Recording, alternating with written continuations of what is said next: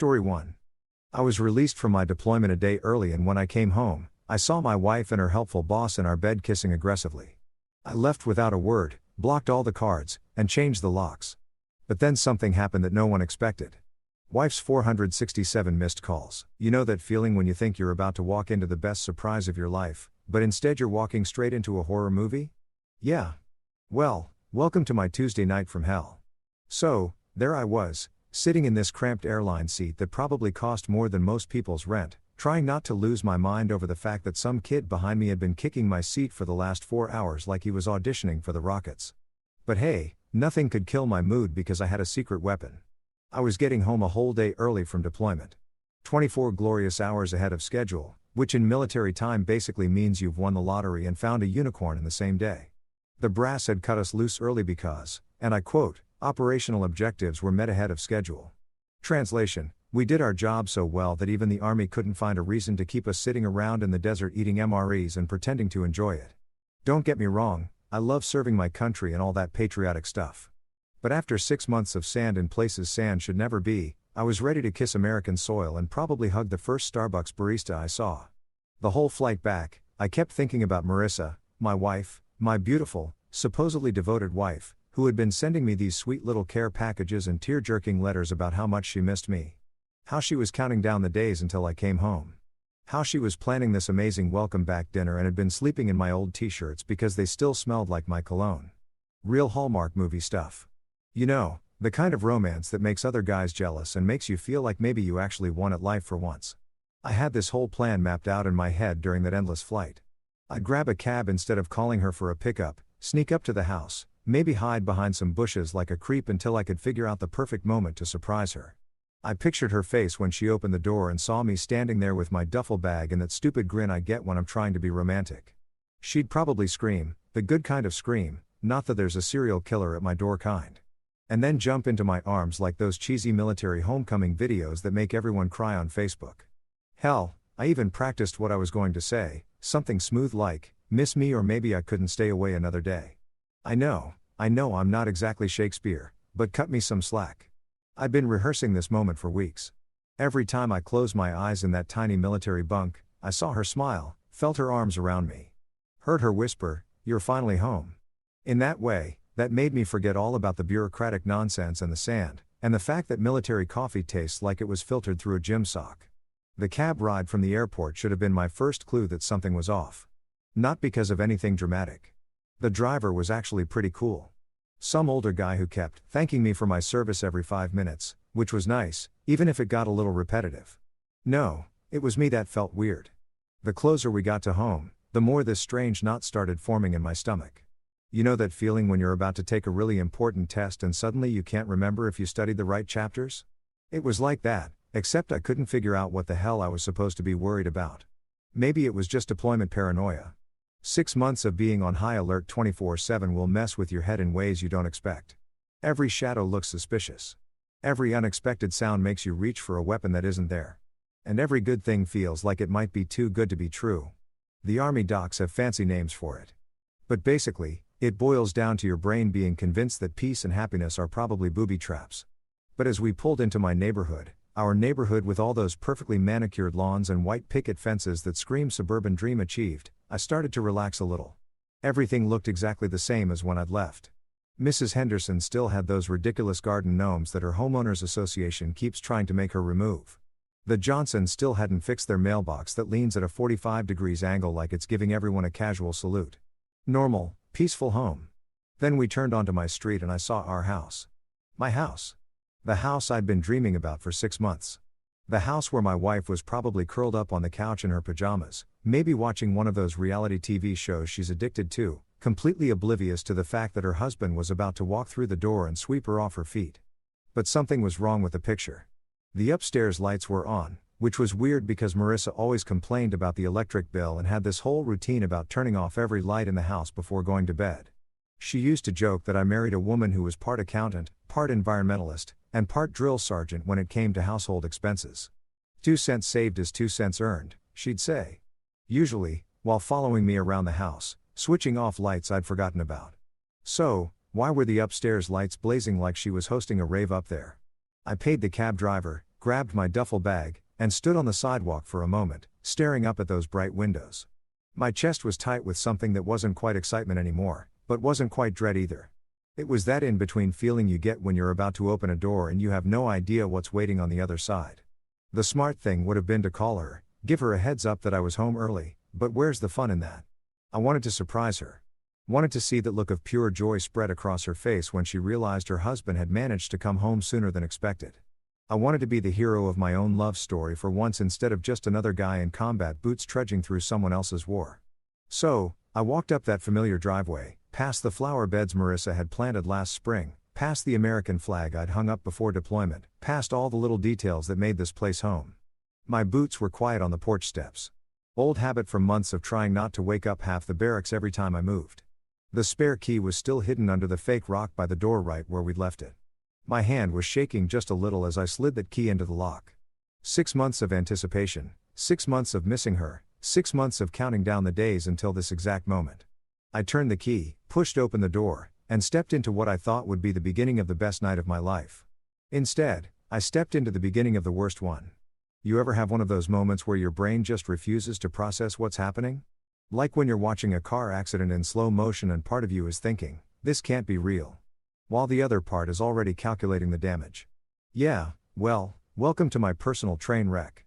Starring yours truly as the guy who should have just stayed in that damn cab. I stood in my own doorway like some kind of statue. Duffel bag still slung over my shoulder. Keys dangling from my hand like I'd forgotten how to use basic motor functions. The downstairs was dark. Not just dark, but that kind of staged darkness you see in those home invasion movies where everything's too quiet and too perfect. Like someone had arranged it specifically to mess with your head. Our living room looked exactly the same as when I'd left 6 months ago. Same couch where we used to binge watch Netflix until 3 o'clock in the morning, arguing about whether to start another episode or actually get some sleep. Same coffee table with that ring stain from the time Marissa forgot to use a coaster and spent 20 minutes apologizing like she'd committed a federal crime. Same family photos lined up on the mantle. All smiles and look how happy we are that now felt like evidence from a crime scene. But here's the thing about coming home from deployment. Your hearing gets weird. 6 months of listening for threats, for anything that doesn't belong, and suddenly you can hear a pin drop 3 rooms away. So when I heard the sounds coming from upstairs, every alarm bell in my head started going off like a fire drill in hell. Breathless laughter, the kind that makes your stomach drop because you know exactly what it means, even when your brain is still trying to come up with innocent explanations. Maybe she's watching a comedy show. Maybe she's on the phone with her sister.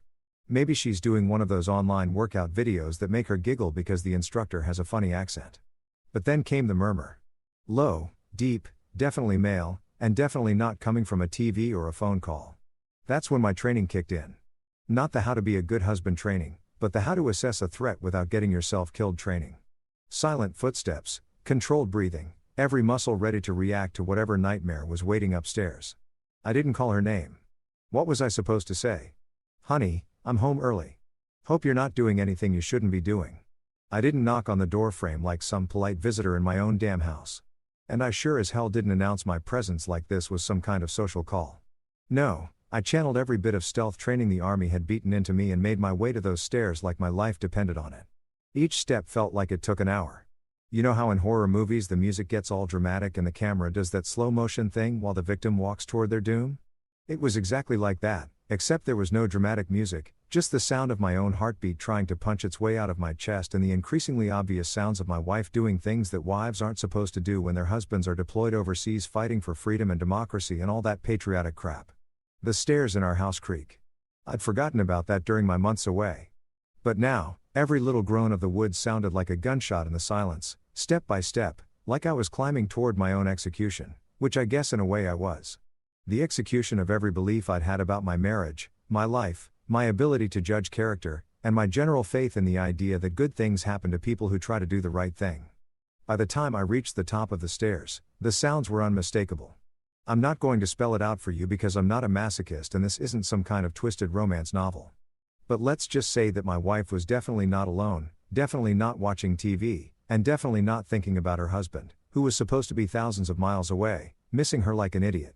The bedroom door, our bedroom door, was cracked open just enough to give me a front row seat to the destruction of everything I thought I knew about my life. And because the universe apparently has a sick sense of humor, there was just enough light from the bedside lamp to see everything in perfect crystal clear high-definition detail. Marissa, my wife, the woman who wore my dog tags around her neck in our wedding photos, and promised to love me in good times and bad, in sickness and in health, whether you're home or deployed, until death do us part. She was tangled up with some guy in what was supposed to be our bed, our sanctuary, our place. And she was kissing him like her life depended on it, like he was water. And she'd been dying of thirst. Like he was the answer to every prayer she'd ever whispered. But here's the kicker. I knew the guy, Charles Cadden, her boss from that marketing firm downtown. The same Charles Cadden she'd mentioned in her letters. Always in passing, always with some innocent little story about work drama or office politics. Charles thinks we should restructure the campaign. Charles brought donuts for everyone today. Charles is such a great mentor. Yeah, well, Charles was mentoring her in a lot more than marketing strategies, apparently. I'd met him at the company Christmas party before my deployment. Shook his hand, listened to him, thanked me for my service, watched him smile at Marissa with what I thought was just professional friendliness. Guy seemed decent enough. Married himself. Couple of kids. One of those suburban dad types who probably coached Little League on weekends and drove a sensible sedan. The kind of man you'd never suspect of screwing around with someone else's wife while that someone else was overseas getting shot at by people who wanted to kill Americans. They were so caught up in their little love scene that they hadn't heard me come home, hadn't heard me climb the stairs, hadn't noticed that the husband they were betraying was standing 10 feet away watching his entire world collapse in real time. And you know what the worst part was? They looked happy, not guilty, not sneaky, not like two people who knew they were doing something horrible. They looked like two people who belonged together, who fit, who made sense. My wedding photo was sitting right there on the nightstand. The same photo that used to make me smile every time I looked at it. Marissa in her white dress, me in my dress uniform. Both of us grinning like we just won the lottery. Except now it looked like the picture had turned away in shame. Tilted at an angle like it couldn't bear to witness what was happening in the bed it was supposed to be watching over. I stood there for what felt like hours, but was probably only seconds, watching my marriage die in front of my eyes. Part of me wanted to kick down the door, start screaming, maybe throw Charles out the window, and give Marissa a piece of my mind that she'd never forget. Part of me wanted to break down, crying right there in the hallway, just collapse, and let the grief wash over me like a tidal wave. But you know what I did instead? I turned around, walked back down those creaking stairs, stepped out of that house like I was stepping out of my old life entirely. And I closed the door behind me quietly, carefully, like I was trying not to wake anyone up because sometimes the most devastating thing you can do isn't making noise. Sometimes it's making no noise at all. You know what's funny about life-changing moments? They don't come with a soundtrack or dramatic lighting or any of that Hollywood, they just happen usually when you're least prepared for them. And suddenly, you're standing on the other side of everything you thought you knew about yourself. One minute you're a happily married soldier coming home to surprise his loving wife, and the next minute you're a guy who just watched his entire world get flushed down the toilet by the two people he trusted most.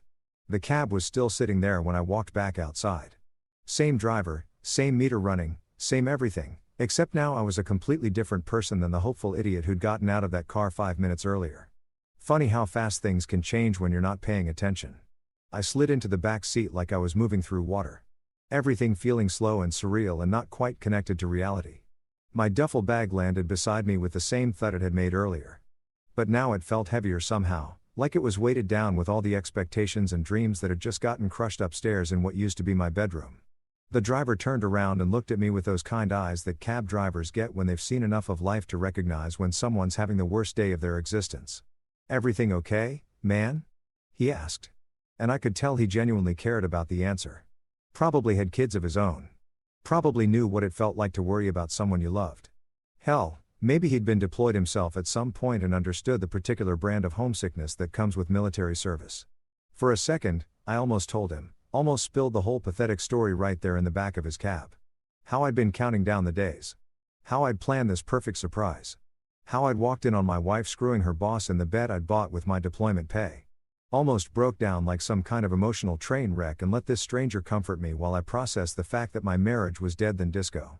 But you know what deployment teaches you? It teaches you that sometimes the only thing standing between you and complete chaos is your ability to keep your mouth shut and figure out your next move. When mortars are raining down and your buddy's been hit and everything's going to hell around you, you don't have the luxury of falling apart.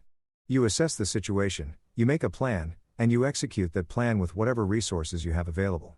So instead of having a breakdown in the back of a cab, I looked at this decent guy who was just trying to do his job and said the only thing that made sense downtown. My voice sounded weird, too calm, too controlled, like it was coming from someone else entirely. The kind of calm that only happens when something inside you is snapped back into place. When all the emotional gets pushed aside and you start thinking like a soldier again instead of like a heartbroken husband. The driver gave me another look, probably trying to figure out if I was about to do something crazy or dangerous. But apparently, I passed whatever mental health check he was running because he just nodded and put the car in drive. You got it, buddy. As we pulled away from my house, former house, I guess, I found myself staring out the window at all those perfect suburban homes with their perfect suburban families doing their perfect suburban things. Porch lights glowing like beacons of domestic bliss. TVs flickering through living room windows, probably showing sitcoms or cooking shows or whatever normal people watch when their lives aren't imploding in real time. Mrs. Henderson was watering her ridiculous garden gnomes again because apparently that's what you do at 9 o'clock at night when you have nothing better to worry about than keeping your lawn decorations properly hydrated. The Johnsons had their entire family squeezed onto their front porch swing, looking like a Norman Rockwell painting come to life. Even the teenagers hanging out under the street light looked like they belonged in some heartwarming commercial about growing up in small-town America. And there I was, driving away from all of it like some kind of ghost, like I'd never belonged in that picture-perfect neighborhood in the first place. Which, let's be honest, maybe I never had. Maybe I'd been kidding myself this whole time, thinking I could come back from war zones and hostile environments and just slip back into civilian life, like putting on a comfortable pair of shoes. The thing about deployment is that it changes you in ways you don't expect. Not just the obvious stuff, the hypervigilance, the difficulty sleeping, the way loud noises make you want to hit the deck. It's the subtler changes that really get you. The way you start to see through people's because you've spent months depending on your ability to read situations accurately. The way you learn to trust your instincts because hesitation can get you killed. The way you realize that most of the things people worry about back home are completely meaningless when you've seen what real problems actually look like. Maybe that's why I wasn't screaming or crying or punching the back of the cab driver's seat. Maybe 6 months of staying alive in a war zone had taught me that emotional reactions are luxuries you can't afford when you need to think clearly. Maybe I'd learned something about myself that I never would have discovered if I'd stayed home and played house with a woman who was apparently playing house with someone else. The city lights started getting brighter as we headed downtown. All those neon signs and office buildings and late-night diners that stay open for people who have nowhere else to go. I'd always thought of downtown as the place you visited when you wanted excitement. When suburban life got too boring and you needed a taste of something different. Now it felt like exactly where I belonged. Anonymous, temporary, full of people who were between one thing and the next. Anywhere specific downtown? The driver asked, glancing at me in the rear-view mirror. I almost laughed at that. Anywhere specific? Like I had a plan, like I'd thought this through, like I was some kind of master strategist who'd anticipated coming home early to find his wife in bed with her boss. The truth was I had no idea where I was going or what I was going to do next. All I knew was that I couldn't stay in that house. Couldn't pretend I hadn't seen what I'd seen. Couldn't go back to being the naive husband who thought his marriage was solid just because he'd been getting sweet letters and care packages. But here's the thing about rock bottom. It's actually a pretty solid foundation to build on. When everything you thought you knew turns out to be a lie. When every assumption you'd made about your life gets proven wrong in the span of 5 minutes. You've got two choices. You can fall apart or you can start over. And I'd spent too many months in hostile territory to fall apart now. Just drive, I told him. I'll know it when I see it. The cab rolled through the downtown streets while I sat in the back seat, duffel bag beside me, wedding ring still on my finger, thinking about chaos and silence and the difference between reacting and responding. Deployment had taught me that when everything goes to hell, the person who stays calm usually wins. Time to find out if that lesson applied to civilian life, too. You know what they say about revenge being a dish best served cold? Well, turns out I'd been meal prepping for months without even knowing it. While I was overseas playing soldier and writing sappy letters to my cheating wife, some paranoid little voice in the back of my head had been whispering what-if scenarios that I dismissed as trust issues and deployment anxiety. Turns out that paranoid little voice was the smartest part of me. Marcus Levin's law office sits in one of those downtown buildings that tries really hard to look impressive, but mostly just looks expensive. All marble and mahogany and the kind of furniture that screams. We charge by the hour and we're worth every penny. I'd been there exactly once before when Marissa and I bought the house and needed someone to handle the paperwork. Back then, Marcus had seemed like overkill for a simple real estate transaction, but my dad always said, get the best lawyer you can afford, then figure out how to afford a better one. Now, I was sitting across from his massive desk at 8 o'clock in the morning, looking like I'd slept in my uniform, which I had, in a downtown hotel room that smelled like disinfectant and broken dreams. While Marcus stared at the folder I just dropped in front of him, like it contained nuclear launch codes. "You already moved everything?" he asked, flipping through page after page of bank statements, property deeds, trust documents, and financial transfers that I'd been working on for months. His eyebrows kept climbing higher up his forehead with each document, like he was watching a magic trick he couldn't figure out. I nodded once, keeping my expression as neutral as possible. "Started the process 3 months ago." 3 months ago, he repeated slowly like he was trying to process the timeline. "You've been planning this since I started getting suspicious," I said, which was technically true. "I've been getting suspicious." "All right. Not about Marissa specifically, but about the general idea that anything good in my life could last without proper backup plans. Military thinking, hope for the best, prepare for the worst, and always have an exit strategy. The thing is, I hadn't actually suspected Marissa of cheating when I started moving assets around. I'd just been thinking about divorce statistics for military couples, about how many guys come back from deployment to find their entire lives dismantled, about how many wives decide that being married to a soldier is too hard and too lonely and too unpredictable. So, I'd started protecting myself just in case, moving money into accounts she didn't know about, shifting property titles into trusts she wasn't aware of. Basically, building a financial firewall around everything I'd worked for. I told myself it was just good planning, like buying life insurance or keeping emergency supplies. You don't do it because you expect disaster. You do it because disaster has a way of showing up when you're least prepared for it. And if disaster never comes, well, no harm done. You just have really good financial organization and some impressive paperwork. Turns out disaster had a name, and it was Charles Cadden. Marcus was still flipping through documents, occasionally making those little H sounds that lawyers make when they're either really impressed or really confused. "This is comprehensive," he said. "Finally, the house is entirely in your name through the trust. The bank accounts have been transferred. The investments are secured, even the cars, both registered to the trust," I confirmed. "She's been driving around in vehicles she technically doesn't own for the last 2 months." He looked up at me with something that might have been respect or might have been mild fear. "How did you know?" "I didn't," I said, which was the truth, but not the whole truth. "I just believe in being prepared."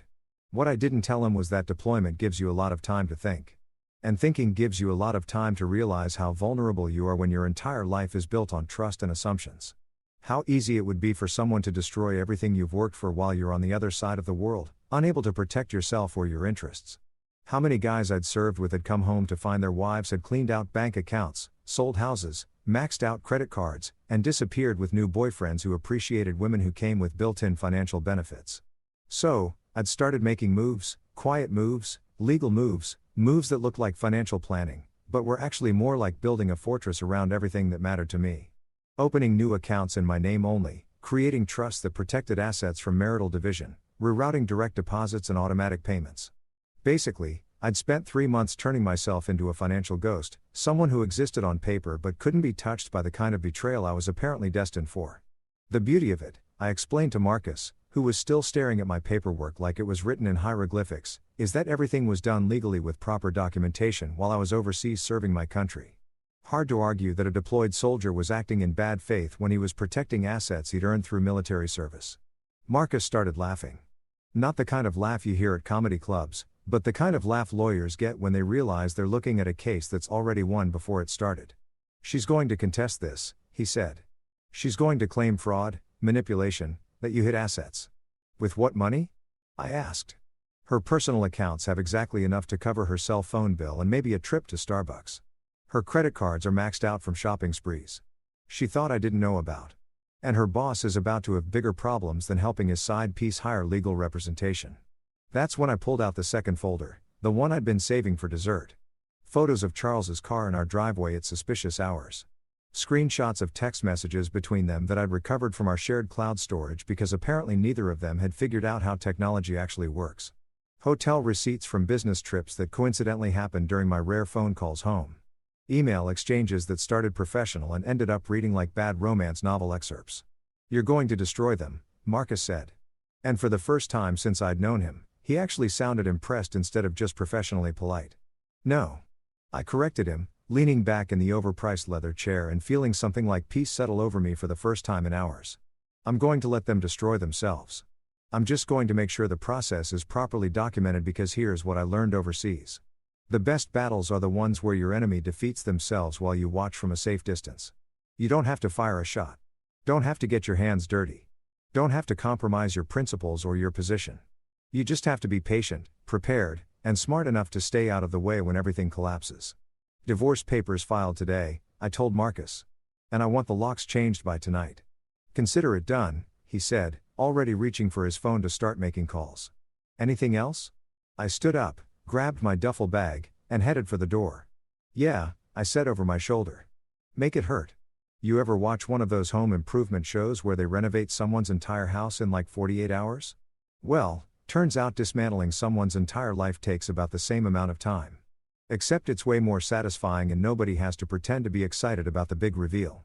By the time the sun started setting, I had more contractors at my house than a reality TV makeover. The locksmith, this grizzled old guy named Eddie, who looked like he'd been changing locks since the Civil War, was working on the front door while I supervised from the driveway like some kind of domestic operations commander. Behind him, a tech guy from the security company was reprogramming the garage door opener, and another specialist was updating the alarm system codes. You sure about all this, son? Eddie asked, drilling out the old deadbolt with the efficiency of someone who'd probably helped a lot of people lock out a lot of other people over the years. Seems like a lot of work for one afternoon, I'm sure, I told him, watching him install a new lock that came with keys Marissa had never seen and would never see. How long have you been doing this job, Eddie? 37 years come October, he said, not looking up from his work. Seen a lot of folks change their locks for a lot of reasons. Divorce, breakups, roommate drama, family disputes. Hell, I once changed locks for a lady who wanted to keep her mother-in-law out of her kitchen. Ever changed locks for a deployed soldier who came home early to find his wife entertaining company? Eddie stopped drilling and looked at me with the kind of expression you see on the faces of people who've heard every story there is to hear. Can't say that I have, he said quietly. But I'm guessing this company wasn't the invited kind. You could say that. He nodded and went back to work, not asking any more questions because guys like Eddie understand that sometimes the less you know about your customer's business, the better you sleep at night. But I could tell he was on my side from the way he was being extra thorough with the installation, making sure every screw was tight and every mechanism was smooth as silk. While Eddie handled the physical security, I was busy handling the financial warfare from my phone. Bank after bank, account after account, credit card after credit card. Yes, I'd like to freeze this account immediately. No, I don't need to discuss it with the joint account holder. That's correct. I'm removing her authorization as of right now. Military service member. Yes. Fraud protection. Exactly. It's amazing how cooperative financial institutions get when you use the magic words military service member and potential fraud. Suddenly, everyone's bending over backward to help you protect your assets. Probably because they've seen this movie before and they know how it ends. Deployed soldier gets screwed over by cheating spouse. Bank gets sued for not protecting service members' interests. Bank pays out massive settlement and gets terrible publicity. Much easier to just freeze everything and let the lawyers sort it out later. The joint checking account frozen. The savings account that was supposed to be for our future house down payment frozen. The credit card she'd been using for those girls' nights out that apparently included Charles Cannell. Even that store credit card she'd gotten for furniture shopping, the one she thought I didn't know about, gone. But the real masterpiece was the SUV. That beautiful, overpriced, payments higher than most people's rent SUV that Marissa had insisted we needed because it's an investment in our future, and we'll need the space when we start having kids. The same SUV she'd been driving to meet Charles for their little romantic renvous. Probably thinking she was so clever, so untouchable, so secure in her perfect little double life. I called the dealership while Eddie was installing the new deadbolt. Hey, this is about the 2024 Escalade account number. I rattled off the details. Yeah, I need to report it as let's call it unauthorized use. The primary account holder is requesting immediate repossession. Sir, are you sure? That's going to leave the secondary driver without transportation. That's exactly the point, I said, watching the security tech finish up with the garage door. How soon can you pick it up? We can have a truck there within 2 hours. Perfect. And just so we're clear, the secondary driver is no longer authorized to make any decisions about this vehicle. Any attempts to contact her about payments or account status should be directed to my attorney. I gave them Marcus' information and hung up, feeling like a chess player who just put his opponent in check without them even realizing the game had started. By the time the contractors finished up, my house looked exactly the same from the outside, but was completely different on the inside. New locks, New codes, new everything. The birthday I'd used for the alarm system, Marissa's birthday, was gone, replaced with the date I'd enlisted. The garage door opener she'd programmed to her car, reprogrammed to a frequency she'd never guess. Even the smart lock on the back door had been reset to recognize only my fingerprint. All set, Eddie said, handing me a set of keys that felt heavier than they should have. Nobody's getting in here without your permission. What do I owe you on the house? He said, packing up his tools with military-like efficiency. Thank you for your service, son. And for what it's worth, she's an idiot. After everyone left, I stood in my newly secured house, listening to the silence that felt different now. Not empty, but clean. Like I just completed the most important mission of my military career. Except this time, the enemy had been my own naive assumptions about love and loyalty and the idea that some things are sacred enough to survive anything. My phone started buzzing around 10 p.m. First a few calls, then more, then a steady stream of notifications that I ignored with the dedication of a professional. Marissa was probably just getting home from her romantic evening with Charles. Probably just discovering that her key didn't work anymore and her garage door remote had mysteriously stopped functioning. I made myself a sandwich and sat down to wait for the real show to begin. There's something deeply satisfying about watching your carefully laid plans come together like a perfectly executed military operation, especially when the targets have no idea they're walking straight into the trap you've spent months setting. It's like watching a nature documentary where the gazelle wanders right up to the lion. Except in this case, the gazelle was my cheating wife and her scumbag boss. And the lion was the sweet, sweet justice they were about to get served with a side of public humiliation. Marcus and I parked across the street from what used to be my house around 2 in the afternoon, sitting in his black BMW, like a couple of detectives on a stakeout. He'd brought coffee and donuts from that fancy place downtown, the kind that charges $8 for what's basically sugar and caffeine, but tastes like it was made by angels. I had to admit, for a lawyer who usually dealt with boring corporate stuff, Marcus was really getting into the whole revenge operation thing. You sure you want to watch this? He asked, adjusting his rear view mirror to get a better view of the front porch. Sometimes it's better to just let karma do its thing from a distance. Are you kidding me? I said, taking a sip of overpriced coffee that was actually worth every penny. I've been deployed for 6 months. This is the best entertainment I've had since that time our sergeant got stuck in a portiati during a sandstorm. We didn't have to wait long. At exactly 2:47 p.m., I know because I was timing everything like this was a tactical exercise, a familiar silver sedan pulled into my driveway. Marissa's temporary ride, borrowed from her sister because apparently her precious SUV had mysteriously vanished sometime during the night. She stepped out wearing that little black dress I bought her for our anniversary. The one she said made her feel sophisticated and powerful. Guess she was feeling sophisticated and powerful. All right, just not with her husband. And there was Charles getting out of the passenger side like he owned the place, straightening his tie, and checking his watch like this was just another business meeting instead of an afternoon booty call at his employee's house. The guy had the nerve to look relaxed, confident even, like he'd been doing this for so long that he'd forgotten it was technically adultery and morally reprehensible behavior.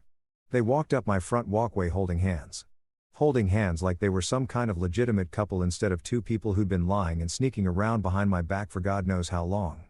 Marissa was laughing at something Charles had said, throwing her head back in that way she used to do when I told her jokes that weren't even that funny.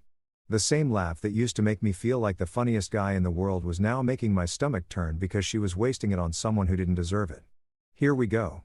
Marcus said, leaning forward in his seat like he was watching the season finale of his favorite TV show. Marissa reached into her purse and pulled out her house key. The same key she'd been using for 3 years. The same key that used to symbolize home and trust and the life we'd built together. She slid it into the lock with the confidence of someone who belonged there, someone who had every right to walk into that house and do whatever the hell she wanted. Nothing happened. She tried again, jiggling the key like maybe she'd just inserted it wrong the first time. Still nothing. I watched her face change from confusion to concern to the first flickerings of panic as she realized that something was very, very wrong. That's weird, she said loud enough for us to hear from across the street. The key's not working. Charles stepped up like the gentleman he pretended to be, probably figuring that his superior masculine lock-picking skills would save the day. He took the key from Marissa and tried it himself, putting more force behind it, turning it harder, like the lock was just being stubborn and needed a firm hand to cooperate. Also, nothing. Did you get the lock changed? Charles asked, which was honestly a pretty stupid question considering Marissa had been living there right up until the night before and would obviously know if the locks had been changed. No, Marissa said, and I could hear the confusion in her voice starting to turn into something more like fear. I don't understand. This is my house. Wrong, sweetheart. Used to be your house. Now it's the house you used to live in before you decided to turn it into a love nest for you and your boss. They spent the next 10 minutes trying everything they could think of.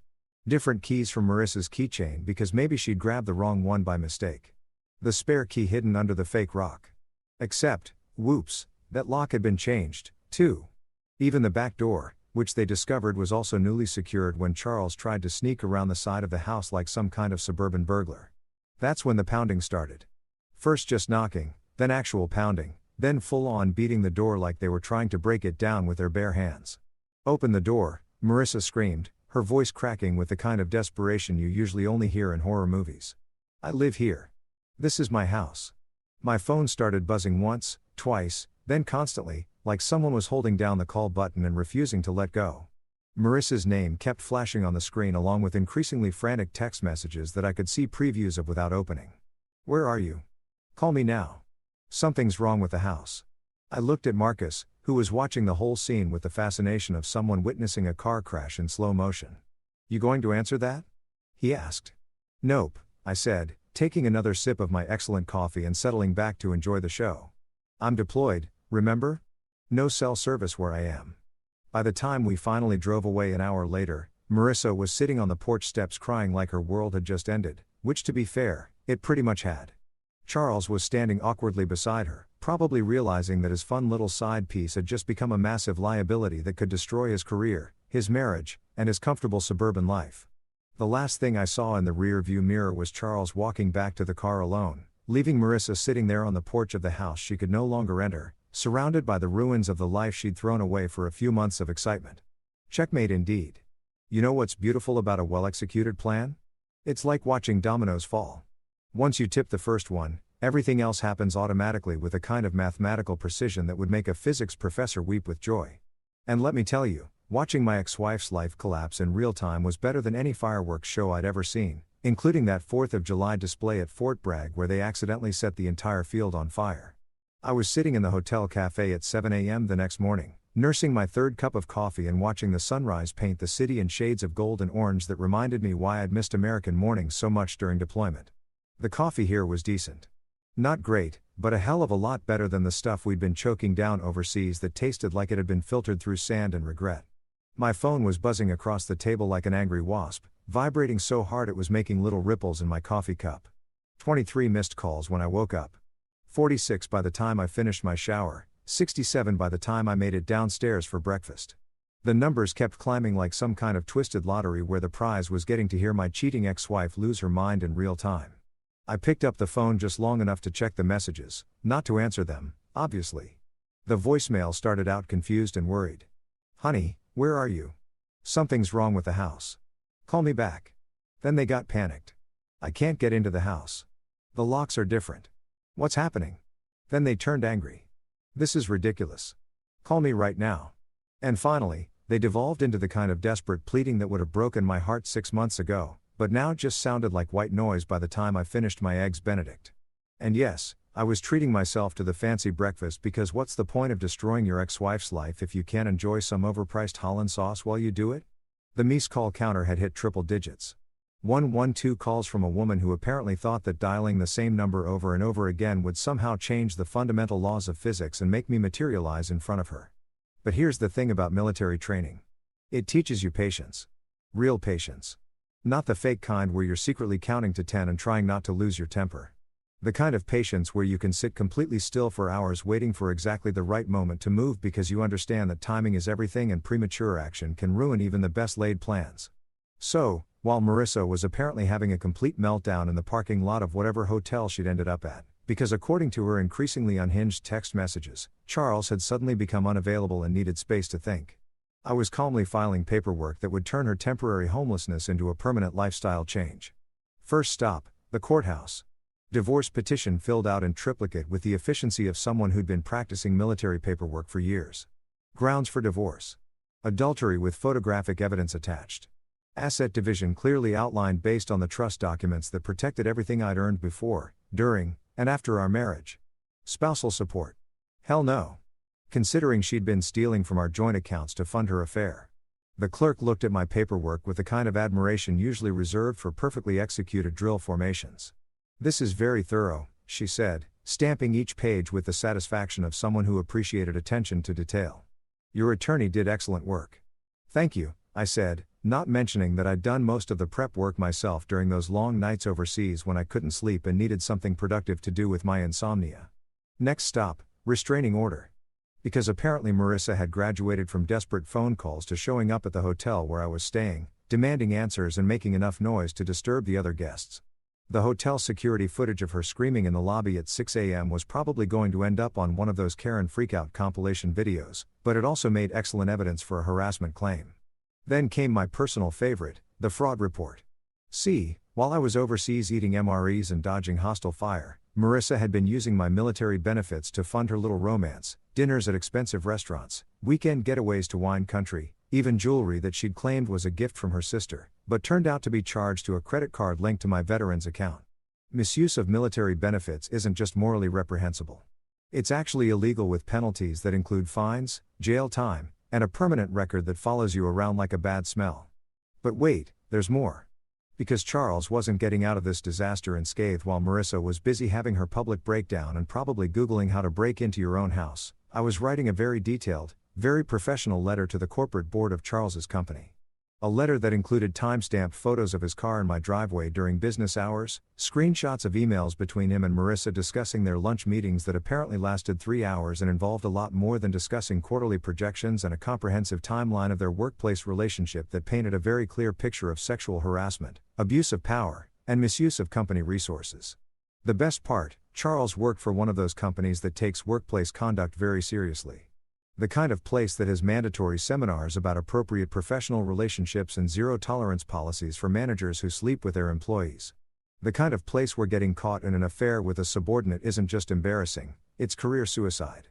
By noon, I'd filed everything that needed filing, reported everything that needed reporting, and set in motion a chain of events that would systematically dismantle every aspect of the comfortable life that Marissa and Charles thought they could build on the foundation of my trust and naivety. The avalanche had officially begun, and I didn't have to push a single stone. I just had to sit back, enjoy my overpriced coffee, and watch gravity do what gravity does best.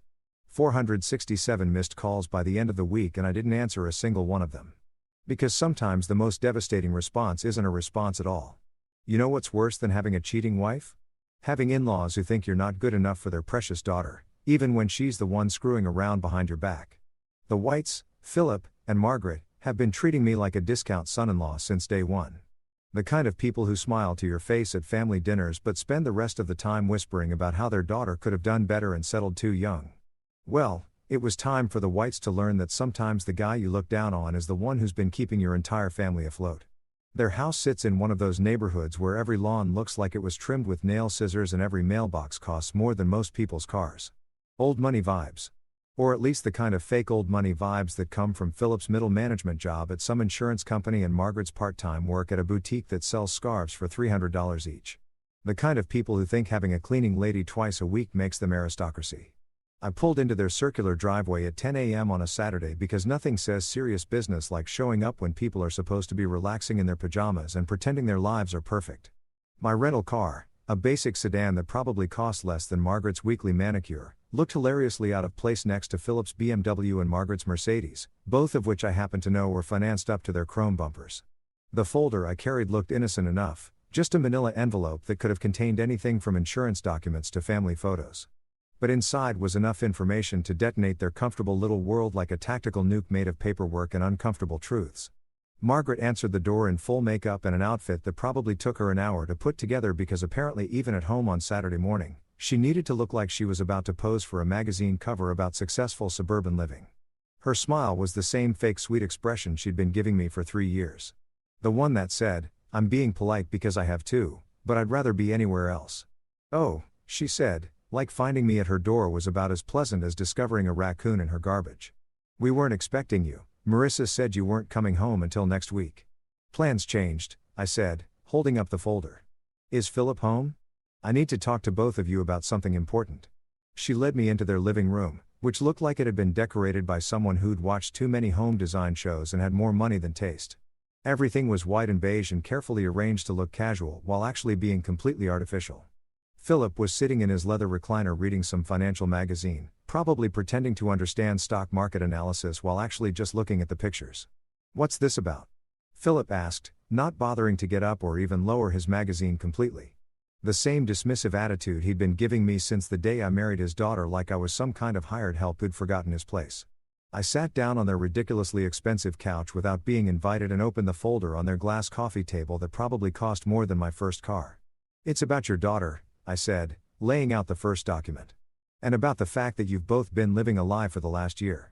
The first document was a bank statement showing payments from my account to their mortgage company.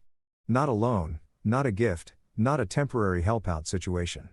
Regular monthly payments that had been going on for over a year, covering their house payment because apparently Philip's middle management salary wasn't quite covering their upper-class lifestyle. Margaret's fake smile disappeared like someone had flipped a switch. Philip's magazine slipped from his hands and hit the floor with a thud that echoed through their suddenly very quiet living room.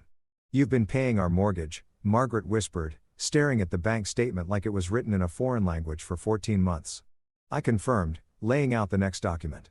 "Every month, like clockwork, while you two have been telling everyone who'd listen that I'm not good enough for your daughter and that she married beneath her station." The next document was even better. A detailed breakdown of every loan they'd asked for over the past 3 years, the car repair that turned into a full engine replacement, the roof work that somehow doubled in cost halfway through, the credit card payments I'd helped with during Philip's temporary cash flow problems that had lasted 8 months, all of it totaling up to a number that made Philip's face go white and Margaret's hands start shaking. "But the real kicker," I said, laying out the final set of documents like I was dealing cards in the world's most expensive poker game, "is what your precious daughter has been doing while I've been overseas keeping your family financially stable." These were the photos I'd been saving for special occasions. Charles's car in our driveway. Marissa and Charles holding hands outside restaurants I couldn't afford. Hotel receipts that corresponded exactly with days when she told me she was visiting her sick friend or working late on important projects, text messages between them that started professional and ended up reading like the kind of romance novel that would make a porn star blush. The silence in that living room was so thick you could have cut it with a knife. Margaret was staring at a photo of her daughter kissing Charles in the parking lot of the Marriott downtown. Her perfect makeup starting to run as tears formed in her eyes. Philip was reading text messages between his daughter and her boss that included detailed plans for spending my deployment money on romantic getaways. "She's been stealing from our accounts," I continued, because apparently I was just getting warmed up, military benefits, savings, everything we'd built together. Using my deployment pay to fund her affair while writing me letters about how much she missed me and couldn't wait for me to come home. Margaret started crying. Not the pretty, delicate tears you see in movies, but the ugly body-shaking sobs of someone whose entire worldview just got demolished with photographic evidence. Philip just sat there staring at the documents like he was trying to wish them out of existence through sheer force of will. "Why are you showing us this?" Philip finally managed to ask. I stood up, gathered my papers, and headed for the door because I sat over my shoulder. "You spent 3 years telling me I wasn't good enough for your family. Turns out your family wasn't good enough for me." And I walked out, leaving them sitting in their expensive living room with the ruins of their perfect daughter's reputation scattered across their overpriced coffee table like confetti from the world's worst celebration. There's something almost artistic about watching someone's entire social media presence implode in real time. It's like performance art, except instead of pretentious gallery openings and overpriced wine, you get front row seats to the complete destruction of someone's carefully curated online persona. And let me tell you, Marissa's digital downfall was more entertaining than anything Netflix had to offer. It started about 2 weeks after the porch incident, when she apparently decided that her best strategy was to play the victim card harder than a professional poker player with a royal flush. She launched into this whole social media campaign about being abandoned and betrayed and left homeless by the man who promised to love and protect her. Real tearjerker stuff, complete with carefully staged photos of her looking sad and vulnerable in her new cramped apartment that she'd rented with what was left in her personal checking account. The apartment, by the way, was a real piece of work. I may have driven by once or twice, just to make sure she was settling into her new lifestyle appropriately. It was one of those complexes that advertises luxury living, but really means we painted everything beige and installed the cheapest possible fixtures while charging premium prices. The kind of place where the walls are so thin you can hear your neighbor's Netflix shows and the parking lot always smells like someone's cooking fish in a microwave. Marissa's Instagram posts from her new home were comedy gold. Pictures of her tiny kitchenette with captions like, "Starting fresh in my cozy new space." Translation: I went from a 4-bedroom house to a studio apartment, and I'm pretending this was my choice. Photos of her walking to work with hashtags like #independentwoman and #newbeginnings carefully cropped to hide the fact that she was taking the bus because her SUV had mysteriously vanished and she couldn't afford car payments on her retail salary. Oh yeah, the job situation. Turns out that when your boss gets suspended for sexual harassment and misuse of company resources and you're the employee he was harassing and misusing resources with, your career prospects take a bit of a hit. The marketing firm where she'd been working Charles in more ways than one suddenly found reasons to restructure her position right out of existence. Amazing how that works. So there she was, 28 years old with a college degree and 3 years of marketing experience, working at some chain clothing store in the mall, folding sweaters and asking teenagers if they'd like to sign up for the store credit card.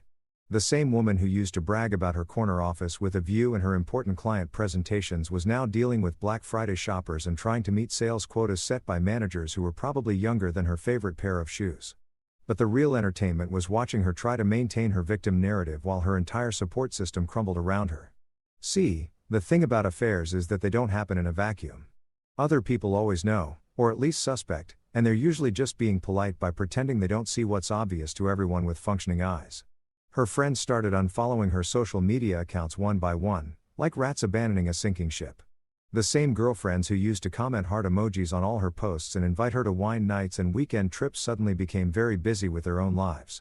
Amazing how quickly people disappear when your drama becomes too messy to ignore and your social status drops below their comfort zone. Margaret stopped answering her calls after our little chat. Philip, who used to take Marissa's side in every family argument and treat me like the hired help at family gatherings, suddenly developed a very strong opinion about daughters who bite the hand that feeds them. Even her sister, the one who'd loaned her the car for that fateful afternoon, started making excuses about why she couldn't help with money or transportation or emotional support. The breaking point came when someone, and I'm definitely not saying it was me, but I'm also not saying it wasn't, left an anonymous comment on one of her more dramatic Facebook posts about being abandoned by the person who was supposed to protect her forever. The comment was simple, direct, and absolutely devastating. Didn't you cheat on your husband while he was serving overseas? 6 words, 26 characters, including spaces. One question that cut through all her carefully constructed victim narrative like a sword through tissue paper. The post disappeared within an hour, but screenshots live forever. And apparently someone had been paying attention to Marissa's story long enough to connect the dots between her sob story and the timeline of events that everyone in town was starting to piece together. Small communities love gossip almost as much as they love supporting military families. And a woman who cheats on her deployed husband doesn't get a lot of sympathy points, no matter how prettily she cries about it. Charles, meanwhile, was dealing with his own version of social media hell. His wife, remember her? The woman he'd been married to for 12 years, the mother of his 2 kids, the person he'd been betraying every time he showed up at my house to play house with my wife, had apparently received an anonymous package containing photos, text messages, and a detailed timeline of her husband's extracurricular activities. I may have heard through certain channels that she'd filed for divorce with extreme prejudice, taking the kids, and about half of everything Charles owned. Apparently, she'd also shared some of the more damning evidence with their mutual friends because Charles's social media presence went from successful marketing executive and family man to radio silence faster than you could say adultery clause. The corporate investigation at their company was apparently very thorough and very public. The kind of thing that gets whispered about in break rooms and discussed in hushed tones during lunch meetings. Charles went from corner office to suspension to pursuing other opportunities in about 3 weeks, which in corporate speak means we fired his ass so hard it left skid marks. By the end of the month, Marissa's online victim act had completely collapsed. No more sympathy comments, no more supportive messages, no more friends rallying around her cause. Just a woman in a studio apartment working retail, posting increasingly desperate updates about learning to be strong and finding herself that nobody was reading because nobody cared anymore. The internet had moved on to fresher drama, leaving Marissa to face the consequences of her choices in blessed anonymous silence, just the way I planned it. 1 year later, and let me tell you, hindsight really is 20/20. Especially when you're looking back on the best revenge story ever told while sipping coffee on the deck of your own lakeside cabin, watching the sunrise paint the water in colors that make you remember why life is actually pretty damn beautiful when you're not sharing it with lying, cheating, soul-sucking parasites. The cabin wasn't some grand mansion or anything. Just a modest place I'd found about 3 hours north of the city, far enough away from the suburban nightmare I'd escaped, but close enough to civilization that I could still get decent internet and food delivery when I didn't feel like cooking. 2 bedrooms, 1 bathroom, a kitchen that actually worked, and a view that made me understand why people write poetry about nature and solitude and finding peace in simple things. I bought it with the settlement money from the divorce because apparently when your wife commits fraud using military benefits while you're deployed, the courts tend to take a very dim view of her claims to marital assets. Who knew? The whole process had been smoother than a jazz saxophone solo. Thanks to all that prep work I'd done, and the fact that Marissa's legal representation consisted of some overworked public defender who'd probably never handled a military divorce, and definitely hadn't expected to go up against someone who documented everything with the precision of a Pentagon briefing. The irony was delicious. The money Marissa had stolen from our accounts, the military benefits she'd misused, the credit she destroyed, all of it had been recovered through legal channels and court-ordered restitution. Every month, like clockwork, a payment showed up in my account with her name on it. Money that she earned folding clothes and asking customers if they wanted to open a store credit card for an additional 10% off their purchase. But here's the thing that would have surprised the hell out of the angry, heartbroken guy who discovered his wife's betrayal a year ago. I wasn't using that money for revenge fantasies or expensive toys or anything that would have given Marissa the satisfaction of knowing she was still affecting my life. Instead, every penny of her restitution payments went straight into a non-profit I'd started for struggling veterans. Guys coming back from deployment to find their lives as screwed up as mine had been, just without the benefit of paranoid financial planning. Second Chances for Service members wasn't going to win any awards for creative naming, but it was helping real people deal with real problems. Guys who came home to find their wives had emptied bank accounts, sold houses, maxed out credit cards. Women who'd been financially abused by partners who thought military deployment meant open season on joint assets. Soldiers dealing with PTSD, unemployment, homelessness, addiction, all the fun stuff that nobody talks about in those patriotic commercials about supporting our troops. The monthly board meetings were held via video conference from my deck. Because one of the advantages of running your own nonprofit is that you get to set the dress code, and jeans and a t-shirt while sitting next to a lake is definitely my preferred uniform for discussing budget allocations and program effectiveness. We're up to 43 families assisted this quarter, reported Sarah, our program coordinator, who was probably young enough to be my little sister, but had more organizational skills than most generals I'd served under. The Emergency Housing Fund has helped 12 families avoid eviction, and the Legal Aid Program has handled 18 cases of financial fraud. Outstanding, I said. Watching a family of ducks paddle across the lake like they own the place, which I guess they did. What's our current funding situation? Stable and growing, said Tom, our treasurer, who is some kind of accountant wizard that Marcus had recommended. The monthly restitution payments provide a solid foundation, and we've got 3 corporate sponsors signed up for next year. Plus, that veterans organization in Texas wants to partner with us on a pilot program. Every month, Marissa's court-ordered payments helped another family avoid the kind of financial devastation she tried to inflict on me. Every dollar she earned folding sweaters at the mall became hope for someone else. Support for people who'd served their country and deserved better than being screwed over by the people they trusted most. The phone that used to buzz with 467 missed calls from a desperate cheating ex-wife had been silent for months now. Not because I'd blocked her number. I'd actually kept the same phone, the same number, everything the same. But because she'd finally figured out that I wasn't going to answer, wasn't going to engage, wasn't going to give her the satisfaction of knowing she could still get a reaction out of me. Silence, as it turns out, is the most powerful weapon in the human arsenal. Not the kind of silence that comes from being speechless or scared or overwhelmed, but the kind that comes from having absolutely nothing left to say to someone who's proven they're not worth the energy it takes to form words. I didn't hate Marissa anymore. Hate requires caring, and caring requires emotional investment. And I divested myself of any feelings about her with the same clinical efficiency I'd used to protect my assets. She was just a person who used to be in my life, like a high school classmate or a former co-worker, someone I could remember without feeling anything particular about the memories. I didn't forgive her either, because forgiveness implies that what she did was forgivable. And betraying your deployed spouse while stealing their money and lying to their face falls pretty firmly in the unforgivable category. But I also didn't need forgiveness, didn't need closure, didn't need any of those therapeutic concepts that people throw around when they're trying to process trauma and move forward. I just needed distance, physical distance, emotional distance, and the kind of silence that speaks louder than any words ever could. As I sat there on my deck, watching the sun come up over water that belonged to no one and everyone at the same time, I realized that revenge isn't always fire and fury and dramatic confrontations that leave everyone bloody and broken.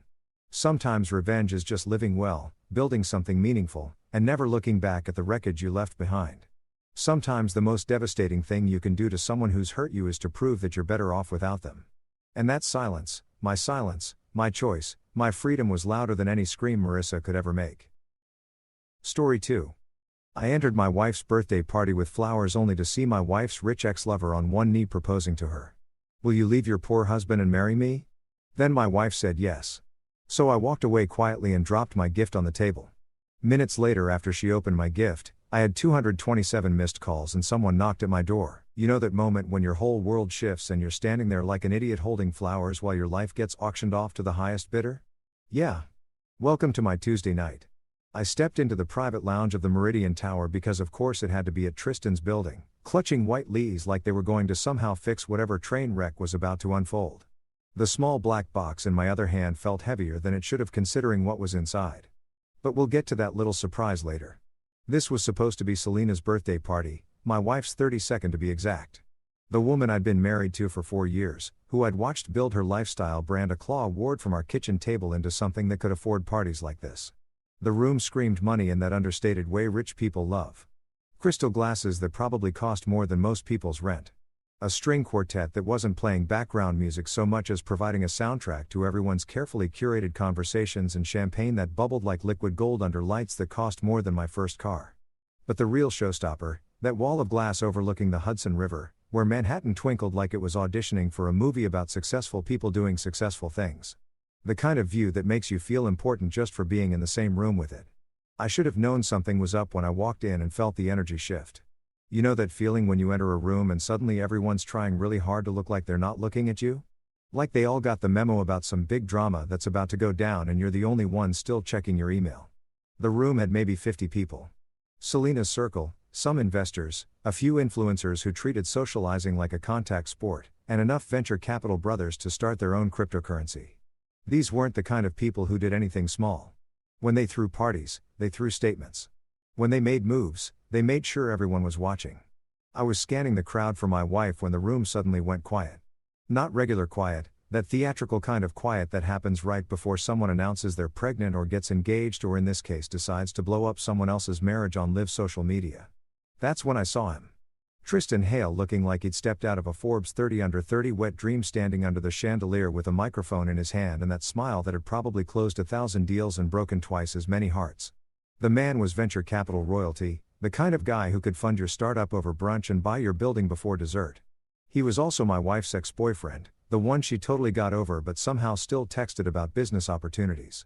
The one whose name came up just a little too often in conversations about a Claw Award's future growth plans. The one who apparently had been planning this little performance for God knows how long. Tristan looked around the room like he owned it, which, let's be honest, he probably did. And then his eyes found Selena. My wife stood near the bar looking like she'd rather be anywhere else, but also like she'd been expecting this moment her entire life. The contradiction should have been my first clue, but hindsight's always 20/20 when you're watching your marriage get demolished in real time. "Ladies and gentlemen," Tristan said into the mic, his voice carrying that smooth confidence that comes from never having to worry about student loans or whether your car will start in the morning. "I hope you're all enjoying Selena's celebration tonight." The crowd murmured its agreement. Phones already starting to rise like some kind of digital seance because nothing says authentic moment like 40 people recording it for their Instagram stories. "I've known Selena for 8 years, Tristan continued, moving through the crowd like he was working a campaign rally. "I've watched her build something incredible with a Claw Award. I've seen her turn ideas into reality, dreams into revenue, vision into empire. I felt my grip tighten on the lees. Where exactly was this going?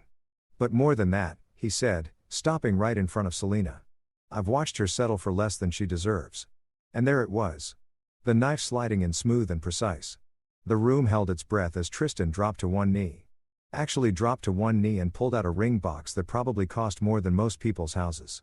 The chandelier light hit the diamond and threw rainbows across the ceiling like some kind of cosmic joke. "Selene Ward," he said, his voice echoing through the suddenly silent room. "Will you leave your poor husband and marry me?" Poor husband. The words hit like a slap, but not because they weren't true. Hell, compared to Tristan's portfolio, I was basically broke. But the way he said it, like I was some kind of obstacle to be removed, some outdated software that needed upgrading. That's what made my blood freeze and boil at the same time. I watched my wife's face, waiting for her to laugh, to tell him he was crazy. To remember that her actual husband was standing 20 feet away holding her birthday flowers like some kind of discount delivery service. But when her eyes met mine, I didn't see shame or surprise or even guilt. I saw relief. Pure, undiluted relief, like she'd been holding her breath for years and could finally exhale. "Yes," she said, her voice clear enough to carry across the room without the microphone. "Yes, I'll marry you." The crowd erupted. Actual cheering like they were at a sports game instead of watching someone's marriage get cremated in public. Phones shot up everywhere, capturing every angle of Tristan sliding that massive rock onto Celane's finger while she smiled like she just won the lottery, which, let's be honest, she probably had. I stood there for maybe 10 seconds watching my wife hug her new fiancé while strangers applauded the destruction of my life. My throat felt tight, like someone had wrapped a cable around my neck and was slowly turning the crank. But then something interesting happened.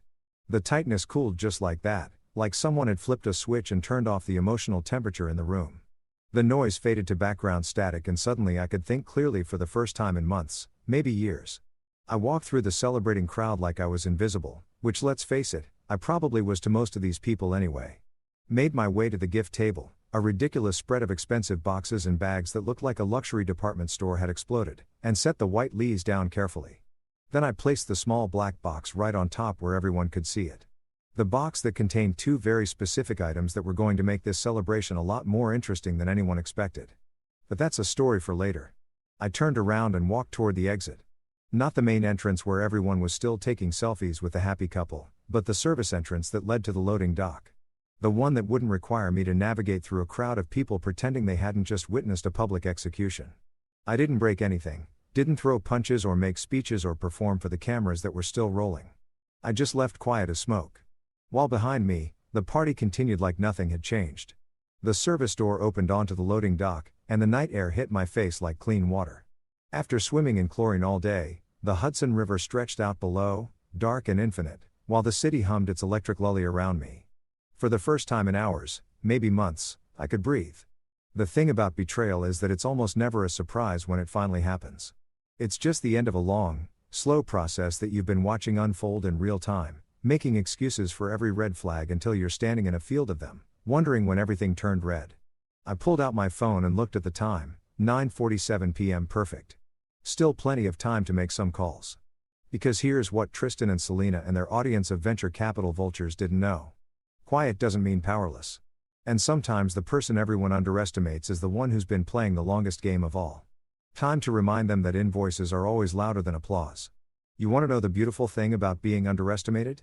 People stop paying attention to what you're actually doing. They see what they expect to see. In my case, the poor husband with the soft eyes and the quiet demeanor, and they assume that's all there is to the story. Big mistake. I stood in our loft kitchen at 10:15 p.m. still wearing my party clothes, but feeling like I'd shed an entire layer of skin back at that celebration. The kitchen where I'd spent countless Saturday mornings renovating with my own hands and money, ripping out the builder-grade cabinets and installing custom walnut ones that cost more than most people's cars, where I'd rewired the electrical myself because I was too cheap to hire an electrician and too stubborn to live with outlets that didn't work. The irony wasn't lost on me that I was standing in a space I'd literally built while everyone assumed I was just along for the ride in my own life. But here's the thing about being the quiet guy in the room. You get really good at listening and watching, and most importantly remembering. While Selena was building her brand and Tristan was building his empire, I'd been building something, too. Something they never bothered to notice because it didn't come with press releases or TED Talks or photo oots for Forbes. I'd been building a foundation, and foundations by design are supposed to be invisible. Let me break down what Team Tristan and Aline forgot to factor into their little hostile takeover. First, there's my mother's trust. Mom died when I was 25, and she left me something that most people don't get. Actual, honest to God, money. Not buy a yacht, money, but never worry about renegade money. The kind of financial cushion that lets you make moves without desperation clouding your judgment. I never talked about it because frankly it wasn't anyone's business, but it meant that when opportunities came up, I could act fast and think long-term, like those shares in Hale Meridian Capital that I'd been quietly accumulating for the past 3 years. Yeah, you heard that right. While Tristan was busy being the face of venture capital success, I was becoming one of his minority shareholders. Not through some dramatic corporate raid or hostile takeover. Just boring methodical purchases through index baskets that no one pays attention to. A few shares here, a small block there, always staying below the reporting thresholds that would trigger disclosure requirements. By my last count, I owned 12.4% of his firm. Not enough to control anything, but definitely enough to make things interesting when combined with other minority shareholders who were getting tired of Tristan's publicity-seeking antics. Then there's AITAH Award, Celane's precious lifestyle brand, the company that everyone assumed was her baby built with her vision and her hustle and her Instagram perfect aesthetic. What they didn't know, what she apparently forgot in all the excitement of becoming Mrs. Future Hale, was that I personally guaranteed every single operating line of credit that kept her business running. Every single one. The printing contracts for her packaging guaranteed by Julian Reyes. The shipping agreements with her logistics partners. Julian Reyes' personal guarantor. The credit lines with her suppliers. You guessed it. When banks looked at AITAH's financials and saw a lifestyle brand with inconsistent cash flow, they saw risk. When they saw my signature on the guarantee forms, they saw stability. I'd spent 4 years building relationships with vendors across printing, shipping, and retail tech. Not because I wanted to be the puppet master behind Celane's success, but because someone had to handle the boring stuff while she focused on being the face of the brand. Someone had to make sure the invoices got paid and the shipments arrived on time and the credit facility stayed current. Guess who that someone was? The funny thing is, I actually enjoyed it. There's something satisfying about building systems that work, creating processes that run smoothly, establishing relationships based on trust and reliability rather than flash and personality. While Selena was at industry conferences talking about disrupting the lifestyle space, I was in warehouse offices in Queens making sure her products actually got to customers who ordered them. But the real kicker, the detail that was going to turn tonight from embarrassing to catastrophic for the happy couple, was the postnuptial agreement we'd signed 2 years ago. You see, after AITAH Awards started taking off and Selena began getting attention from investors, her lawyer suggested we clarify our financial arrangements, protect the business interests, separate personal assets from corporate ones, that sort of thing. Very reasonable, very modern, very much in keeping with how successful couples handle money in the 21st century. What that postnup actually said in very clear black and white language was that any business ventures launched during our marriage using jointly held assets or credit facilities would be subject to specific division protocols in the event of separation or divorce. And since I guaranteed most of AITAH Award's operating expenses, and since those guarantees were secured against assets I brought into the marriage, well, let's just say the math was about to get very interesting for everyone involved. The best part, tonight's party itself was funded through my merchant services account. The venue, the catering, the string quartet, the crystal glasses, the champagne, all of it running through payment rails that I'd established and that I controlled. When the venue manager ran Celane's corporate card for the final bill, the transaction was going to hit my underwriting system, the system that I could shut down with a phone call. I looked around our kitchen, my kitchen, and started making a mental inventory of all the things that existed because I'd made them exist. The custom cabinets I designed and installed, the commercial-grade appliances I'd researched and purchased, the smart home system I programmed to control everything from lighting to temperature to security. The apartment itself was in my name, purchased with money from my mother's trust before Selena and I were even engaged. The insurance policies, the utility accounts, the maintenance contracts, all tied to my social security number and my credit score and my bank accounts. Everyone thought I was just the calm husband with the soft eyes standing quietly in the background while more interesting people did more interesting things. They saw what they wanted to see, a supporting character in someone else's story. What they missed was that I'd been writing the story all along. I pulled out my phone and scrolled through my contacts. 3 calls to make. 3 people who understood that business was business regardless of whatever personal drama was playing out on social media right now. Amara Okafor, my attorney. Luis Mendoza, my banker. Nua Khalid, my operations lead. The people who knew exactly what I'd built and how it all worked and what would happen when I decided to stop being quite so supportive. The funny thing about foundations is that they're invisible until you remove them. Then suddenly, everyone notices what was holding everything up. Time to give Tristan and Selena a crash course in structural engineering. I poured myself a glass of water, sat down at the kitchen island I'd installed myself, and started making calls. Outside, the city glittered like a circuit board. All those lights powered by invisible infrastructure that most people never thought about. Just like the infrastructure I'd built around my own life. The infrastructure I was about to shut down. You know what's better than having friends? Having friends who don't ask stupid questions when you call them at 10:30 p.m. and say, "I need to burn some bridges tonight and I need your help." The first call went to Amara Okafor. Amara is the kind of lawyer who makes other lawyers nervous at dinner parties. She doesn't do small talk, doesn't bill for phone calls that last under 5 minutes, and has never, in the 8 years I've known her, asked me to explain why I need something done. She just asks when and how much. Julian, she answered on the second ring like she'd been waiting for my call. I saw the Instagram stories. Congratulations on your freedom. See what I mean? No wasted time on how are you feeling or are you okay? Or any of that emotional support nonsense that just slows things down when you're trying to execute a plan. Straight to business, which is why Amara bills $400 an hour and worth every penny. I need the envelope opened, I said. Which envelope? Separation and asset control. The one we drafted 6 months ago. There was a pause, but not the kind of pause that means someone's thinking about whether they should do something. The kind of pause that means someone's already opening their laptop and pulling up the right files. The nuclear option, she said. You sure about this timing? The optics aren't great. Dumping your wife on her birthday after she gets engaged to someone else. The optics were never going to be great, I said. And the timing is perfect. She just gave me cause. Material misrepresentation of marital commitment, Amara said, and I could hear her typing. Public humiliation constituting emotional abuse, breach of fiduciary duty regarding jointly held business interests. Yeah, I can work with this. This is why I love working with professionals. They don't need 30 minutes of emotional backstory to understand the assignment. How fast can you file emergency motion for asset preservation? I can have it in the system by midnight. Temporary restraining orders on the joint accounts by morning. Full separation paperwork by end of week. Do it. Consider it done. Anything else?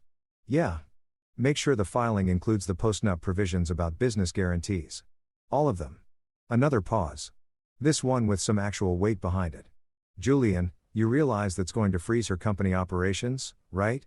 Like completely. I realize that. And you're okay with that? I'm okay with a lot of things tonight that I wasn't okay with this morning.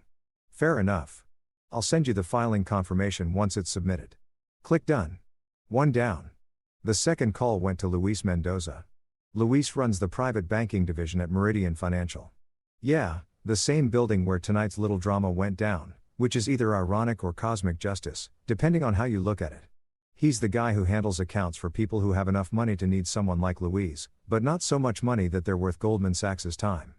Perfect sweet spot for someone like me. Julian, my friend, Louise answered in that voice that somehow managed to sound both relaxed and completely alert. Working late tonight. I need some account adjustments. I said tonight. What kind of adjustments are we talking about? The kind that protect my interests while other people figure out what their interests actually are. Louise laughed, but it wasn't a mean laugh. More like the laugh of someone who'd been waiting for this call for months. You want to talk about this on the phone, or should I assume you're already thinking 3 moves ahead? I'm thinking 5 moves ahead. Can you handle a time-boxed fund sweep at 2,359? I can handle whatever you need handled. What are we sweeping? Everything that runs through my merchant rails. Everything guaranteed against my assets. Everything authorized under my signature, including her business accounts, especially her business accounts. There was some keyboard clicking on Louis' end. The sound of someone pulling up multiple screens and cross-referencing account numbers and authorization codes. Okay, I'm looking at the structure here. Louise said, this is going to be comprehensive. You sure you want to do this all at once? Louise, in about 12 hours, Selena's going to wake up and realize she just blew up her marriage on live television. Then she's going to call her lawyer, who's going to tell her to freeze every account she can get her hands on. I'd rather not give her that opportunity. Makes sense. What about timing on the merchant holds? Immediate. And I want authorization rekeyed on anything that currently runs automatic payments. So if someone tries to run her company card, it gets declined. Even if it's for something that was pre-authorized, especially if it's for something that was pre-authorized. More typing. Louise was the kind of banker who never made you explain the same thing twice, which is probably why his clients trusted him with 8-figure or account balances. All right, I've got the framework set up. Sweep executes at 2,359. Holds go active immediately after. Rekeying happens overnight. You'll get confirmation emails for everything. Thanks, Louise. Julian, for what it's worth, I saw the videos. She handled that badly. Yeah, well, live and learn. Right. Anything else you need tonight? Just make sure everything posts before she thinks to call her own banker. Consider it handled. Click. 2 down. The third call went to Norcolid. Nor is my operations lead, which is a fancy way of saying she's the person who actually makes things happen while everyone else is busy having meetings about making things happen. She manages vendor relationships for 3 different companies I'm involved with, knows more about supply chain logistics than most people know about their own jobs, and has never, in the 4 years we've worked together, failed to deliver on a deadline. Also, she's got the kind of mind that can look at a complex system and immediately see where all the pressure points are. Julian, she said when she picked up, This is either about the Instagram thing or you're calling to tell me we're expanding operations. Given the time, I'm guessing it's the Instagram thing. It's the Instagram thing. I need a network pause. Which network? AITAH Ward. Everything. Everything. Everything. Or just the new stuff. Everything. Shipments, payments, auto renewals, pinning orders. I want it all stopped, reversed, and clawed back to our facilities pending new authorization. Noor was quiet for about 10 seconds, which in Norm is like a 5-minute conversation. Julian, that's going to strand about $40,000 worth of product in transit, plus whatever sitting in third-party fulfillment centers. I know. And it's going to burn some relationships with vendors who thought they were dealing with a stable operation. I know that, too. And Selena's going to wake up tomorrow to discover that her entire business has basically been turned off. That's the idea. Another pause. Are you sure about this? Because once I send these messages, there's no taking them back quietly. This is going to make noise. Nor I've been guaranteeing her business operations for 4 years. Today, she decided she didn't need me anymore. I'm just helping her get what she wanted. Fair enough. How do you want me to handle the vendor communications? Clean and professional operational pause pinning authorization review from primary guarantor. No drama, no explanations, just business. And if they ask questions, tell them to call me. I'll be available. Okay. This is going to take me about an hour to execute properly. You want status updates? Just confirmation when it's done. You got it, Juliet? Yeah, for what it's worth, I never understood why you let her treat your support like it was invisible. Well, now it's about to become very visible, I guess. So, I'll get this started. Click. 3 for 3. I set my phone down on the kitchen counter and looked at the time. 11:08 p.m. Less than an hour until Louis' sweep executed. Less than an hour until Amara's filings hit the system. Less than an hour until Noor's network messages started propagating through vendor systems from Brooklyn to Bangladesh. I made myself a cup of tea. The good stuff, the Earl Grey that Selena always said was too expensive for everyday use, and sat down to wait. The beautiful thing about having the right people in your corner is that you don't have to explain yourself. You don't have to justify your decisions or defend your choices or convince anyone that you're doing the right thing. You just have to point them at the target and let them work. And in about 52 minutes, Celine and Tristan were about to discover that the quiet guy in the background had been holding all the important pieces together. Time to see what happens when those pieces stop being held. You want to know the difference between revenge and justice? Revenge is emotional. Justice is paperwork. That little black box I left on the gift table wasn't some dramatic gesture or cryptic message designed to make people wonder what the mysterious husband was thinking. It was a business communication, professional, precise, and absolutely devastating in its simplicity. See, while everyone was busy taking selfies with the newly engaged couple and posting stories about true love conquering all or whatever hashtag bullshit they were using, nobody bothered to check the gifts. Why would they? It's a birthday party, not Christmas morning. Presents are for later after the champagne runs out and people start getting bored with congratulating themselves for witnessing history. But around midnight, when the party finally started winding down, and Selena realized she should probably at least acknowledge the pile of expensive boxes that people had brought to celebrate her existence, someone was going to open that box. And that's when the real party would begin. Inside that innocent-looking black jewelry box, the kind you get from boutique stores that charge $300 for earrings, were 2 items that were going to turn Selena's engagement celebration into a crash course in contract law. First item, a silver key, not just any key. This was the key to safe deposit box number 247 at Meridian Trust, the bank in the basement of the same building where we just watched my marriage get publicly executed. Box number 247 contained the original documents for our postnuptial agreement, signed and notarized copies of every vendor guarantee I'd personally backed for AITAH Ward, and the venue contract addendum for tonight's party. You know, the addendum that clearly stated in Section 12C that if the primary event sponsor withdrew support due to material misrepresentation of the nature or purpose of the event, all associated costs would immediately transfer to the personal accounts of the named beneficiary. The beneficiary being one Celine Ward, soon to be Selena Hale, who was about to discover that her fairy tale engagement party came with a 6-figure or price tag that her business credit cards couldn't cover. But the key was just the appetizer. The real main course was item number 2, a simple white card, business size, with 4 lines of text in that clean, professional font that makes everything sound official and unavoidable. Notice of sponsor withdrawal effective immediately. *** chargeback authorization number 7 refs *** rescission of power of attorney for AITAH Ward operations ***. Read the attached barcode. Asterisk asterisk. Yeah, that's right. A QR code. Because nothing says, your life is about to get complicated quite like having to pull out your phone to scan a barcode that's going to show you exactly how complicated it's about to get.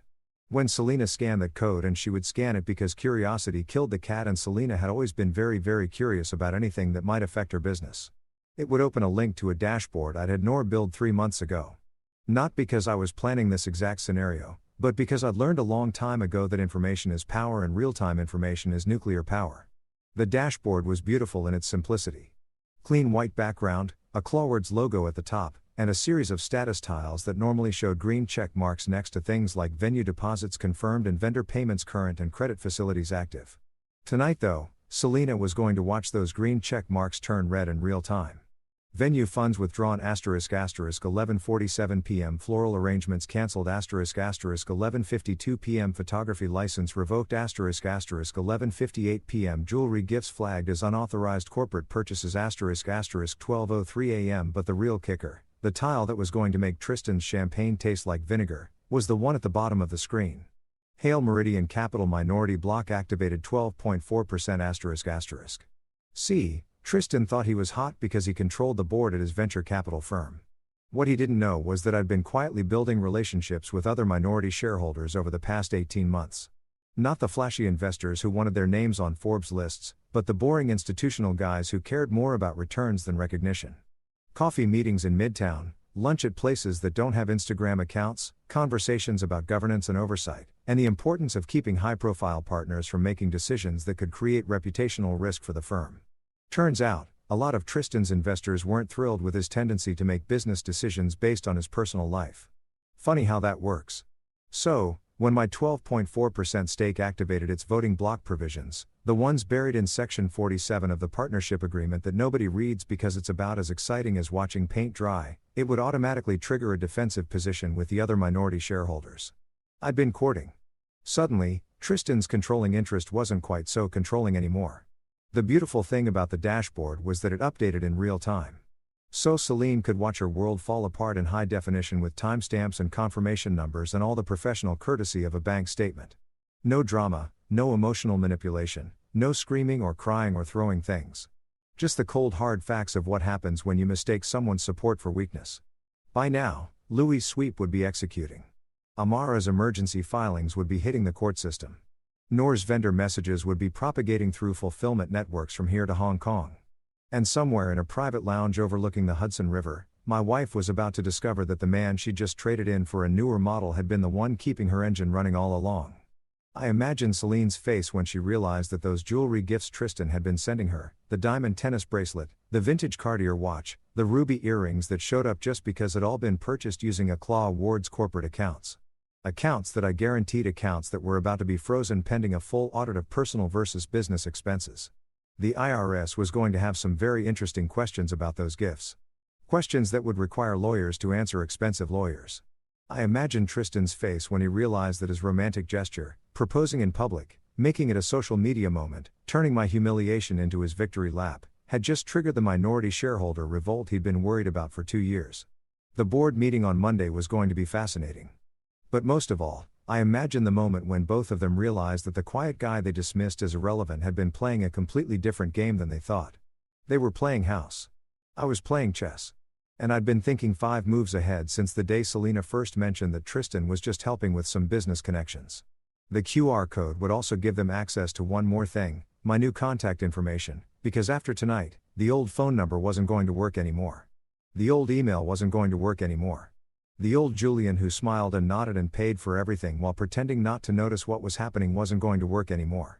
If they wanted to talk to me, and they were definitely going to want to talk to me, they were going to have to go through Amara. And Amara, as I mentioned, doesn't do small talk.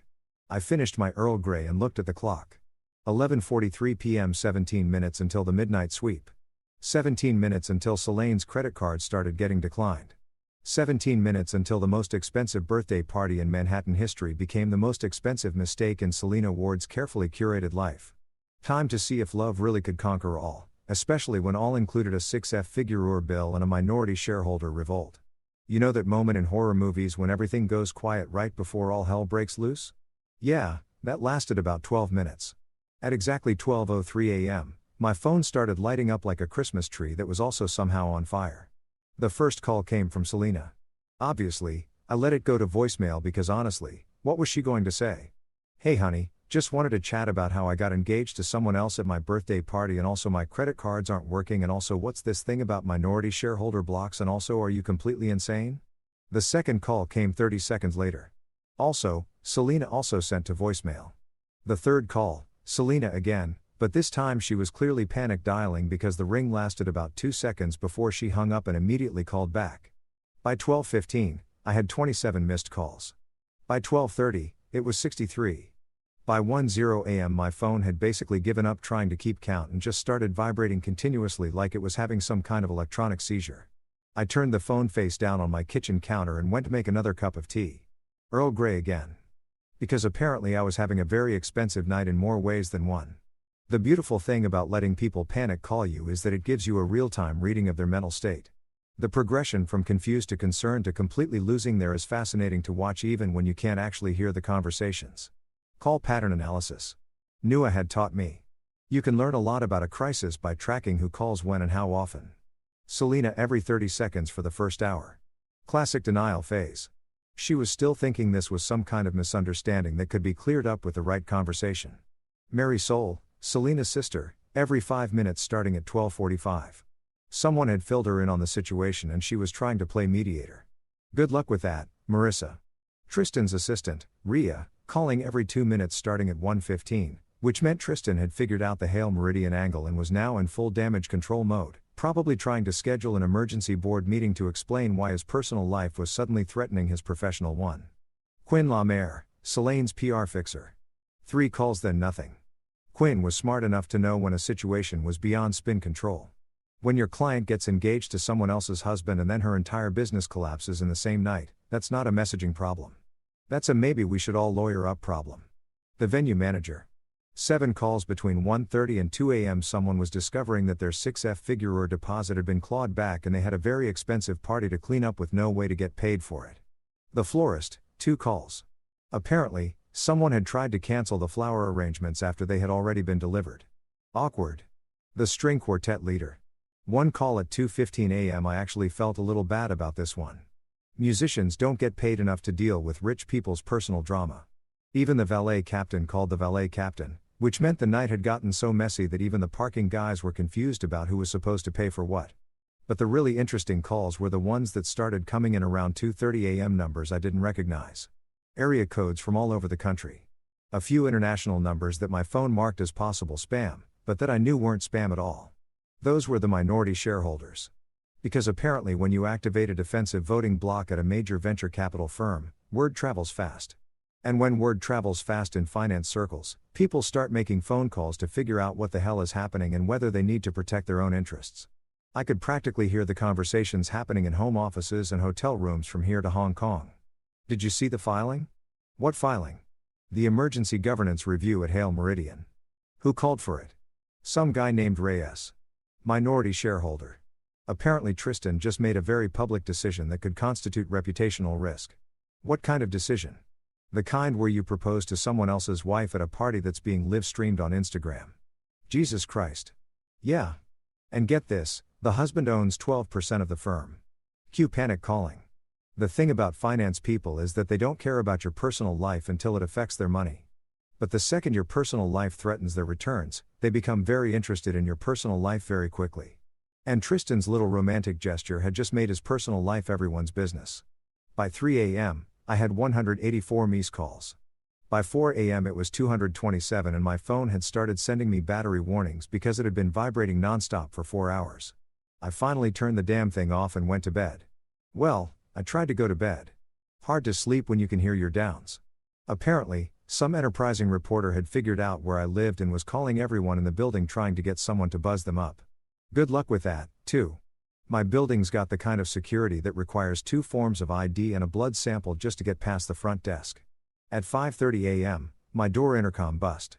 Hugo, the night concierge, sounding like he'd been dealing with this kind of thing for years. Mr. Reyes, I'm sorry to disturb you, but there's a gentleman from Hale Meridian Capital downstairs says it's urgent. I looked at the intercom camera screen. Young guy in an expensive suit that looked like it had been slept in. carrying a briefcase and wearing the kind of stressed expression that you get when your boss sends you to clean up a mess at 5:30 in the morning. "What's his name?" I asked. "Marcus Webb says he's from their legal department." Of course he was. Tristan was sending lawyers now. Probably figured that if he couldn't reach me directly, maybe he could intimidate me through official channels. "Tell Mr. Webb that if he wants to schedule a meeting, he can contact my attorney, Amara Okafor at Steinberg and Associates. Her office opens at 9 o'clock, and if he says it can't wait until 9 o'clock, tell him that everything waits until 9. And Hugo, yes, sir. Offer him some water. He looks like he needs it." "Very good, sir." I turned off the intercom and looked out my bedroom window. The sun was starting to come up over the East River, painting the sky that weird orange color that makes Manhattan look like it's on fire. Down on the street, I could see news vans starting to gather. Not the big network trucks, but those smaller operations that chase local stories and social media drama. Someone had figured out that last night's engagement party was connected to a bigger story, and now they wanted to be here when the other shoe dropped. They were going to be waiting a while. See, the thing about creating a financial avalanche is that it takes time for all the rocks to finish falling. What happened at midnight was just the first tremor. The real earthquake was going to hit when the markets opened and people started trying to figure out what the hell had happened to Claw Awards credit facilities and why Hale Meridian Capital was suddenly calling emergency board meetings. I made coffee, the good stuff, because why not, and sat down at my kitchen table to wait for my phone to start working again. 227 missed calls in one night. That had to be some kind of record. Too bad I wasn't planning to return any of them. You know what's funny about desperate people? They always think the rules don't apply to them when they're in crisis mode. Like somehow their emergency becomes everyone else's emergency and basic courtesy goes out the window because they're having a bad night. The knock came at exactly 12:08 a.m. I know because I was watching the clock, waiting for Louis' sweep to execute at midnight. 3 sharp raps on my door, the kind that says official business, but with an undertone of please don't make this harder than it has to be. I looked through the peephole and had to suppress a laugh. Ria Morani and Quinn LaMere standing in my hallway like the world's most expensive door-to-door sales team. Both of them looked like they'd been dragged through a hedge backwards, which was particularly impressive considering they'd been dressed for a high-end party about 2 hours ago. Ria was Tristan's assistant, the kind of person who could schedule a hostile takeover between lunch meetings and make it look effortless. Normally, she had that unflappable executive assistant energy that could handle anything from booking private jets to managing PR disasters. Tonight, she looked like someone who'd just discovered that her boss's romantic gesture had accidentally triggered a financial nuclear bomb. Quinn was Selena's PR fixer, a woman who'd built a career on making problems disappear before they became problems. She specialized in reputation management for lifestyle brands, which was a fancy way of saying she cleaned up messes for people who couldn't afford to have messes. Usually, she looked like she could spin a natural disaster into a brand partnership opportunity. Tonight, she looked like she was personally having the natural disaster. Both of them were pale in that specific way that happens when someone realizes they're dealing with a situation that's way above their pay grade. I opened the door and leaned against the frame, not inviting them in. Sometimes the most powerful thing you can do is make people say their piece while standing in a hallway. Julian Quinn started her hands up in that universal gesture of I come in peace. This is all just a misunderstanding. I looked at her for a long moment, letting the silence stretch until it got uncomfortable. Quinn was used to controlling conversations, steering narratives, managing the flow of information. Making her stand in my hallway at midnight while she tried to figure out what to say was probably the most off balance she'd been in years. Nothing is misunderstood. I finally said, keeping my voice calm and level. Everything is documented. That hit them both like a slap. You could see the realization dawning that this wasn't some emotional outburst they could talk me down from. This was business. Cold, calculated, and completely legal business. Ria stepped forward, pulling a manila folder from her bag with the kind of careful precision that meant she'd been practicing this moment in her head for the last hour. Julian, I know tonight was difficult, she said, using that careful diplomatic language that people use when they're trying not to admit how badly someone screwed up. But Mr. Hale wanted me to bring you these proposals, bridge agreements, temporary accommodations, ways we can work together to make sure everyone comes out of this hole. She held the folder toward me like it was some kind of peace offering. I could see the edge of a letterhead that probably started with in consideration of mutual benefit and ended with please don't destroy my client's life. I took the folder, flipped it open, and spent exactly 30 seconds scanning the contents. Standard damage control stuff. Hush agreements disguised as consulting contracts. Non-disclosure agreements wrapped in financial settlements. A don't embarrass her publicly clause that was probably Quinn's contribution. The kind of paperwork that rich people use to make problems go away quietly. I closed the folder and handed it back to Ria. The best non-disclosure agreement in the world, I said, is silence I owe myself. Both of them stared at me like I'd just spoken in ancient Greek. But Julie and Quinn tried again. We can make this work for everyone. Selena never meant for things to go this far. The engagement, the public announcement, it all happened so fast. People get caught up in the moment, you know. Yeah, I said. I know exactly how people get caught up in the moment. I watched it happen for about 10 minutes while I stood in the back of the room holding birthday flowers. Quinn winced. Ria looked down at her expensive shoes. Look, Ria said, trying the Tristan angle. Mr. Hale has significant resources. He can make everyone whole. Whatever tonight cost, whatever disruption this causes, he's prepared to cover all of it. He should start with himself. I replied. That's when I pulled out a copy of the venue contract addendum from my back pocket. The one I'd been carrying around since this afternoon when I'd had a feeling this conversation was going to happen eventually. I handed it to Quinn because she was the one who supposedly understood legal documents and their implications. Section 12C. I said helpfully. Primary sponsor withdrawal due to material misrepresentation. Quinn's face went from pale to white as she read.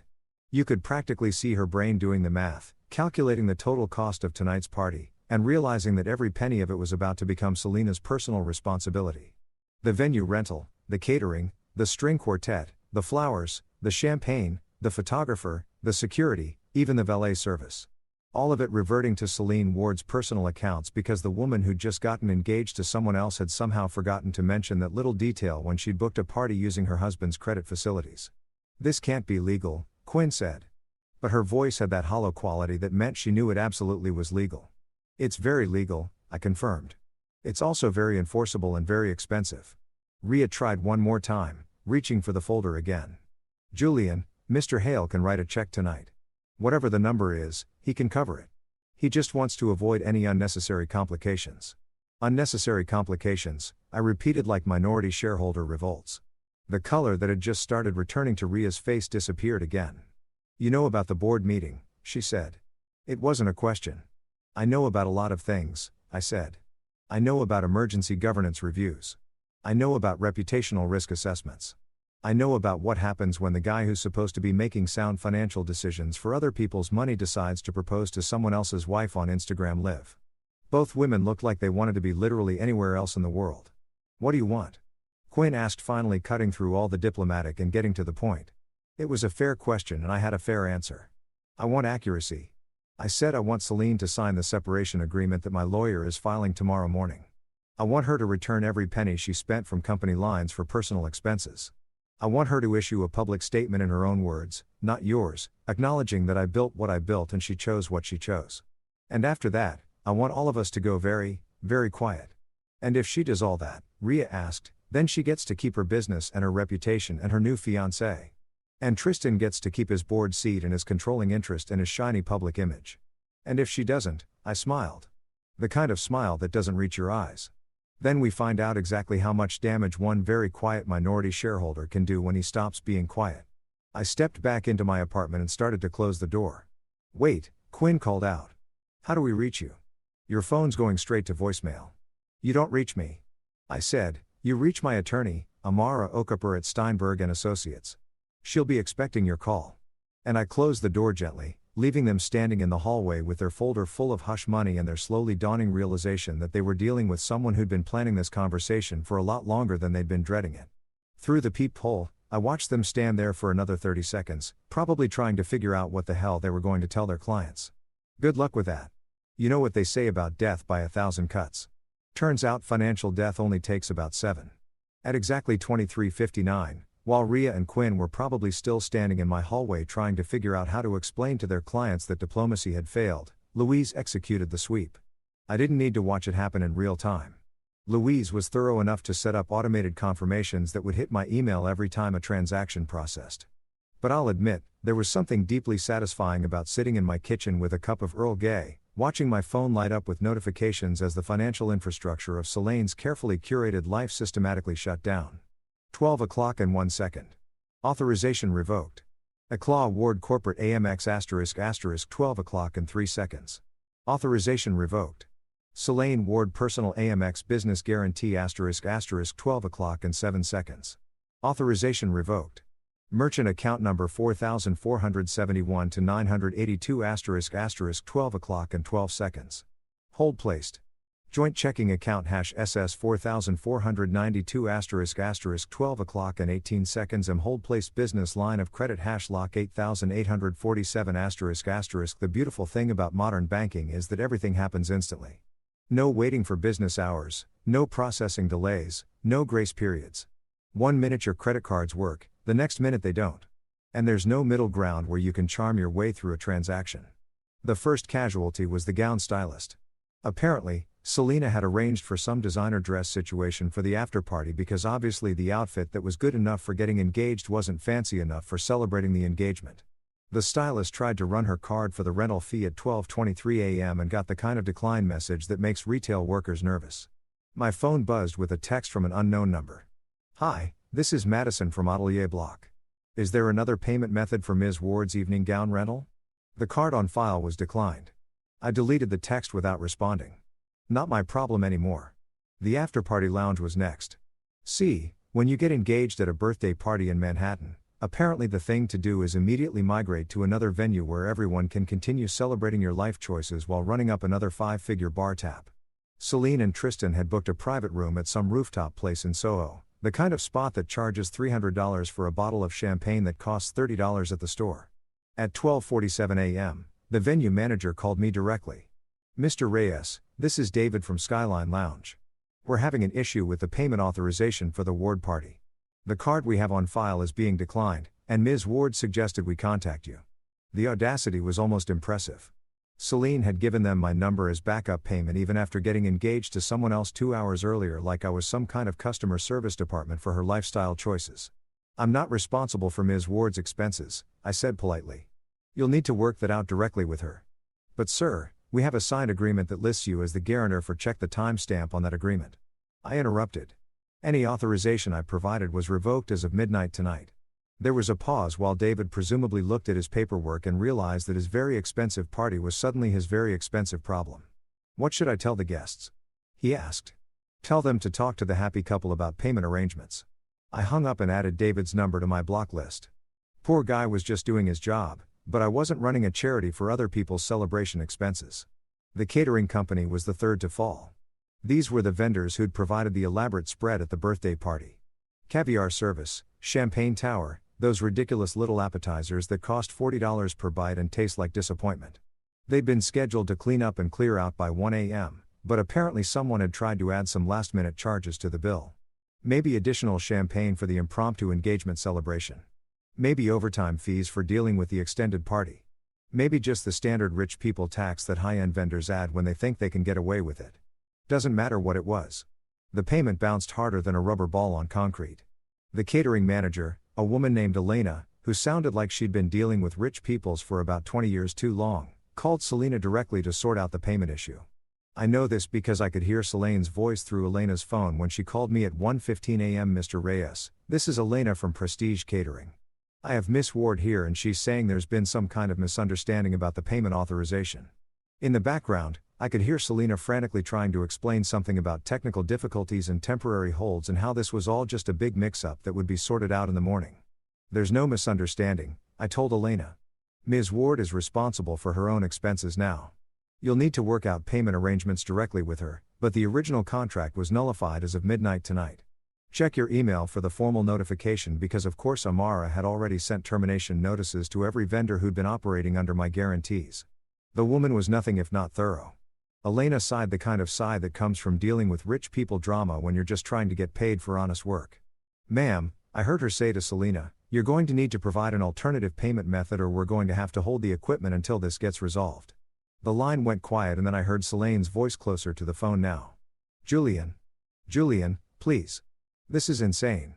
People are watching. There are photographers here. You're humiliating me." "I left your party without making a scene," I said calmly. "You've humiliated our marriage. I'm just correcting the accounting."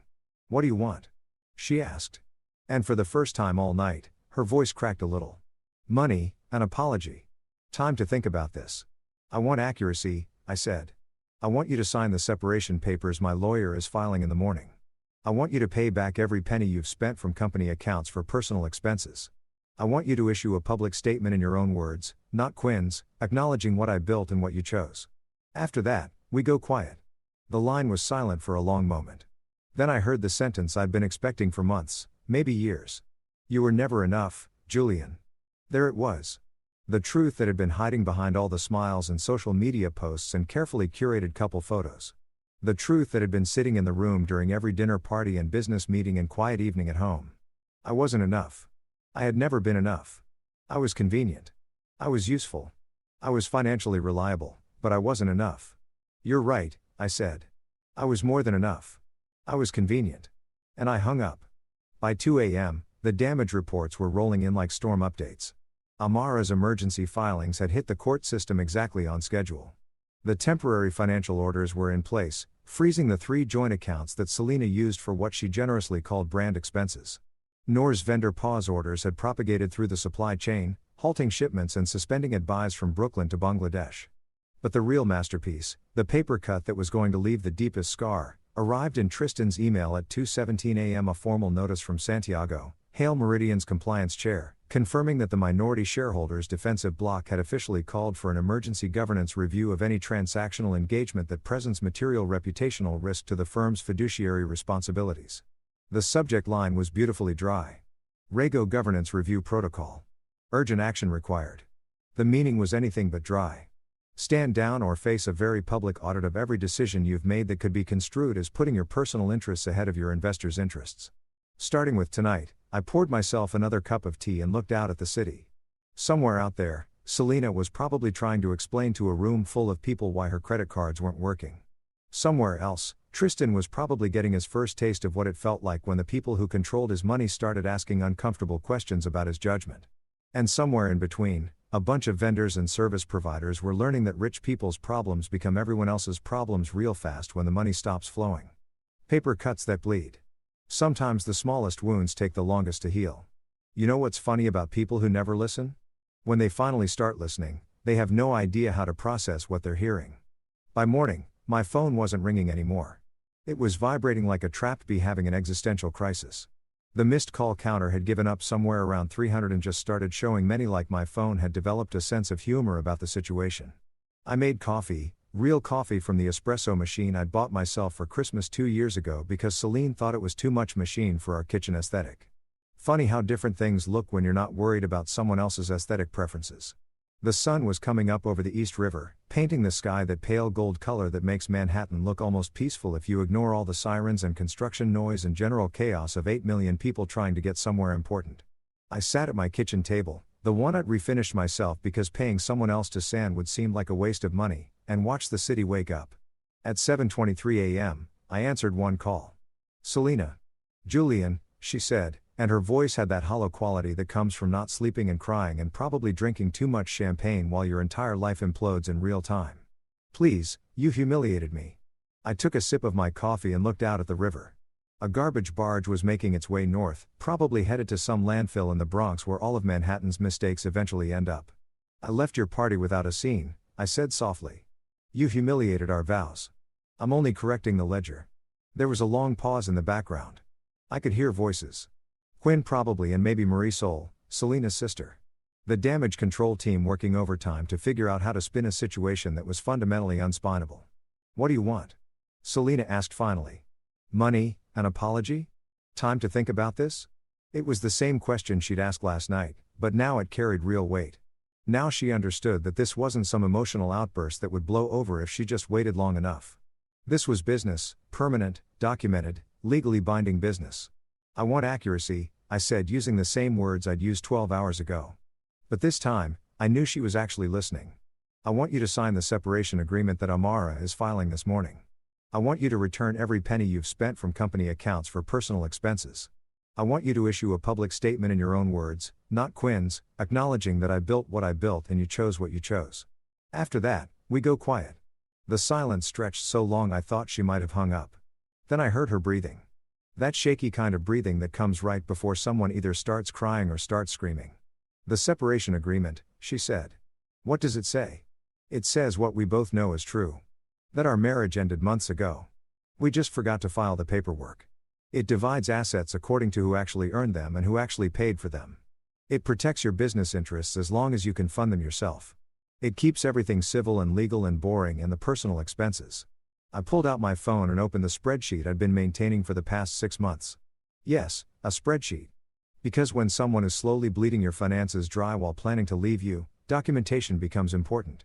Jewelry purchases through AITAH Awards corporate accounts. I said, reading from the list. Total $47,836. Personal travel charge to business expenses $22,412. Business dinners that were actually dates with Tristan $8,963. I could hear her sharp intake of breath. Should I continue? I asked.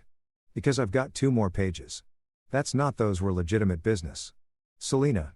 I used the voice I reserved for when someone was about to say something that would make the situation worse for everyone involved. Don't.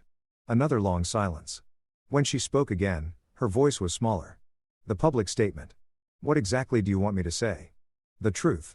That Julian Reyes provided financial backing, operational support, and infrastructure development for AITAH Award from inception through current operations. That the success of the company was built on a foundation of shared resources and joint effort. That I chose to prioritize the business over personal recognition.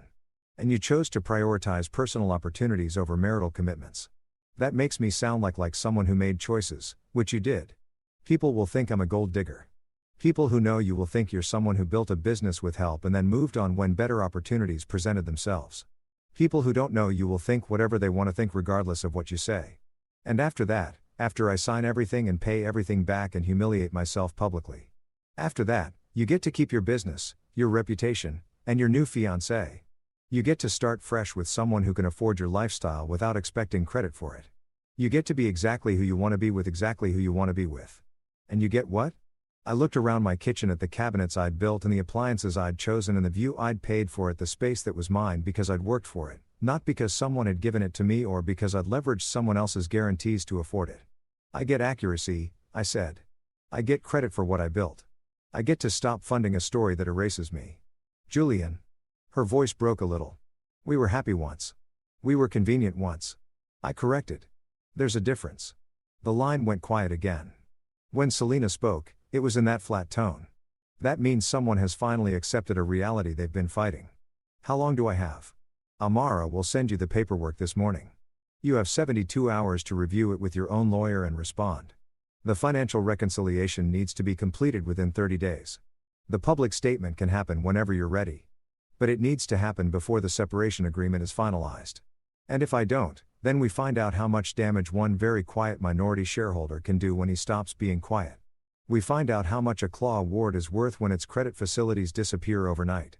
We find out how much Tristan's board position is worth when his investors realize he's making business decisions based on his personal life. You'd really destroy everything we built together. Selena, there is no we anymore. There hasn't been for months. I'm just making it official. The silence that followed was different. Final. Like the moment when you realize that a conversation you've been having for years is finally over.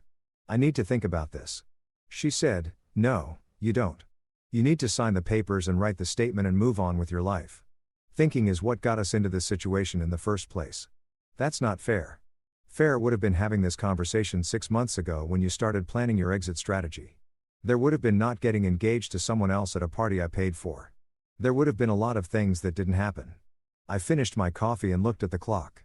8:15 a.m. The markets would be opening soon and Santiago would be calling his emergency board meeting, and somewhere in Midtown, Tristan would be discovering that his romantic gesture had accidentally triggered a corporate governance crisis. I have to go, I said. Amara will send you everything you need. Read it carefully. Sign it quickly. And Selena, yeah, next time you want to leave someone, just leave. The dramatic gesture thing doesn't suit you. I hung up and deleted her number from my contacts because accuracy, it turns out, includes knowing when a conversation is finally finished. And this one had been finished for a long time before either of us had the courage to admit it. Time to make some more coffee and wait for the morning news to catch up with what had happened overnight. This was going to be an interesting day. You know what's weird about winning?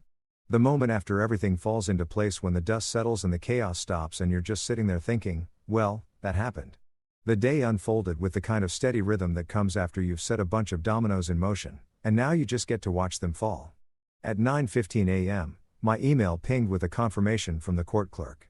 Temporary financial orders approved. Joint accounts frozen pending separation proceedings. Asset preservation measures in effect. All very official, all very legal, all very permanent. Amara had attached a note. Clean work. They can't touch anything until this gets resolved. Expect pushback by noon. At 10:30 a.m., NUA sent me a status update that read like a military operation report. Vendor notifications delivered. Shipment reversals processing. Inventory recalls 73% complete. Credit facilities suspended pending new authorization from primary guarantor. That would be me. She'd included a thank you note from our logistics partner in Brooklyn. Appreciate the clarity on authorization changes. Refreshing to work with someone who communicates expectations clearly. Even the vendors were taking sides. At 11:45 a.m., my phone buzzed with a text from an unknown number. Emergency board meeting scheduled. Governance review initiated. Your attendance requested but not required. Sickball Santiago being diplomatic. The minority bloc had done its job. Tristan was about to spend his morning explaining to a room full of investors why his engagement party had triggered a shareholder revolt. But the text that made me actually smile came at 12:30 p.m. from a contact I hadn't heard from in months. Auntie Fion Nana.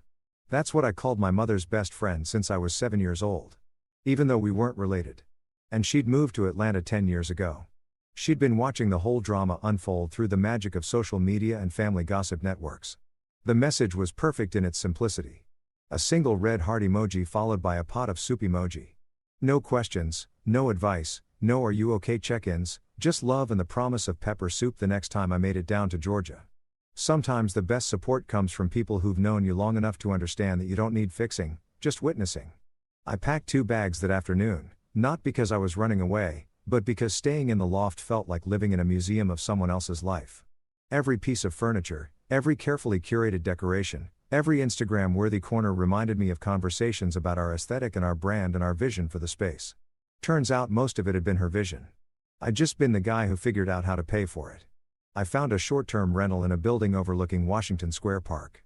Clean walls, hardwood floors, a simple desk by the window, and most importantly, a lease that didn't require anyone else's signature. The kind of place where you could think clearly because nothing was trying to make a statement except the view. That evening, I made a list. Called it mine because I worked for them. Expected it to be long, detailed, full of expensive items and complicated assets. Instead, I wrote down 5 things. 1. The coffee roaster I bought myself for Christmas.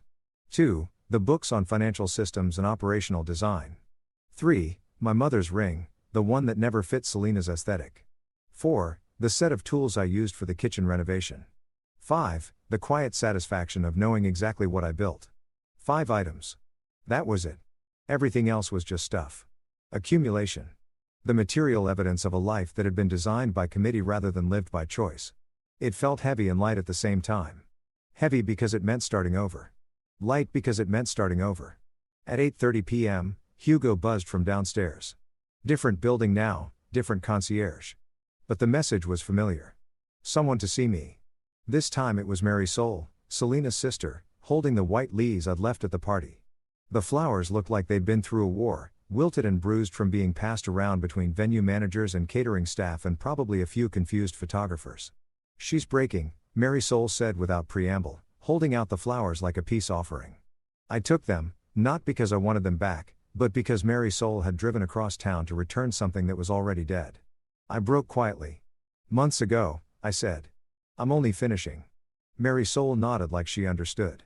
Maybe she did. Maybe she'd been watching her sister's marriage fall apart from the inside and wondering when someone was finally going to acknowledge what everyone could see.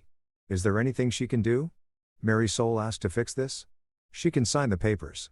I said she can tell the truth. She can take responsibility for her choices. And then we all get to find out what our lives look like when they're not built on pretending that convenient is the same thing as happy. Mary Sol left the flowers and walked away without saying goodbye.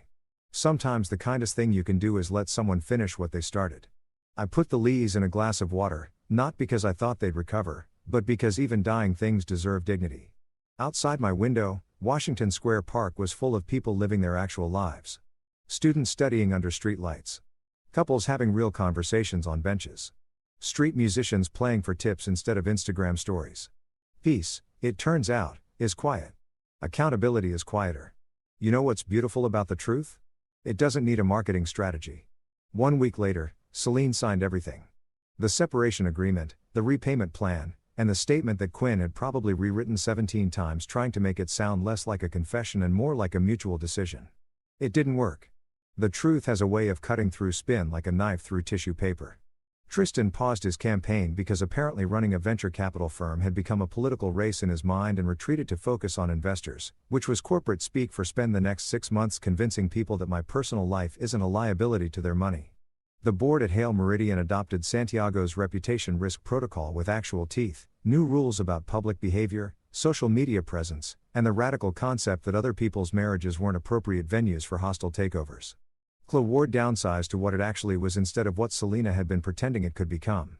Turns out, when you remove artificial credit facilities and marketing budgets funded by someone else's guarantees, most lifestyle brands become hobby businesses pretty quickly. But here's the thing, it survived. Smaller, more honest, more sustainable. Sometimes the best thing you can do for something you built is stop propping it up and let it find its natural size. I kept my promises. No interviews, no tell-all articles, no victory laps on social media. I went back to my own company, my small team, my ordinary calendar that didn't require anyone else's approval to fill. I woke early, brewed coffee with the good machine, and watched Washington Square Park fill with runners who didn't know my name or my story or the details of my very public, very quiet divorce. Peace, it turns out, is invisible to people who aren't looking for it. People still ask what was in that gift box I left on the table. Reporters mostly and a few business bloggers who think there's some deeper meaning to decode. I tell them the truth, a key and a barcode, a future and a mirror. One opens what's yours, the other shows what you did, but the real gift wasn't what was in the box. The real gift was the door I didn't slam the scene. I didn't make the explanation I didn't know. The real gift was walking away with my dignity intact and my finances documented. True story. And the door they knocked on at midnight. I opened it, listened to what they had to say, and chose not to explain anything that the paperwork already said. Because sometimes the most powerful thing you can do is let your work speak for itself. Even when your work is letting go. Story 3. I sheltered a poor old man and his dog in a snowstorm. The second they stepped in, the dog growled at my wife's locked desk, scratching like crazy. Hey, stop. I opened the drawer. And what I saw froze my blood. Then my phone lit up. The night it started, the lake effect snow was coming in sideways, thick enough to blur out the porch light and stick to the windows like frosting. I was standing in my kitchen stirring chili. Nothing fancy, just a throw it in the pot and hope kind of dinner and pretending I wasn't counting the minutes. My name's Curtis Turner. I was 36 then, teaching 3rd grade in a public elementary school about 10 minutes outside Messina, New York, right up near the Canadian border. Still lived in the house my parents left me. 1 floor, no basement, not much insulation, but it was paid off and I could get from couch to coffee pot in about 5 steps. That was good enough for me. My wife, Teresa Turner, wasn't exactly the homebody type. She was 35 at the time and ran logistics ops for her family's regional freight business. She spent more time at off-site conferences than I spent sleeping. Sometimes she'd text from Pennsylvania, sometimes Connecticut, once from St. Louis like it was no big deal. I'd quit asking questions years ago. That night, I had her favorite cheap apple pie from the store on the counter, trying to make it feel like something. She was supposed to be home by 8. She called a little before 9. Roads are trashed, she said. All the hotels are booked. I'll probably stay overnight near Watertown. Her voice was clipped, professional, like I was a client wasting her time. Before I could say anything, she added, "Don't wait up." And hung up. Quick note, before listening, share in the comments which city or country you're watching from and let's continue. I just stood there holding the phone like an idiot. I didn't believe the hotel thing. Teresa always had a plan. Always. If she was stuck, it was because she wanted to be. 20 minutes later, somebody banged on the front door. Not a polite knock. 3 hard thumps. Urgent, like whoever it was didn't want to be out there a second longer. I figured maybe one of the neighbors had spun out or needed help digging a car out. I opened the door and saw a man in his late 60s bundled up like he was headed for the Arctic. Big brown coat, heavy gloves, snow crusted around his hood. Beside him sat a golden retriever, tail thumping slow, snow packed around his legs like he'd been out a while. The dog didn't bark or jump, just looked up at me, calm and tired. The man introduced himself. Name's Harold Perry. Sorry to bother you so late, but I got caught checking on a couple of community folks I help out. Couldn't make it back to town. Phone's about dead. Any chance I could warm up inside for a few minutes? Just the entryway, I swear. He was embarrassed. I could see that. People who ask for help like it cost them blood.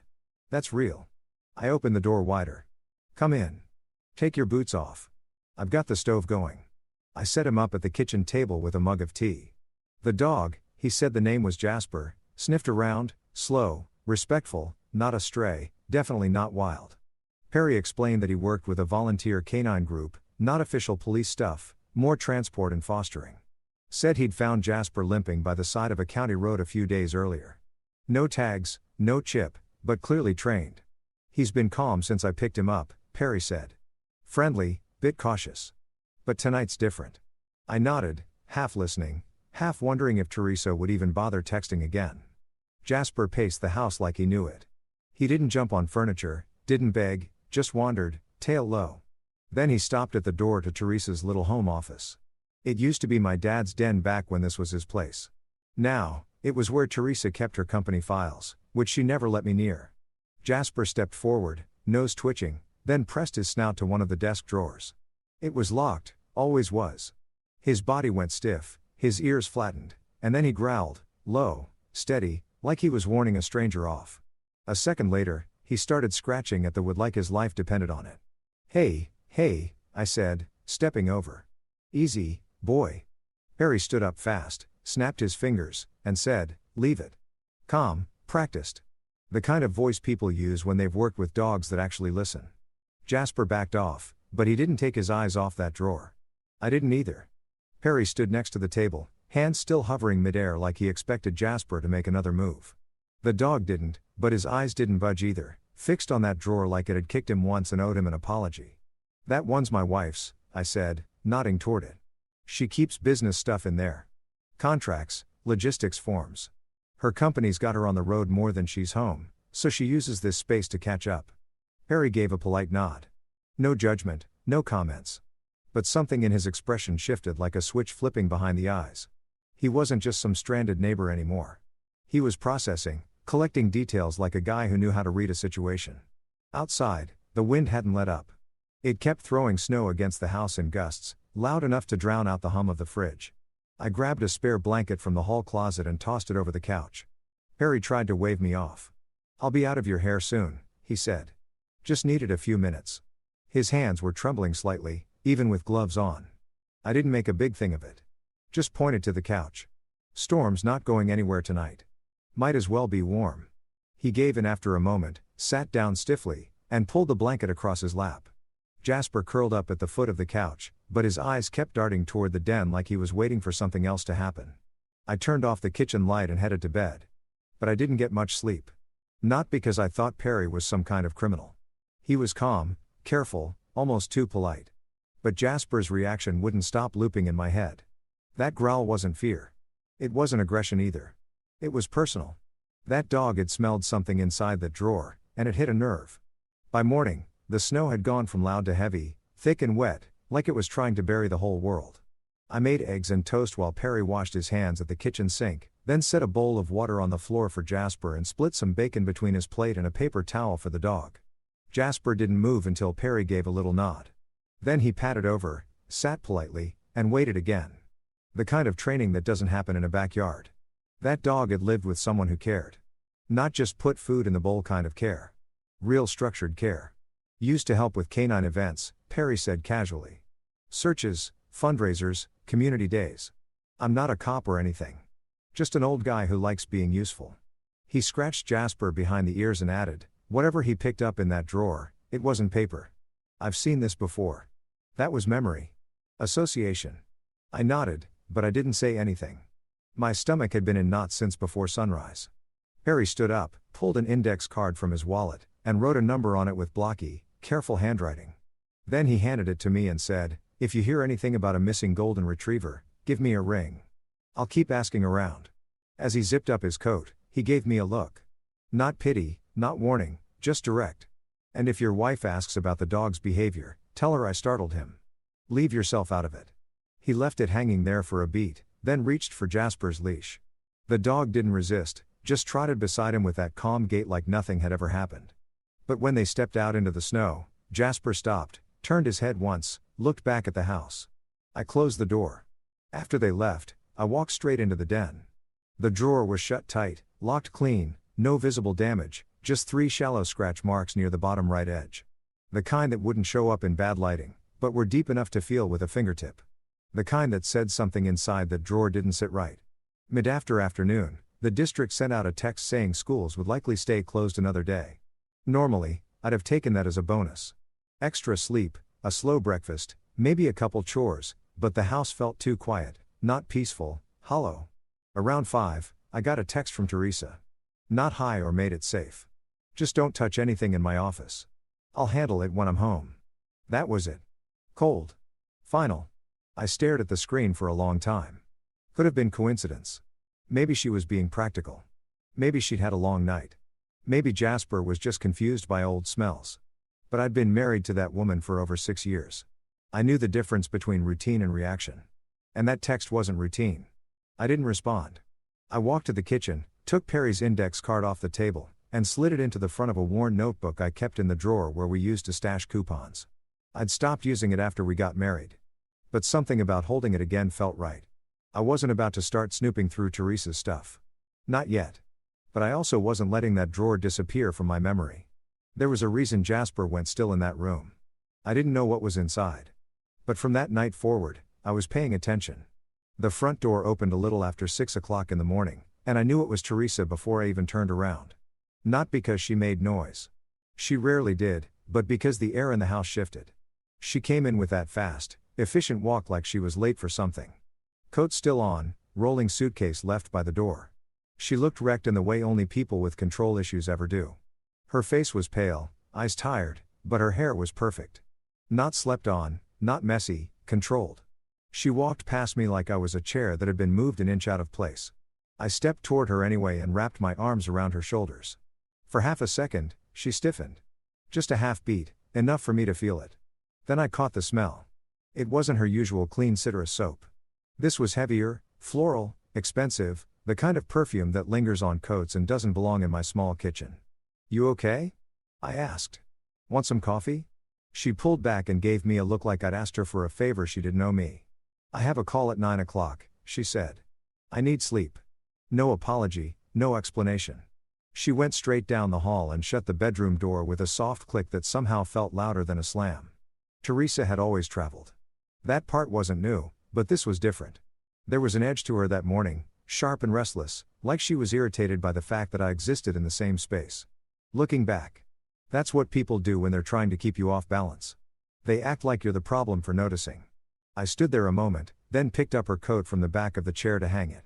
As I lifted it, something slipped out of the inside pocket and hit the hardwood with a clean hollow sound. A key. Small brass. Not a house key. Too short. Too specific. I stared at it in my palm longer than I want to admit.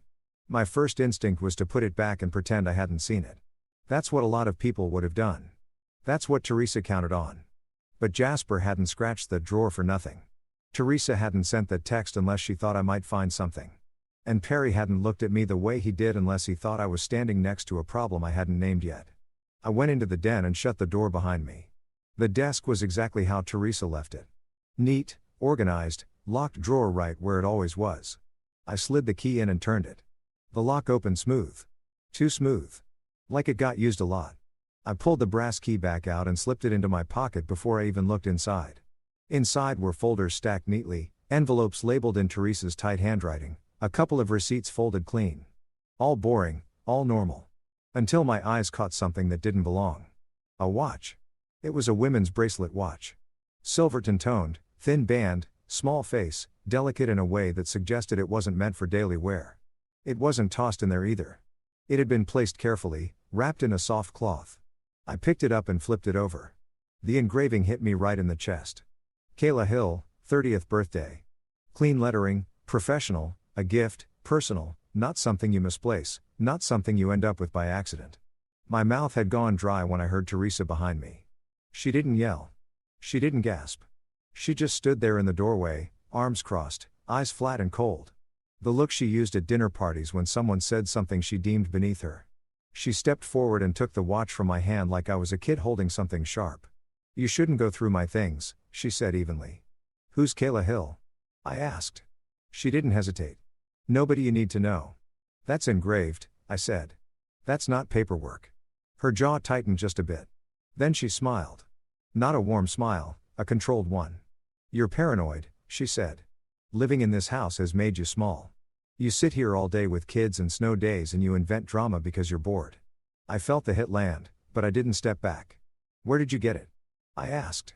She slid the watch back into the drawer and locked it with her own key, a practiced flick of her wrist. Then she looked at me like she was explaining something obvious. If you ever go through my things again, she said, I'll make sure people understand you're not stable. I've already had concerns about you for a while. The threat was clean, calm, meant to sound reasonable. She paused, hands still on the drawer, and added almost casually, if anyone asks, you've never seen that watch. I stared at her, waiting for something. Guilt, anger, anything human. Nothing came. She walked past me and back down the hall, leaving the den door open behind her like she wanted me to sit with it. I didn't follow her. I stayed there, listening to the quiet, the sound of the lock clicking again in my head. I made sure the brass key was still in my pocket and closed the den door myself. By the time I shut the den door, I knew something had changed between Teresa and me for good. But I didn't have time to dwell on it. School reopened 2 days later, and when I walked into the building, it smelled like wet boots and cheap hand soap. The kind of cold weather funk that clings to public school hallways. That's when I met Zach. New kid, 10 years old, skinny, pale, hair a little too short on the sides like someone had buzzed it in a hurry. What stood out though was his expression. Calm, quiet, and dead tired. Not in a sleepy way. This was the kind of tired you see on guys waiting at the DMV with overdue child support and no backup plan. He didn't smile when I introduced him to the class. He nodded like he'd already been through it a dozen times and didn't expect it to go well. And he was right. My class had a few kids who liked to push buttons just to see what happened. They noticed Zach's silence immediately like it was an invitation. It started small, whispering when he got answers right, snickering when he hesitated, bumping into his desk like it was an accident. Zach didn't blow up. He didn't cry. He just started muttering little one-liners under his breath, dry as toast, like he was narrating the whole disaster for an imaginary audience. When one kid accidentally knocked his math book off the table, Zach said, "Wow, physics is wild today." When another moved his backpack 3 seats over and pretended it wasn't a big deal, Zach just blinked and said, "Guess it walked off." Happens. It was funny. Not in a ha-ha way, in the way where you laugh because you don't want to punch something. I shut it down the same way I always do. No big speeches, no fake bonding moments, just clear rules and follow through. The second time someone touched his stuff, they lost recess. A third incident, parent call. Fast, boring justice. That's how kids learn. Still, Zach wasn't just dealing with schoolyard nonsense. You could see it in his shoulders, tense, hunched like he was bracing for something heavier than name calling. During recess duty that Friday, he hovered near the jungle gym for a bit, then slowly drifted toward me like he wasn't sure if he was allowed. "Can I ask something kind of weird?" he said, hands jammed into his coat pockets. "Sure," I said. "Do teachers ever get tired of fixing other people's problems?" I looked at him. "All the time." Zach nodded like that was the answer he was hoping for. "Cool. So, you're qualified." It made me laugh a little. Not much, just enough to feel like we understood each other. Over the next week, we had a few more of those quiet conversations by the doorway before class, walking to lunch, waiting for the buses. Nothing dramatic, just Zach dropping little pieces of himself when he thought I wouldn't make a big deal out of them. That's how I found out his mom was Kayla Hill, 39 years old, in a coma after what he called some break-in or whatever. He said it flat, like a weather report. But his hands shook when he zipped his coat one day. I didn't push, just listened. He told me they used to live across the county line, that his mom ran her own business out of their garage and used to make the best waffles on Sunday mornings.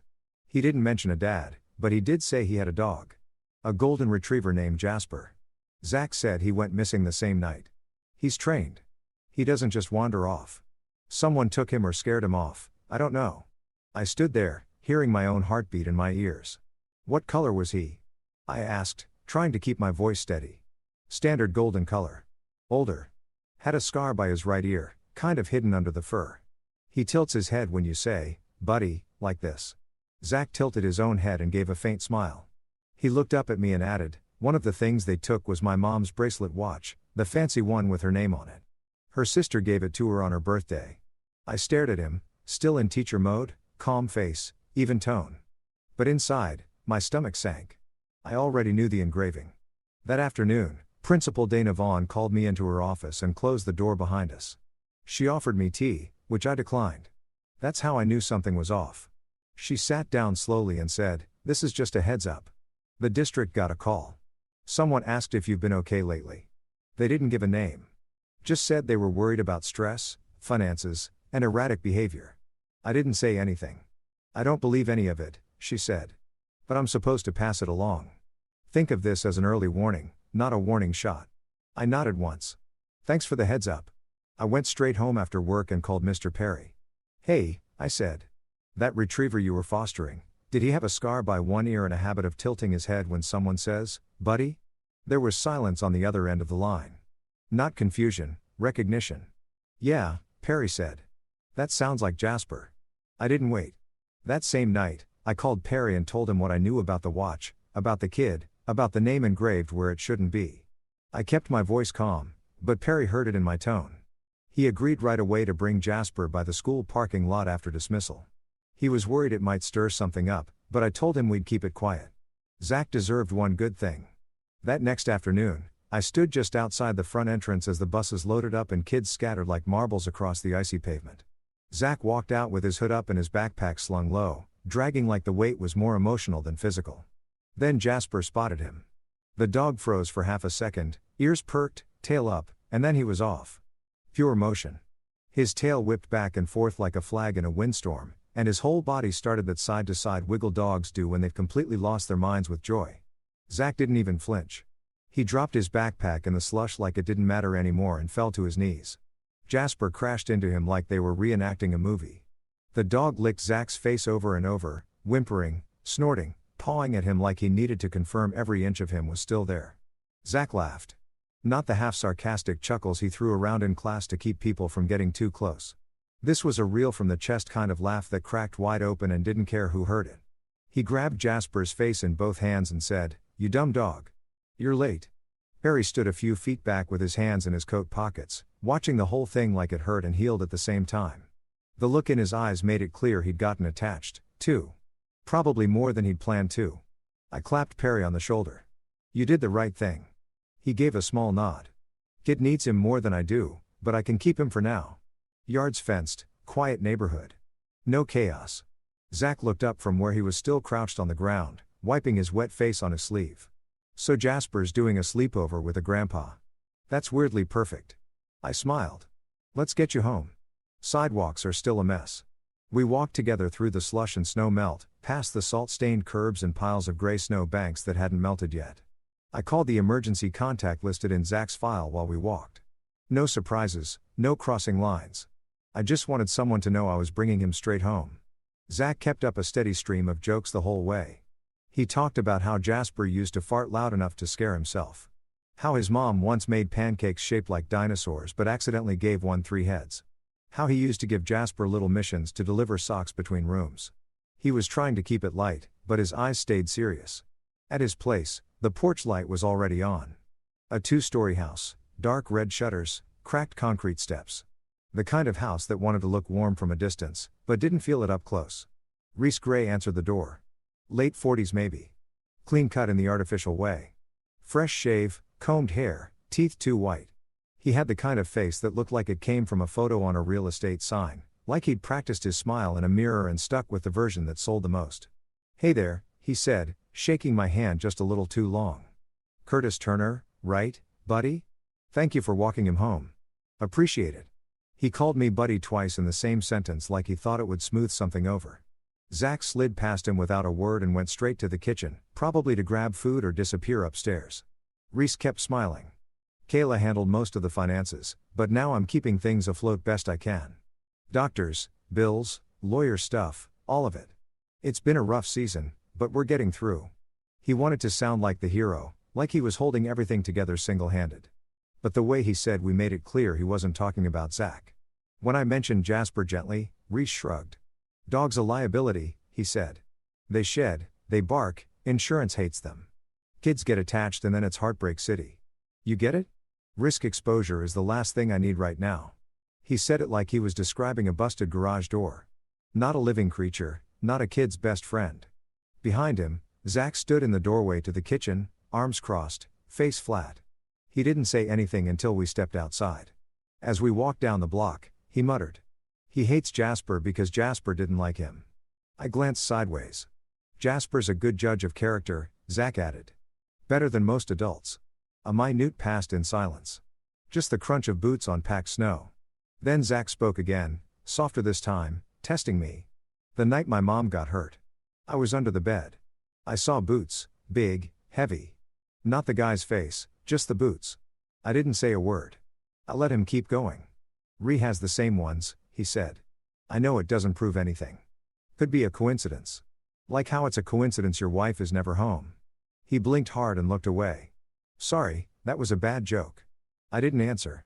I just walked him to the end of the street and watched him go inside. That night, I sat on the edge of my bed with the lights off for a long time. I thought about the smell on Teresa's coat. The way she touched that drawer like it was hers and mine was to stay in the dark. The way Jasper had gone stiff. Then I picked up the phone and called the non-emergency number for the county sheriff's office. I asked if I could speak with a detective assigned to the Kayla Hill home invasion. The woman on the other end put me on hold, then came back and transferred me. Detective Elena Marwick speaking. Her voice was sharp but not harsh. I told her who I was, what I did, and that I had a dog in my life who might be part of her case. I said I wasn't trying to accuse anyone. I just thought something might matter, even if I couldn't prove it yet. She didn't hang up. She said, "Go on." Detective Marwick said, "Go on." And I did everything I could tell her without sounding like a man chasing shadows. But the next real blow came at home. That weekend, Teresa was back in the house like nothing had happened. She moved through the kitchen with her mug of tea, checking her phone, making notes in a planner she never let me read. I waited until the moment felt halfway calm.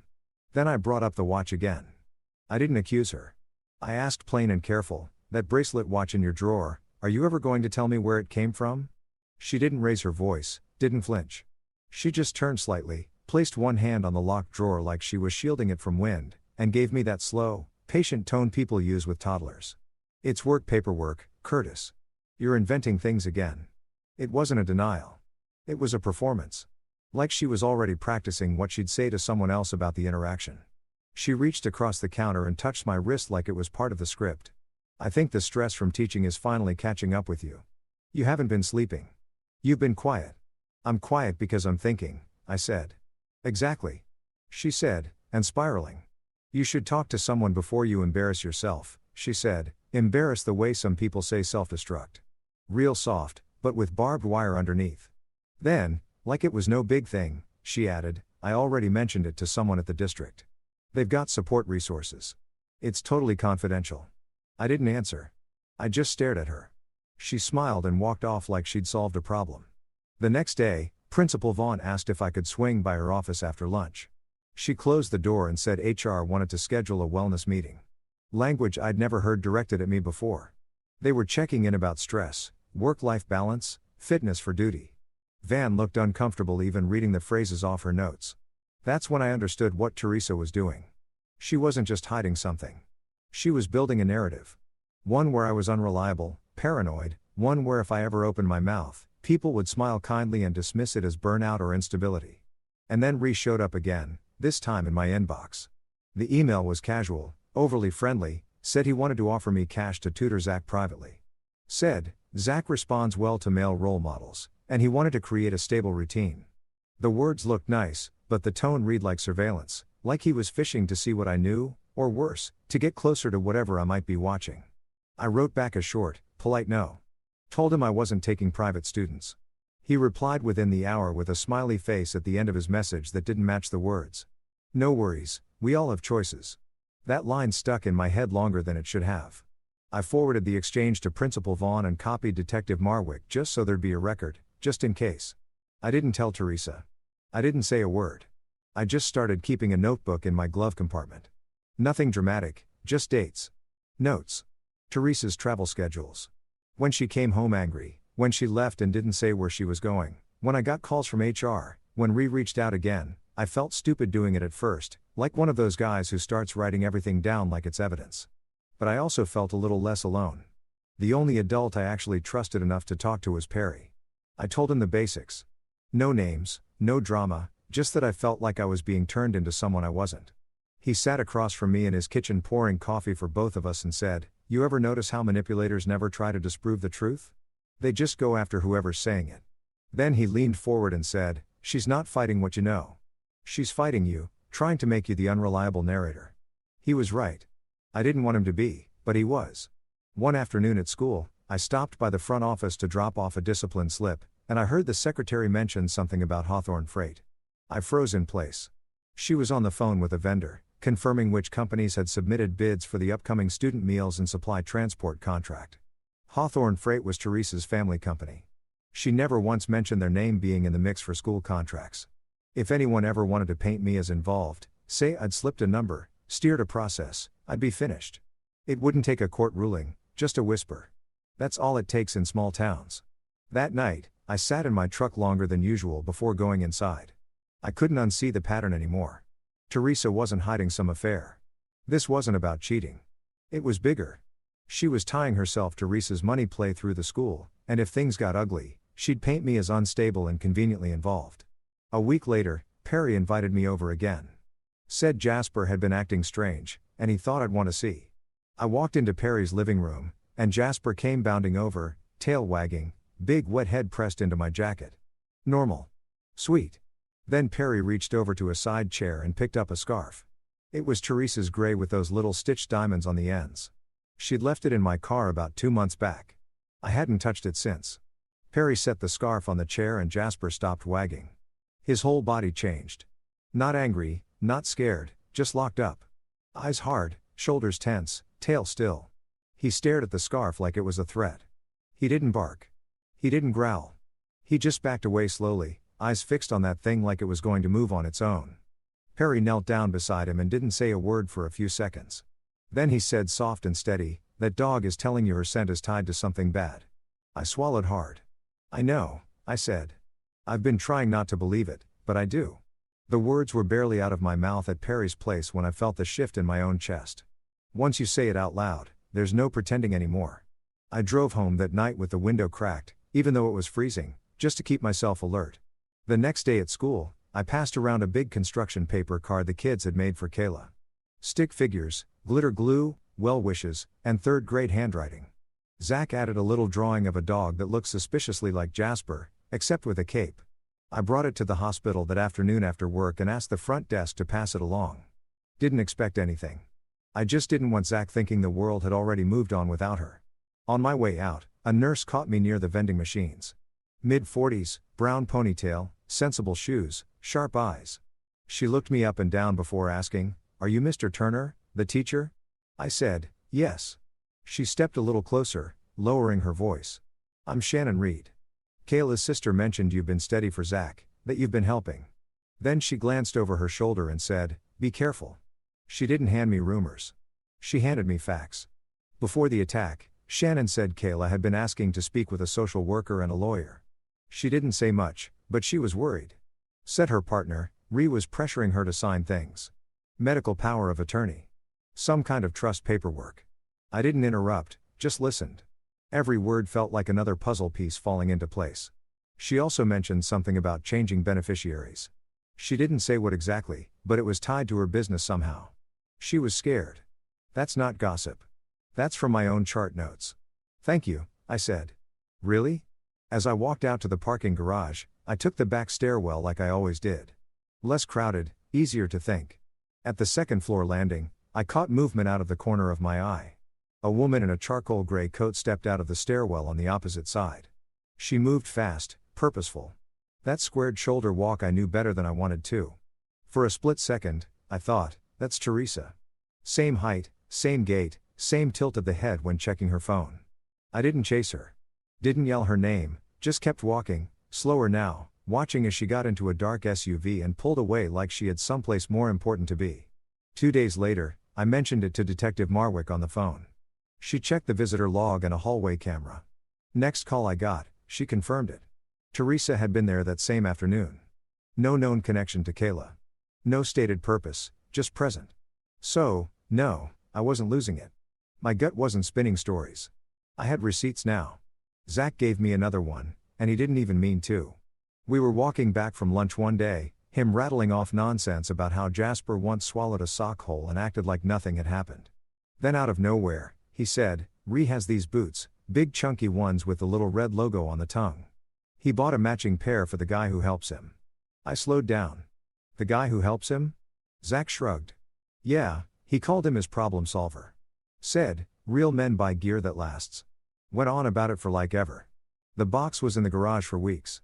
Had the receipt taped to the top. Like he wanted me to memorize it. He didn't know why my face changed. I didn't tell him. But I knew those were the boots he'd seen from under the bed.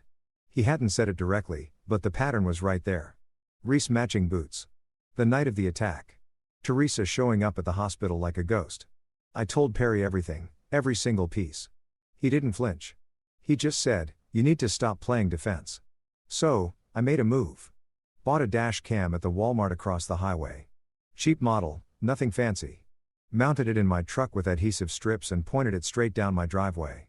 If Teresa or Ree wanted to try something on home turf, I'd have timestamps and video. No more hearsay. "No more," he said. She said, "Funny thing." Right after that, Teresa started acting sweet. Not fake sweet.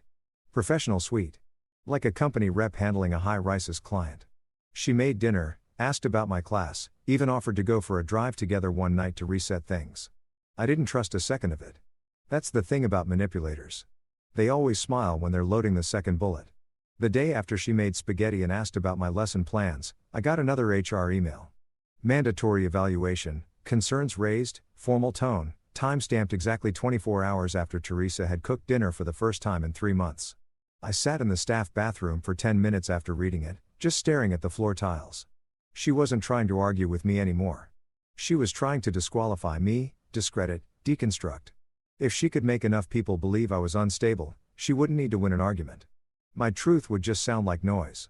And if she pushed hard enough, long enough, I might actually crack under the weight of trying to explain it.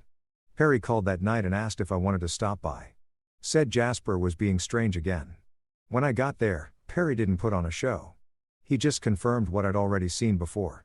Jasper still reacted to Teresa's scent like it was tied to something dangerous. Perry looked me straight in the eye and said, "You don't have to convince everyone. Just one person who can prove it matters." "You don't need to lie," I told Marwick. "I've seen the watch. I've held it." And she told me to pretend I hadn't. I gave her every detail I had. The drawer, the text, the pressure, and the slow smear campaign Teresa had been building to make me look unstable. Marwick didn't flinch. She didn't pat me on the back or promise I was brave. She just said, "If they're trying to retrieve evidence, they'll come back for it." Then she asked if I'd cooperate with a controlled setup. Officers would be in the home, low profile. You'd give written consent. We'd stay out of sight. Done by the book. I said yes before she even finished the sentence. At that point, I was already in the middle of it. Might as well do it the right way. We picked a night that lined up with bad weather. Forecast said snow starting at dusk and getting worse through midnight. Wind, poor visibility, icy roads, the kind of night someone might use to move through town unnoticed. I told Teresa I needed one honest conversation, that I'd found something in her drawer I didn't understand. I kept my voice calm, just like she taught me. Perry came over that evening with Jasper and settled in at my kitchen table. Jasper, thrilled to be part of whatever we were doing, dropped a soaked tennis ball at Marwick's boots and waited like it was his job. She didn't kick him out, just nudged the ball aside with her foot and said, "Dog's better trained than most adults I know." Using the same small brass key I'd taken from Teresa's coat, I unlocked the drawer just long enough for Marwick to tuck a tiny recorder beside the lock box and for me to lay a plain white envelope on top. No note inside, just a decoy. We didn't plant evidence. The watch was already there. If Teresa came back, it wouldn't be because she had questions. It would be because she couldn't help herself. By 11 o'clock, the snow was thick as fog. Wind slapped the porch like it had something personal to say. I was standing in the living room, lights low, pretending to flip through a book when I saw headlights cut across the wall. 2 vehicles pulling into the drive, too fast for the conditions. My dash cam caught both. Teresa came through the door like she was late for a presentation. She didn't knock. She used her key, stepped in, and shut the door behind her like this was her place and I was the guest. Then Ree walked in behind her. Seeing him in my house made my stomach turn. He didn't even hesitate. Looked around like he was already mentally redecorating. He whispered something low to Teresa. Couldn't catch the words, but the way he hovered behind her, it wasn't nervous. It was coordinated. Teresa didn't even glance at me. She went straight down the hallway toward the den. Ree followed close, voice still low. I stepped forward enough to hear one line clearly. "He's supposed to be asleep," Teresa hissed. That's when I knew this wasn't cleanup. This was control. They weren't afraid of what I might do. They were afraid of what I already knew. Jasper heard her, too. The moment she touched the drawer handle, he lost it. Barked sharp and hard. Lunged forward. Perry had to grip the leash with both hands. Jasper wasn't being aggressive. He was trying to alert. That bark wasn't noise. It was danger. I didn't need to play dumb anymore. I stepped into the hallway and said clear and loud, "What are you doing?" Teresa turned around slow, face still neutral, eyes cold. "Curtis is having an episode," she said flatly. "He's been under stress. He's imagining things." Reese stepped toward me, jaw set, chest puffed slightly, just enough to try and rattle me. "Easy, buddy," he said. "Let's not escalate things." And that's when Marwick stepped in. She and another officer moved in from the back hallway, coordinated, quiet entry, just like she'd promised. Teresa froze, not in panic, but in irritation. Her face didn't show fear. It showed inconvenience. Marwick raised her hand and said, "Ma'am, step away from the drawer." But Teresa didn't. She yanked the drawer open fast, grabbed a cloth-wrapped object, and shoved it into her tote bag like she'd done it before. That was the tell. She didn't hesitate. She knew exactly where it was, exactly how it was packed. There was no searching, no guessing. Marwick moved fast. "Set the bag down," she ordered. Teresa tried to play calm, like she was just holding her own property. But Marwick already had gloves on and a body cam rolling. She opened the tote, pulled out the cloth, unwrapped it. Inside the engraved bracelet watch, Kayla Hill, 30th birthday. But that wasn't all. Tucked beside it was a cheap flip phone. One of those throwaway burner models you buy with cash at a gas station. Marwick turned it on, scrolled quickly, then held it out for the other officer to witness. Message threads, names, dates, location pings, references to cash transfers, and a final note that said, "Get the dog out first." Makes her look weak. No witnesses. Perry hadn't moved. Jasper had gone quiet again, eyes locked on Teresa, tail low. He didn't need to bark now. The house was speaking for itself. Marwick photographed everything on her body cam. Logged it out loud for the recording. Time, date, contents. Then she turned to Teresa and said, "You have the right to remain silent." Teresa didn't resist, but she did try one last move. "I want it on record," she said, smooth as ever. "That Curtis planted all of this. He's been erratic, unstable. You'll see. But that's why we done it this way." The dash cam, the audio recorder, Perry, Marwick, even Jasper. They could try to spin a story, but the timeline couldn't be bent. Not this time. The body cam footage, the dash cam timestamps, the messages on the burner phone, they all did their job. But that didn't mean I walked into school the next day like a man cleared. That's not how it works in a town like ours. People don't wait for court dates. They pick a version of the story that makes sense to them, then pass it around like a casserole. For 2 solid weeks, I could feel it. Parents hesitating at pickup. Colleagues pausing too long in the copy room. Kids whispering just loud enough for me to hear, then going quiet when I turned around. HR still made me sit through their little wellness meeting. Nothing personal, just protocol. Teresa being arrested didn't cancel the paper trail she'd spent months building. She'd played it smart, planted doubt before I had a chance to get ahead of it. Bureaucracy doesn't care that your wife is wearing an orange jumpsuit. It cares about liability. Principal Vaughn was the exception.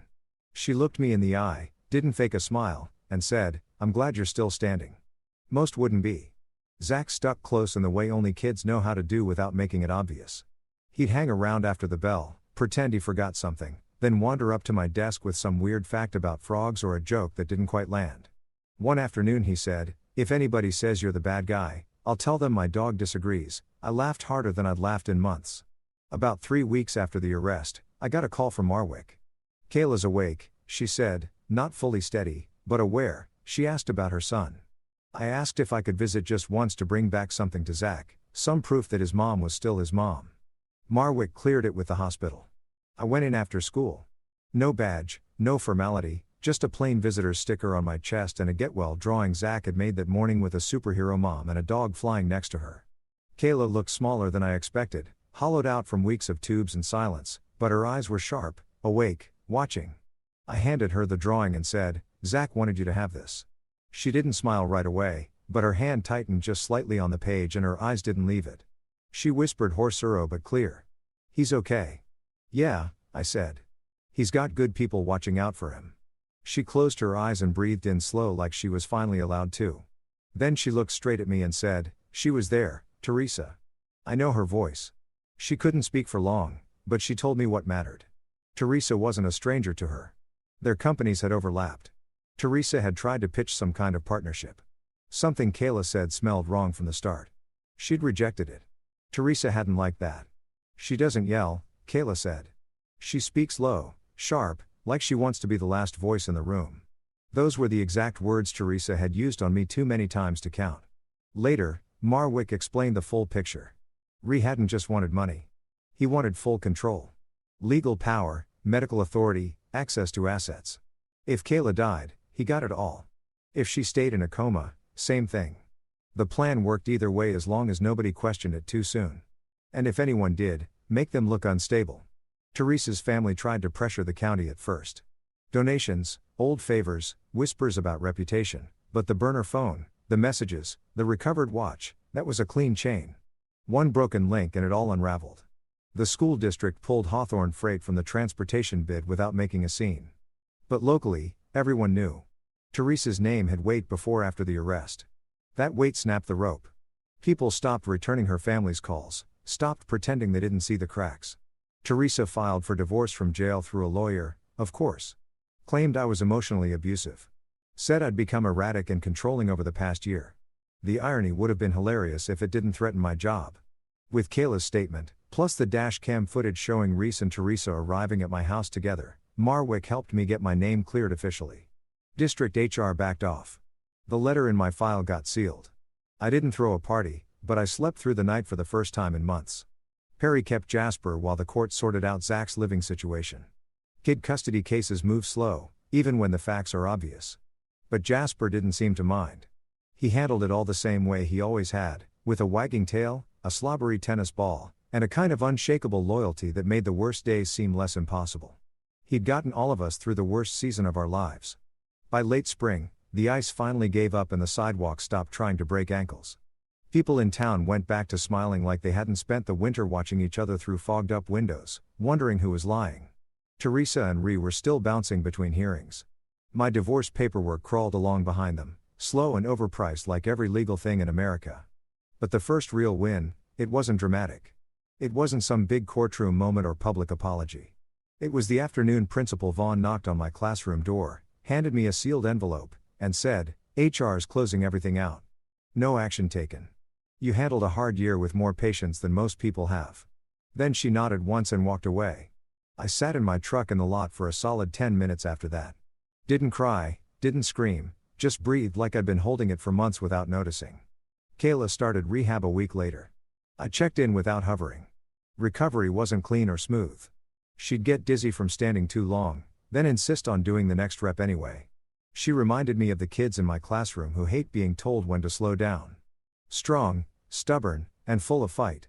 Zach moved in with Kayla's sister while she got steady on her feet again. He still came by my room before the bell some mornings, acting like it was no big deal. He'd toss out a fact about volcanoes or ask if I knew that platypuses didn't have stomachs. I'd nod, play along. Outside like clockwork. Perry and Jasper would be waiting in the pickup loop. Jasper always wagging. Perry always sipping coffee and watching the world like he'd seen it all already. Perry surprised me. He never overstepped. Never acted like a stand-in dad. He just showed up. Dog walks, quick check-ins, small moments that stacked up into something steady. When Zach made a joke that landed too sharp, covering a bad day, Perry was the one who put a hand on his shoulder and let the silence do the work. The sentencing hearing came in early June.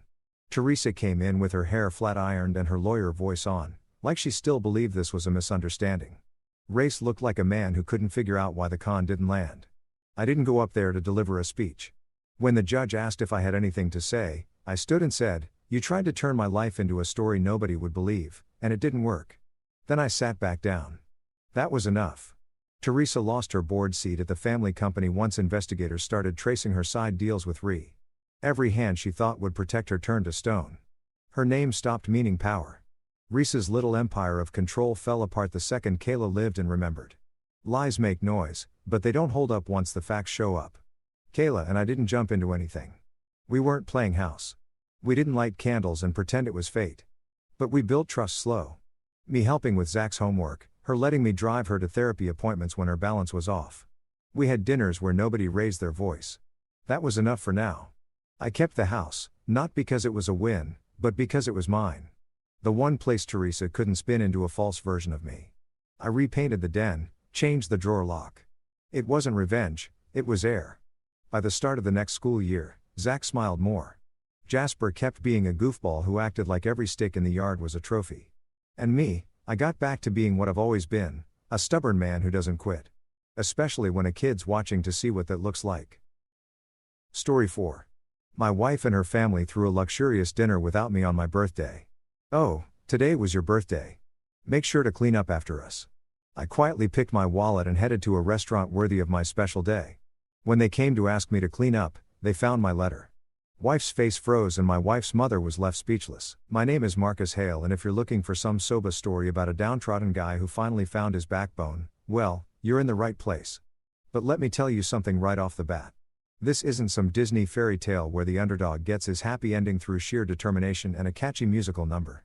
This is real-life Chicago style where the wind cuts through you like a knife and the people you love can be even sharper. So here I am, 38 years old as of today. Though apparently nobody got that memo, sitting at my drafting table in what used to be the mansion's library before it became my makeshift office. The irony isn't lost on me that I'm surrounded by leather-bound books that nobody in this house has ever read. Designing buildings for a family that treats me like I'm barely qualified to design a paper airplane. But hey, that's my life in a nutshell. Professional architect by day, family doormat by night. The morning light streams through those ridiculously expensive stained glass windows that I personally had restored last spring with my money, of course, casting rainbow patterns across my blueprints for the Morrison redevelopment project. It's a beautiful piece of work, if I do say so myself, and I do because nobody else around here will. 22 floors of mixed-use space that will transform an entire neighborhood. Complete with green terraces and sustainable energy systems that would make Al Gore weep with joy. But does my wife Claire give a damn? Does her mother Margaret? Does her precious sister Isabel? Let me paint you a picture of my domestic bliss. I live in the Sheridan Road mansion. And when I say live, I use the term loosely because I'm more like a well-dressed squatter who happens to pay most of the bills. There's Claire, my wife of 8 years, who somehow managed to convince me that marrying into money was a privilege, even when I'm the one providing said money. Then there's Margaret, the Queen Mother herself, who runs this house like she's Marie Antoinette, and I'm some peasant who wandered in from the fields. And finally, there's Isabel, the baby sister who's never worked a real day in her life, but somehow always needs just a small loan to keep her latest business venture afloat. The best part, they act like I should be grateful. Like I won some cosmic lottery by getting to bankroll their lifestyles while they treat me like I'm invisible. It's like being a ghost, except ghosts at least get the satisfaction of scaring people occasionally. Me, I just get to watch my bank account drain while pretending I don't notice the eye rolls when I dare to speak at dinner. Take this morning for instance. I woke up expecting, well, hoping might be more accurate, that someone might remember it's my birthday. Not asking for a parade down Michigan Avenue or anything. Just maybe a "Hey Marcus, happy birthday" would have been nice, but no. Claire rolled out of bed, checked her phone for 20 minutes while I pretended to be asleep, then vaulted into the bathroom like I didn't exist. I heard her on the phone with Isabel planning some lunch at that overpriced place on Oak Street, discussing whether they should get manicures before or after shopping. Not once did she mention that her husband was celebrating another year of putting up with this circus. Margaret wasn't any better. I passed her in the hallway and she barely looked up from her tablet where she was scrolling through real estate listings, probably looking for another property for me to help finance. "Good morning, Margaret," I said like the polite little husband I am. She grunted something that might have been a greeting or might have been indigestion. Hard to tell with her. And Isabel, well, she was still unconscious at 10 a.m., which is practically dawn for someone whose biggest responsibility is deciding which Instagram filter makes her look most authentic. The girl treats sleep like it's an Olympic sport, and she's going for the gold medal. Here I sit, sketching out plans for buildings that'll outlast all of us, while my family of in-laws treats me like I'm some kind of convenient ATM that occasionally offers unwanted opinions. The Morrison project is my baby. A complete transformation of 6 city blocks that'll bring jobs, housing, And hope to a neighborhood that's been forgotten by everyone except the drug dealers and the city planners who love to write it off as economically challenged. I've poured my heart into these designs, working late into the night while Claire watches reality TV shows about women who make my in-laws look humble. The sustainable features alone will save the residents thousands in energy costs, and the community spaces I've incorporated will give families places to gather, kids places to play safely, and seniors places to enjoy their golden years without fear. But try explaining that to Claire. Last week, when I was excited about getting approval for the green roof systems, she looked at me like I just told her I was taking up competitive toe wrestling. "That's nice, honey," she said. Then immediately launched into a story about how Isabel's friend's cousin's boyfriend might be able to get them VIP tickets to some charity gala that costs more per plate than most people make in a month. The thing is, I used to think this was temporary, that eventually they'd see how hard I work, how much I sacrifice, how I've basically funded their entire lifestyle while my own dreams got filed away under maybe someday. I thought Claire married me for more than just financial security. I thought Margaret would eventually warm up to the guy who's been keeping her lights on. I thought Isabel would grow up and realize that money doesn't magically appear just because you're pretty and know how to pout. That I thought a lot of things. Turns out thinking and reality have about as much in common as Chicago weather and common sense, which is to say not much.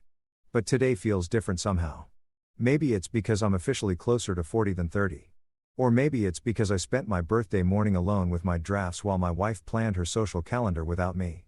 Whatever it is, something's shifting inside me like tectonic plates preparing for an earthquake that I've been documenting things lately. Expenses, conversations, the little moments that reveal who these people really are when they think nobody's watching. Call it professional habit or call it preparation, but architects don't just design buildings.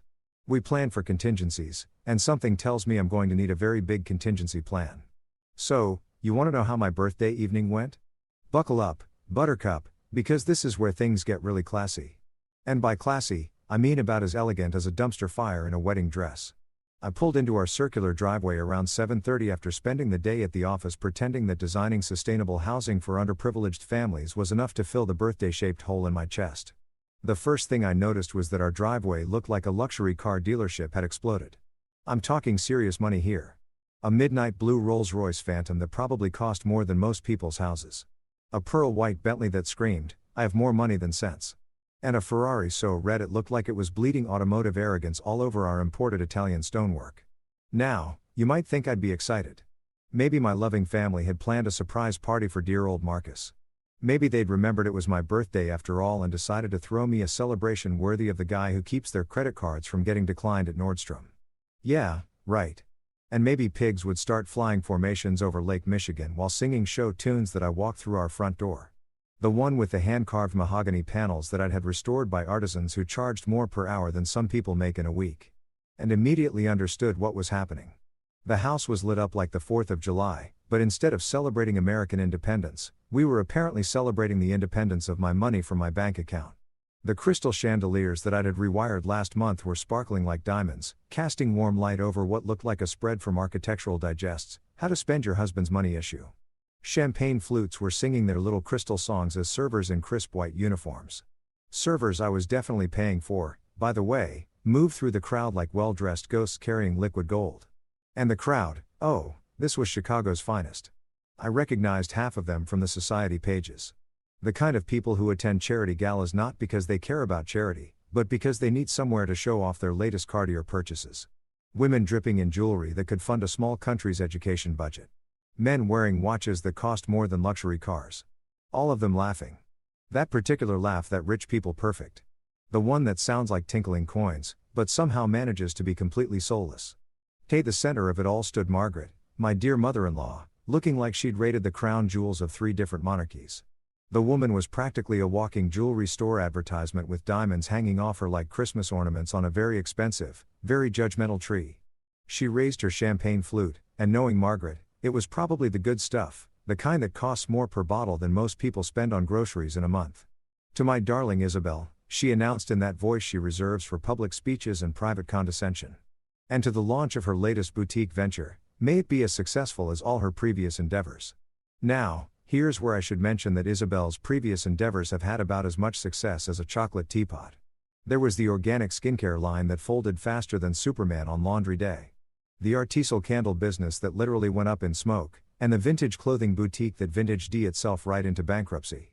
But hey, why let a little thing like consistent failure stop you from throwing another party funded by your sister's husband's increasingly depleted savings account? The crowd erupted in applause and cheers, and I watched my sister-in-law bask in the attention like a cat in a sunbeam. Isabel was wearing a dress that probably cost more than my car payment, looking every inch the successful entrepreneur. She definitely wasn't. The girl could sell ice to Eskimos. I'll give her that. But unfortunately, her business acumen peaked somewhere around the level of a particularly ambitious lemonade stand. That's when I made my entrance. Picture this. Me, the guy who actually pays for this circus, walking into my own house like I'm crashing someone else's party. The conversation didn't exactly stop, but it definitely did that thing where the volume drops and people start speaking in stage whispers while pretending not to stare. I stood there for a moment, taking it all in. The flowers that probably cost more than most people's rent, the catering setup that looked like it could feed a small army. The champagne fountain. Yes, a champagne fountain. Because apparently regular champagne wasn't fancy enough for Isabel's latest business disaster celebration. And then Claire spotted me, my loving wife of 8 years, the woman who promised to love me in sickness and in health, for richer or poorer, though apparently she'd been banking on the richer part. She tilted her head in that way she does when she's about to say something that sounds sweet but tastes like poison. "Oh," she said, her voice carrying that particular blend of surprise and condescension that she'd perfected over our years of marriage. "Today was your birthday." Let me repeat that for emphasis. Today was your birthday. Past tense, like it was something that happened in ancient history, not something that was literally happening right now at this very moment. While she stood in our house celebrating her sister's latest money-burning expedition. The silence that followed was the kind you usually experience right before a tornado hits. You know that moment when all the birds stop singing and the air gets thick and heavy and you know something catastrophic is about to happen? Yeah, that silence. Then Margaret, bless her black little heart, let out this chuckle. Not a laugh, mind you, but a chuckle. The kind of sound a snake might make if snakes could express amusement at the suffering of small mammals. "Well then, Marcus," she said, her voice dripping with the kind of fake sweetness that gives you diabetes just from listening to it. "Make yourself useful. Make sure to clean up after us when the night is over." And then, this is the part that really gets me, everyone laughed. The whole room erupted in laughter like Margaret had just delivered the punchline to the funniest joke in the history of comedy. These people, these guests who were drinking my champagne and eating my food in my house, thought it was absolutely hilarious that the host should be relegated to janitor duty at his own birthday celebration that nobody bothered to acknowledge. I stood there watching these people laugh at me, watching my wife smile that cold, calculating smile that I'd somehow mistaken for warmth all these years, watching my mother-in-law treat me like hired help in my own home. The funny thing about rock bottom is that it gives you a really solid foundation to build on. And that's exactly what I was about to do. Everyone laughed that night. Everyone except me. But here's the thing about the last laugh. It's usually the best one. You know what's funny about being pushed too far? It's not the dramatic explosion you see in movies where the hero throws a chair through a window and delivers some epic speech that makes everyone realize they've been terrible human beings. Nope. Real life is quieter than that. Real life is standing in your own living room surrounded by people laughing at your expense and suddenly feeling this weird sense of clarity that that's exactly what happened to me in that moment. While Margaret's words hung in the air like toxic fog and the laughter of Chicago's social elite echoed off the walls I'd personally had painted last summer, something inside me just clicked. Not snapped, clicked like a puzzle piece finally finding its proper place. Or a lock tumbling open after years of trying the wrong key that I didn't argue. Hell, I didn't even frown. You want to know what I did? I reached into my back pocket, pulled out my wallet, the leather one Claire had given me for our 5th anniversary back when she still pretended to care about things like anniversaries, and slipped it into my jacket. Then, I walked over to the antique side table where I always left my father's watch. The only thing of value he'd managed to leave me before he decided that a heart attack at 55 was preferable to dealing with life's disappointments. The watch was a 1985 Omega Seamaster. Nothing too fancy by Sheridan Road standards, but it had been his daily companion through 20 years of construction work, and it had been mine through 8 years of architectural projects and family disappointments. I fastened it around my wrist with the kind of deliberate care you reserve for important moments. The kind of moments that divide your life into before and after. The whole time, the party continued around me like I was a ghost. And honestly, that's exactly what I'd been for years. A ghost who paid the bills and fixed the plumbing and listened to endless complaints about everything from the thread count of the Egyptian cotton sheets to the temperature of the wine cellar. A ghost who had apparently become so transparent that his own birthday could be forgotten in favor of celebrating another one of Isabel's guaranteed to fail business ventures. Margaret was still holding court near the champagne fountain, regaling some poor couple about her latest real estate investment opportunity. Translation: another scheme for other people to fund her lifestyle while she took credit for the profits and blamed market conditions for the inevitable losses. Isabel was posing for selfies with her friends because apparently documenting your fake success is more important than actually achieving real success. And Claire was chatting with that plastic surgeon's wife about their upcoming spa weekend in Napa. Because clearly discussing grape-flavored massages takes priority over acknowledging your husband's existence, that I walked toward the front door. My footsteps surprisingly loud on the marble flooring that had cost me a small fortune and 3 arguments with the contractor. Funny how you notice details like that when you're seeing everything for what might be the last time. The hand-painted wallpaper I'd special ordered from Italy. The custom millwork that had taken craftsmen 6 weeks to install. The Persian rugs that were older than some small countries. All of it paid for by the guy who was apparently invisible to everyone enjoying it. Not one person tried to stop me. Not one person. Think about that for a minute. I'm walking out of my own house during a party that's being thrown with my money, and 60+ people just watch me leave like I'm some random caterer heading out for a smoke break. My wife, the woman who supposedly loves me enough to have promised to spend her life with me, didn't even pause in her conversation about overpriced spa treatments. My mother-in-law, who's been living off my generosity for years, was too busy planning her next financial conquest to notice that her primary funding source was walking away. And my sister-in-law. She was too busy pretending to be a successful businesswoman to realize that her main investor was about to become unavailable for future bailouts. The night air on Michigan Avenue hit me like a revelation. You know how sometimes you don't realize you've been holding your breath until you finally exhale? That's what stepping outside felt like.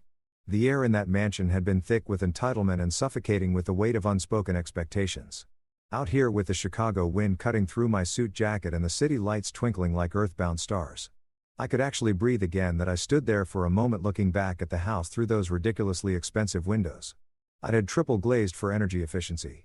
The warm light spilling out onto the perfectly manicured lawn made the whole scene look like a Christmas card.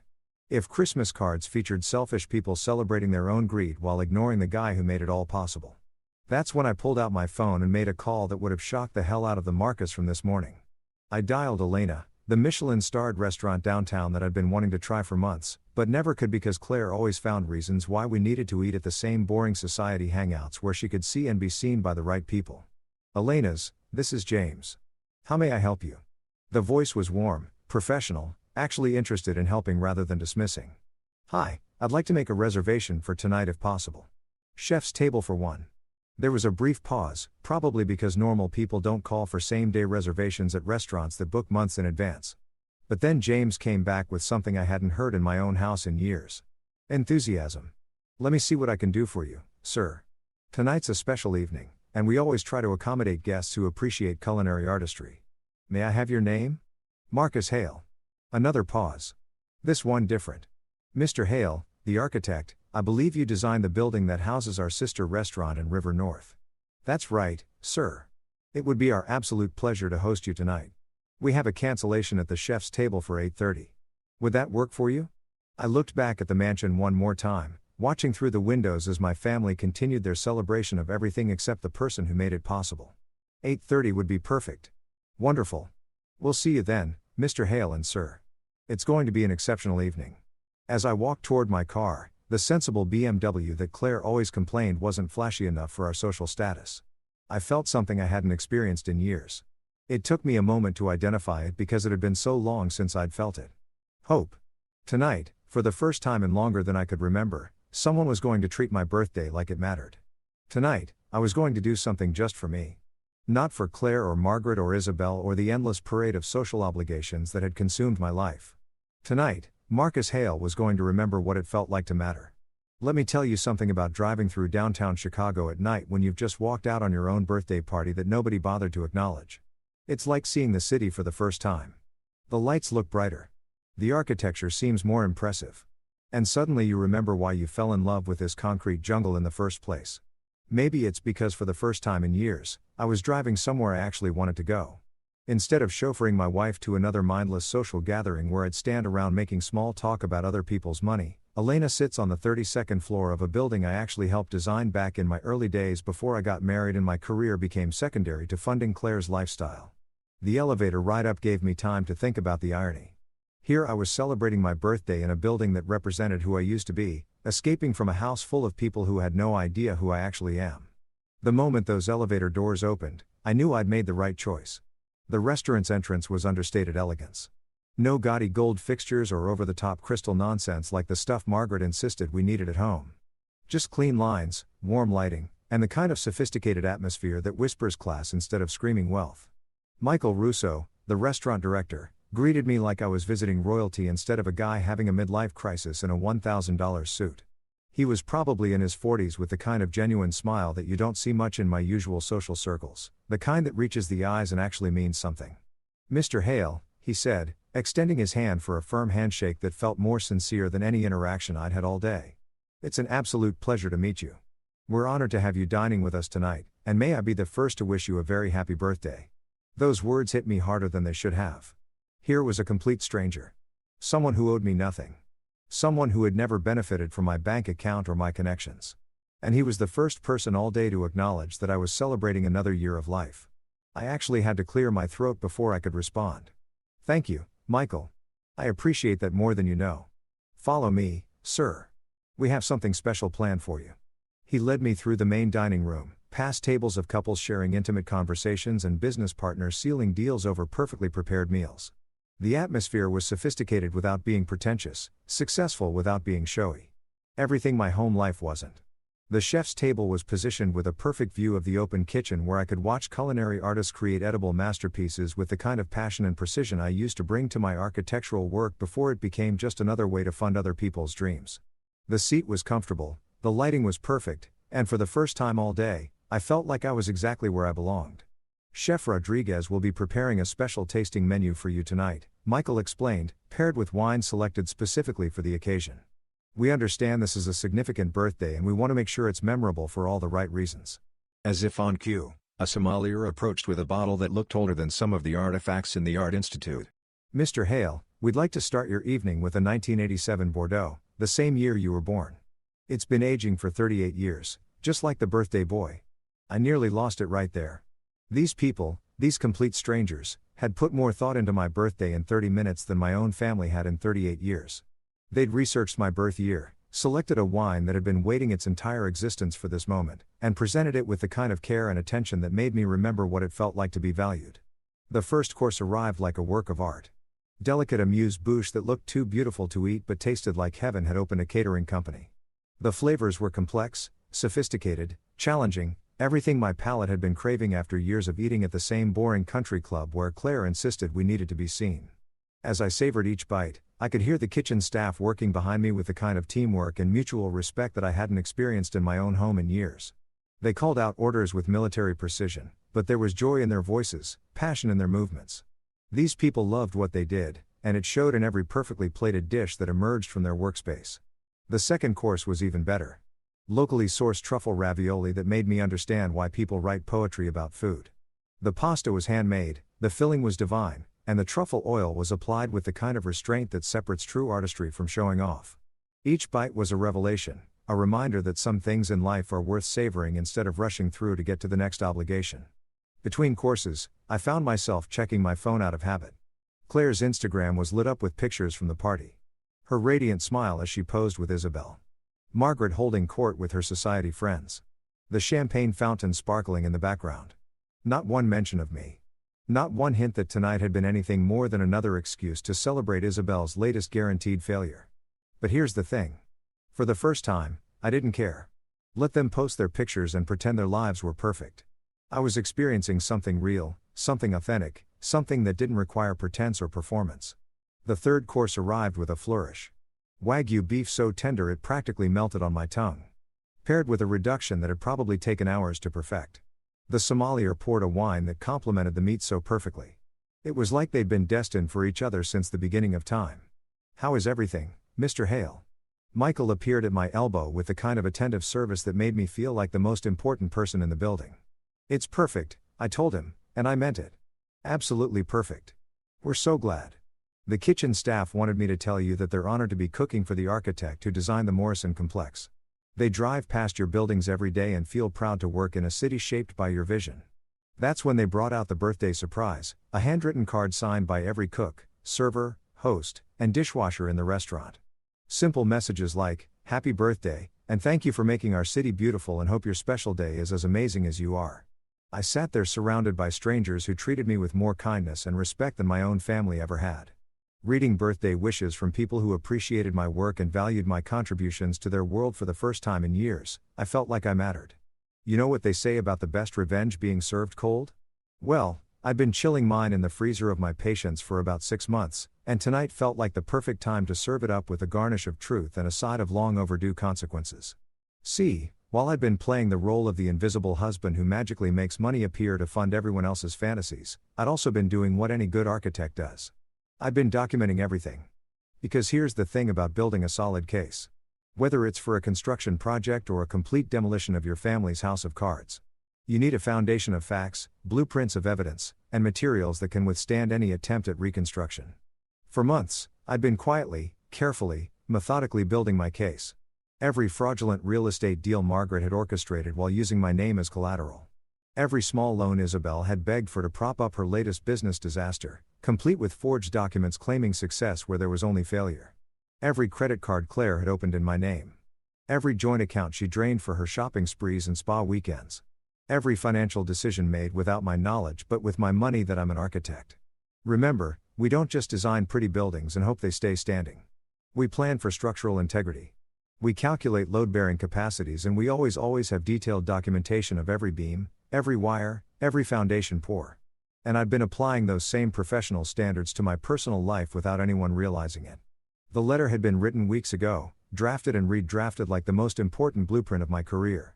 I'd used my father's old fountain pen, the one he'd carried through 20 years of construction sites and business negotiations, and my best stationery, the heavy Crane and Company paper that Claire had bought for important correspondence, but never actually used because texting was so much easier than forming complete thoughts. Tonight, before I'd walked out on my own birthday celebration, I'd placed that letter exactly where it needed to be, in the center of the dining room table, right next to the ridiculous ice sculpture of a swan that probably cost more than most people's monthly salary. I positioned it so that when the party wounded down and the guests finally went home to count their social media likes, someone would inevitably notice the envelope with my name written clearly across the front. The letter itself was a masterpiece of controlled rage and factual documentation. 3 pages of my finest handwriting. Each word chosen with the precision of a surgeon's scalpel. No emotional outbursts. No dramatic accusations. No pleading or begging or asking for explanations. Just facts. Cold, hard, legally documented facts that painted a picture so clear that even someone as delusional as Margaret couldn't deny it. Page 1. Detailed Margaret's real estate schemes, the properties purchased with my credit rating, the loans secured against assets I didn't know I owned, the rental income that somehow never made it into our joint accounts. I had bank statements, property records, and email exchanges that she thought she'd deleted, but I'd recovered from our shared cloud storage because apparently criminal masterminds don't always understand how technology works. Page 2 was dedicated to Isabel's financial fantasies. The boutique that existed only on paper. The inventory purchases that were actually personal shopping sprees. The business loans I'd co-signed under the impression that her companies were successful when they were actually hemorrhaging money faster than a shark with hemophilia. I had invoices, bank records, and even screenshots of her deleting negative reviews from social media while posting fake success stories. Page 3 was my personal favorite, a detailed accounting of Claire's creative financing techniques. The credit cards opened in my name without my knowledge. The joint accounts drained for household expenses that turned out to be jewelry and designer handbags. The forged signatures on loan applications for home improvements that somehow improved only her wardrobe. I documented every purchase, every withdrawal, every lie that had been told to banks and credit agencies using my name and reputation. But here's the thing that made this letter truly devastating. I hadn't just documented their crimes. I'd also documented the solutions. Account numbers for the forensic accountant I'd already hired. Contact information for the fraud investigation specialist who was standing by. Reference numbers for the criminal attorney who'd reviewed every piece of evidence and confirmed that yes, what they'd been doing was not just morally bankrupt, but actually illegal. The final paragraph was my favorite part. Effective immediately. I will no longer be participating in this family's financial fiction. All joint accounts have been frozen pending investigation. All credit cards have been cancelled. All loans have been called in. And all future requests for funding will be directed to your individual attorneys. I suggest you contact them soon because you're going to need them. I'd signed it with the same fountain pen my father had used to sign construction contracts. The same steady hand that had drafted building plans for half of Chicago's skyline.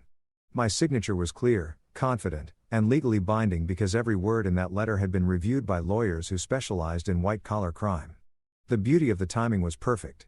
While they were upstairs celebrating Isabel's latest doomed venture with champagne that cost more per bottle than most people's car payments, the consequences of their actions were sitting patiently on the table like a time bomb disguised as correspondence. They'd finish their party, send their guests home, and then discover that their house of cards was about to become a house of consequences. I'd even included copies of all the evidence, neatly organized and labeled folders like the architectural drawings I'd spent my career perfecting. Bank statements in chronological order. Email exchanges sorted by participant.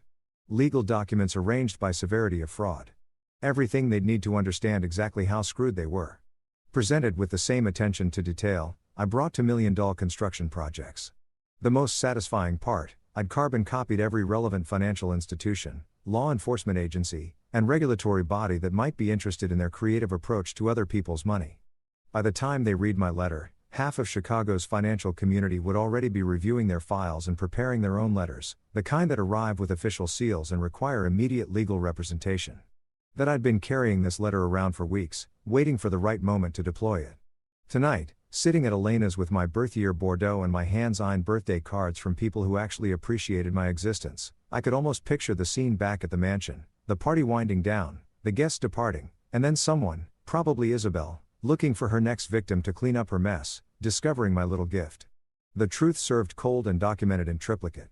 Sometimes the best birthday presents are the ones you give yourself. Picture this. It's nearly midnight. The champagne has lost its fizz. The ice sculpture has melted into an abstract art piece that nobody wants to look at. And the last of Chicago's social elite have finally stumbled out to their overpriced cars, probably texting their drivers to avoid any unfortunate encounters with sobriety checkpoints. The mansion that had been buzzing with fake laughter and genuine greed for the past 4 hours was now settling into that particular kind of silence that comes after a party. The kind where you can hear the lies echoing off the walls. Isabel, my dear sister-in-law, was doing what she does best, avoiding any actual work while loudly complaining about the need for someone else to do it. She was standing at the bottom of our grand staircase, the one with the hand-carved banister that I'd had restored by craftsmen who charged more per hour than some people make in a day. Still wearing her ridiculously expensive dress and looking like a princess who'd just discovered that castles require maintenance. "Marcus," she shouted, her voice carrying that particular blend of entitlement and irritation that she'd perfected over years of never hearing the word no. "Where are you? Come clean this mess." Her heels clicked across the Persian carpet with the rhythm of impatience. Each step a tiny percussion note and a symphony of her self-importance. She was probably already mentally composing tomorrow's Instagram post about her successful party, complete with hashtags about entrepreneurship and empowerment and whatever other buzzwords she used to disguise the fact that her business acumen peaked somewhere around a lemonade stand. But here's where things get interesting. As Isabel clicked her way through the debris of her celebration, abandoned champagne flutes, crumpled napkins, and the general detritus that comes from entertaining people who confuse expensive with valuable, she made it to the dining room where the real entertainment was waiting. There, in the center of our mahogany dining table that had been in Claire's family for 3 generations, and probably witnessed more financial crimes than a Swiss bank, sat my letter. Positioned exactly where I'd left it. Right next to the puddle that used to be a swan eye sculpture. The envelope practically glowing under the chandelier lights like a beacon of truth in a sea of the envelope was cream-colored Crane and Company stationery. The expensive stuff that Claire had bought for important correspondence, but never used because forming complete thoughts was apparently too much effort. My name was written across the front in my father's fountain pen. The same careful handwriting that had signed architectural contracts and building permits and apparently farewell letters to families who mistake kindness for weakness. Isabel stopped dead in her tracks. You know that moment in horror movies when the music stops and everything goes quiet right before something terrible happens? That was this moment. Except instead of a masked killer jumping out of a closet, it was the much more terrifying prospect of actual consequences for years of financial fraud. "Mother," she shrieked, her voice carrying the kind of panic that usually accompanies natural disasters or tax audits. "Mother, get down here." Margaret descended the stairs like a queen approaching her throne, except this particular queen was about to discover that her kingdom was built on quicksand, and the tide was coming in. She was still wearing her diamonds because apparently taking off jewelry before bed was for peasants, and had that imperious expression she wore whenever she was about to deliver one of her lectures about proper behavior or fiscal responsibility, which was rich coming from someone whose idea of financial planning involved spending other people's money. "What is it now?" Isabel Margaret demanded, irritation dripping from her voice like venom from a particularly well-dressed snake. Some of us need our beauty sleep, unlike certain people who think they can survive on champagne and social media validation. But when Isabel pointed at the table with a trembling finger that was still adorned with rings I'd probably helped finance, Margaret's expression shifted from irritation to something approaching actual concern. Because there, sitting innocently among the party debris, was evidence that somebody in this house had been paying attention to more than just the social calendar. Margaret approached the letter like it might explode, which in a way it absolutely was going to. She picked up the envelope with the kind of careful handling usually reserved for antique china or unstable explosives, turning it over in her hands like she could divine its contents through the expensive paper. "What is this?" she whispered. And for the first time in the 8 years I'd known her, Margaret sounded uncertain. Not commanding, not condescending, not dismissive, just uncertain, like a woman who was beginning to realize that the foundation of her comfortable life might not be as solid as she'd assumed. That's when Claire made her entrance.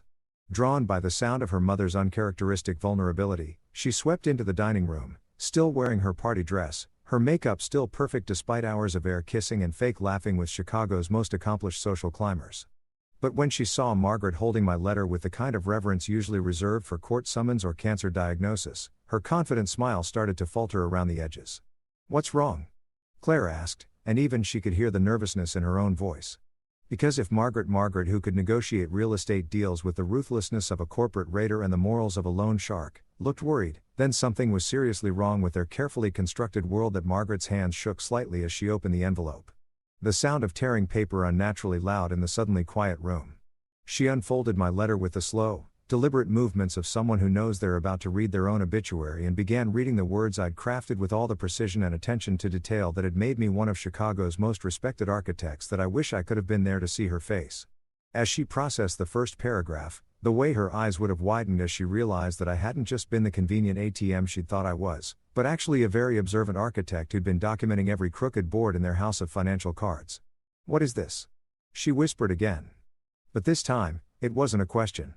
It was the sound of someone watching their entire world crumble in real time, like a controlled demolition, where you can see each floor pancaking into the one below it until nothing's left but dust and regret. Claire snatched the letter from her mother's hands, her eyes scanning the carefully written words that detailed every fraudulent transaction, every forged document, every lie they'd built their lifestyle on. And as she read, I could imagine her perfect composure finally cracking like expensive makeup in the heat. The house of cards was falling. And gravity is you know what's beautiful about gravity? It doesn't discriminate. It doesn't care if you're wearing designer clothes or driving a luxury car or living in a mansion on Sheridan Road. When the foundation crumbles, everything falls at exactly the same speed. And there's absolutely nothing you can do to stop it except watch and pray you land somewhere soft. By morning. And I'm talking about that brutal Chicago morning when the sun comes up like an unforgiving spotlight on last night's mistakes. The consequences of my little letter were spreading through the financial community faster than gossip at a country club brunch. Because here's the thing about white-collar crime in a city like Chicago. Everybody knows everybody. And when one domino falls, the rest follow with the precision of a Swiss watch and the subtlety of a demolition crew. Margaret's brokerage contracts were the first to go. I'd thoughtfully included her license number in my documentation, along with copies of the falsified documents she'd used to secure deals that violated more regulations than a speakeasy during Prohibition. The Illinois Department of Financial and Professional Regulation doesn't mess around when it comes to real estate fraud, especially when the evidence is presented with the kind of meticulous organization that makes prosecutors weep with joy. Her phone started ringing at 6 a.m., not with congratulations on last night's party, but with cancellation notices that sounded like death nails for her carefully constructed empire. The Henderson account, worth $2 million in potential commissions, terminated effective immediately. The North Shore development deal that she'd been bragging about for months, canceled faster than a Netflix subscription after a price hike. Even the small-time investors who'd trusted her with their retirement funds were pulling out like passengers abandoning a sinking cruise ship. But Margaret's professional destruction was just the opening act. The real show was happening in Isabel's digital kingdom, where her carefully curated online persona was collapsing like a house made of Instagram filters and wishful thinking. See, I'd included screenshots of her real financial records in my letter. Not the fantasy numbers she posted on social media, but the actual bank statements that showed her boutique losing money faster than a slot machine with a gambling addiction. And when those numbers got leaked to a few key influencers who specialized in exposing fake entrepreneurs, well, let's just say the internet has about as much mercy as a pack of wolves discovering a wounded deer. Her follower count, which she'd been artificially inflating with bots and fake engagement, started dropping like the temperature during a Chicago blizzard. The comments on her posts went from goals and queen to fraud alert, and this accompanied by screenshots of her real financial disasters. The lifestyle bloggers who'd been featuring her success story were now publishing retractions and apologies, distancing themselves from her like she had a contagious case of bankruptcy. The really beautiful part was watching her brand partnerships evaporate in real time. The jewelry company that had been paying her to pose with their products. They canceled her contract and demanded their merchandise back, the fashion brand that had been featuring her in their campaigns. They scrubbed her from their website so thoroughly it was like she'd never existed. Even the local coffee shop that had been giving her free lattes in exchange for Instagram mentions stopped returning her calls. But Claire was experiencing her own special kind of financial apocalypse. Because while she'd been living it up on credit cards opened in my name, I'd been building a paper trail that would make the FBI's evidence room look disorganized. Her credit cards started getting declined at the most embarrassing possible moments. Picture this. She's at Nordstrom trying to buy a purse that costs more than most people's mortgage payments. And the sales associate has to take those humiliating scissors to her platinum card right there in front of other customers. The joint accounts she'd been raiding for her shopping sprees were frozen tighter than Lake Michigan in January, with federal investigators reviewing every transaction like archaeologists examining ancient artifacts.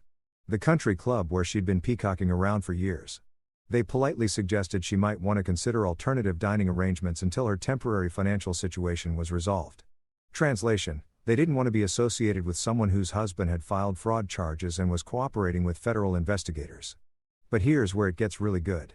Their mansion, that beautiful sprawling monument to other people's money that had been the center of their social universe, was suddenly looking a lot less permanent.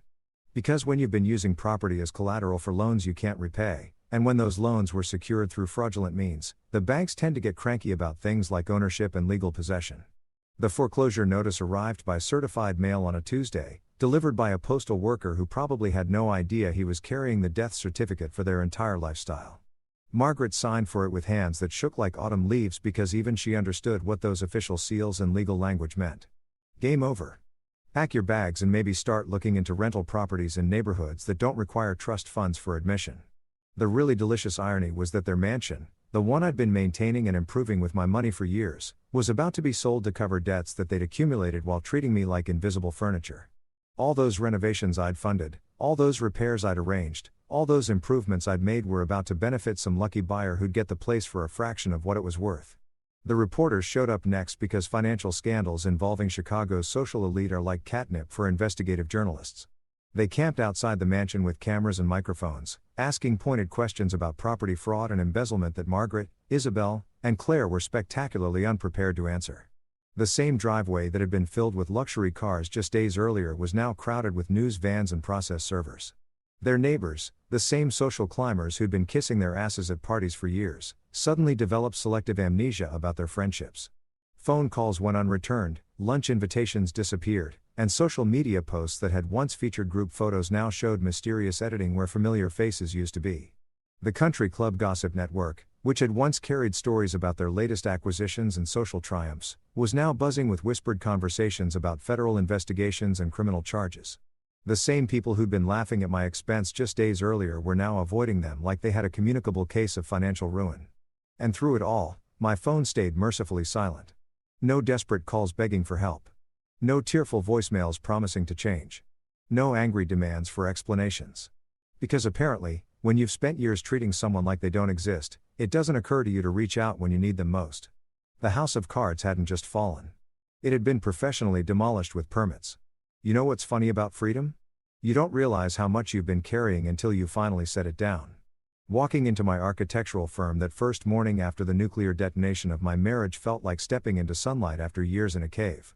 My shoulders were straighter, my head was clearer, and for the first time in ages, I was excited about the work that had made me fall in love with architecture in the first place.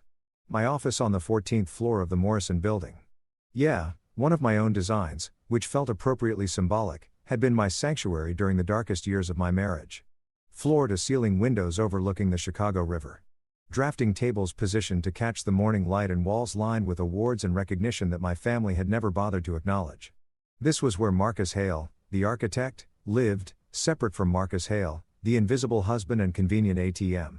The first thing I did was call my assistant Sarah and tell her to clear my schedule for new client meetings. Not because I was falling apart. Quite the opposite. I was finally ready to rebuild. And this time, I was doing it right. Within a week, my phone was ringing off the hook. Turns out, when you're not constantly distracted by financial fraud and family drama, you can actually focus on creating buildings that make people's lives better. The Morrison redevelopment project that I've been sketching while my family ignored my birthday, it got fast-tracked for approval after the city planning committee saw my presentation. But that was just the beginning. A developer in New York called about designing a sustainable housing complex in Brooklyn. An environmental group in Tokyo wanted me to consult on a zero-emissions office building. A non-profit in London needed someone to design affordable housing that didn't look like a concrete prison. Projects that mattered. Clients who valued innovation over intimidation. Work that would outlast the people who created it.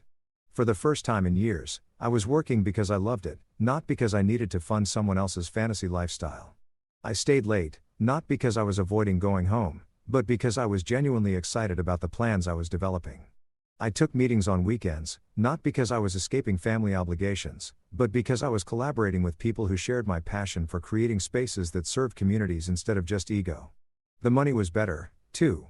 Which was ironic since I was no longer supporting 3 additional adults with expensive tastes and flexible relationships with financial reality. Clients were willing to pay premium rates for an architect who brought both technical expertise and genuine enthusiasm to their projects. My reputation, which had been solid but constrained by my personal distractions, was suddenly soaring like a building reaching for the sky. But here's the thing that really changed everything. I started volunteering at the Riverside Foster Center on the South Side. Not because some society wife told me it would look good for our social standing. Not because it was a tax write-off, but because I genuinely wanted to do something that mattered beyond profit margins and property values. The center was housed in a building that had seen better days. Probably around the time the Cubs last won the World Series, which tells you everything you need to know about its condition. Cracked foundations, outdated electrical systems, windows that let in more cold air than light, and a heating system that worked about as reliably as Chicago politicians keeping their promises. But the kids, man, these kids were something else. They'd been dealt hands that would make professional poker players fold immediately. But they kept playing with the kind of determination that would shame most adults I knew. Kids who'd been bounced between foster homes like pinballs in a machine. Who'd learned not to get too attached to anything because everything was temporary, who developed survival skills that most of us never need, but took for granted. The first time I walked into their common room, a space that was trying to be cheerful, but mostly succeeding at being depressing, I saw potential that nobody else was noticing. Not just potential in the building, but potential in the kids who were trying to do homework at wobbly tables under fluorescent lights that flickered like strobe lights at a very sad disco. "Are you another social worker?" asked a girl who couldn't have been more than 12, but had eyes that looked like they'd seen 40 years of disappointment. "Nope," I told her. "I'm an architect. I design buildings, and I think this place could use some serious redesigning." That's how I met Destiny, who became my unofficial consultant on what kids actually needed in a living space. She had opinions about everything. Natural light requirements, study space configurations, the optimal acoustics for both socializing and quiet time. She was basically a 12-year-old architectural critic with better insights than most of my professional peers. Over the following weeks, I started spending my evenings at the center. Not just volunteering, but actually listening to what the kids and staff needed. Not what bureaucrats thought they needed. Not what looked good on grand applications, but what would actually improve their daily lives. I began sketching plans for a complete renovation.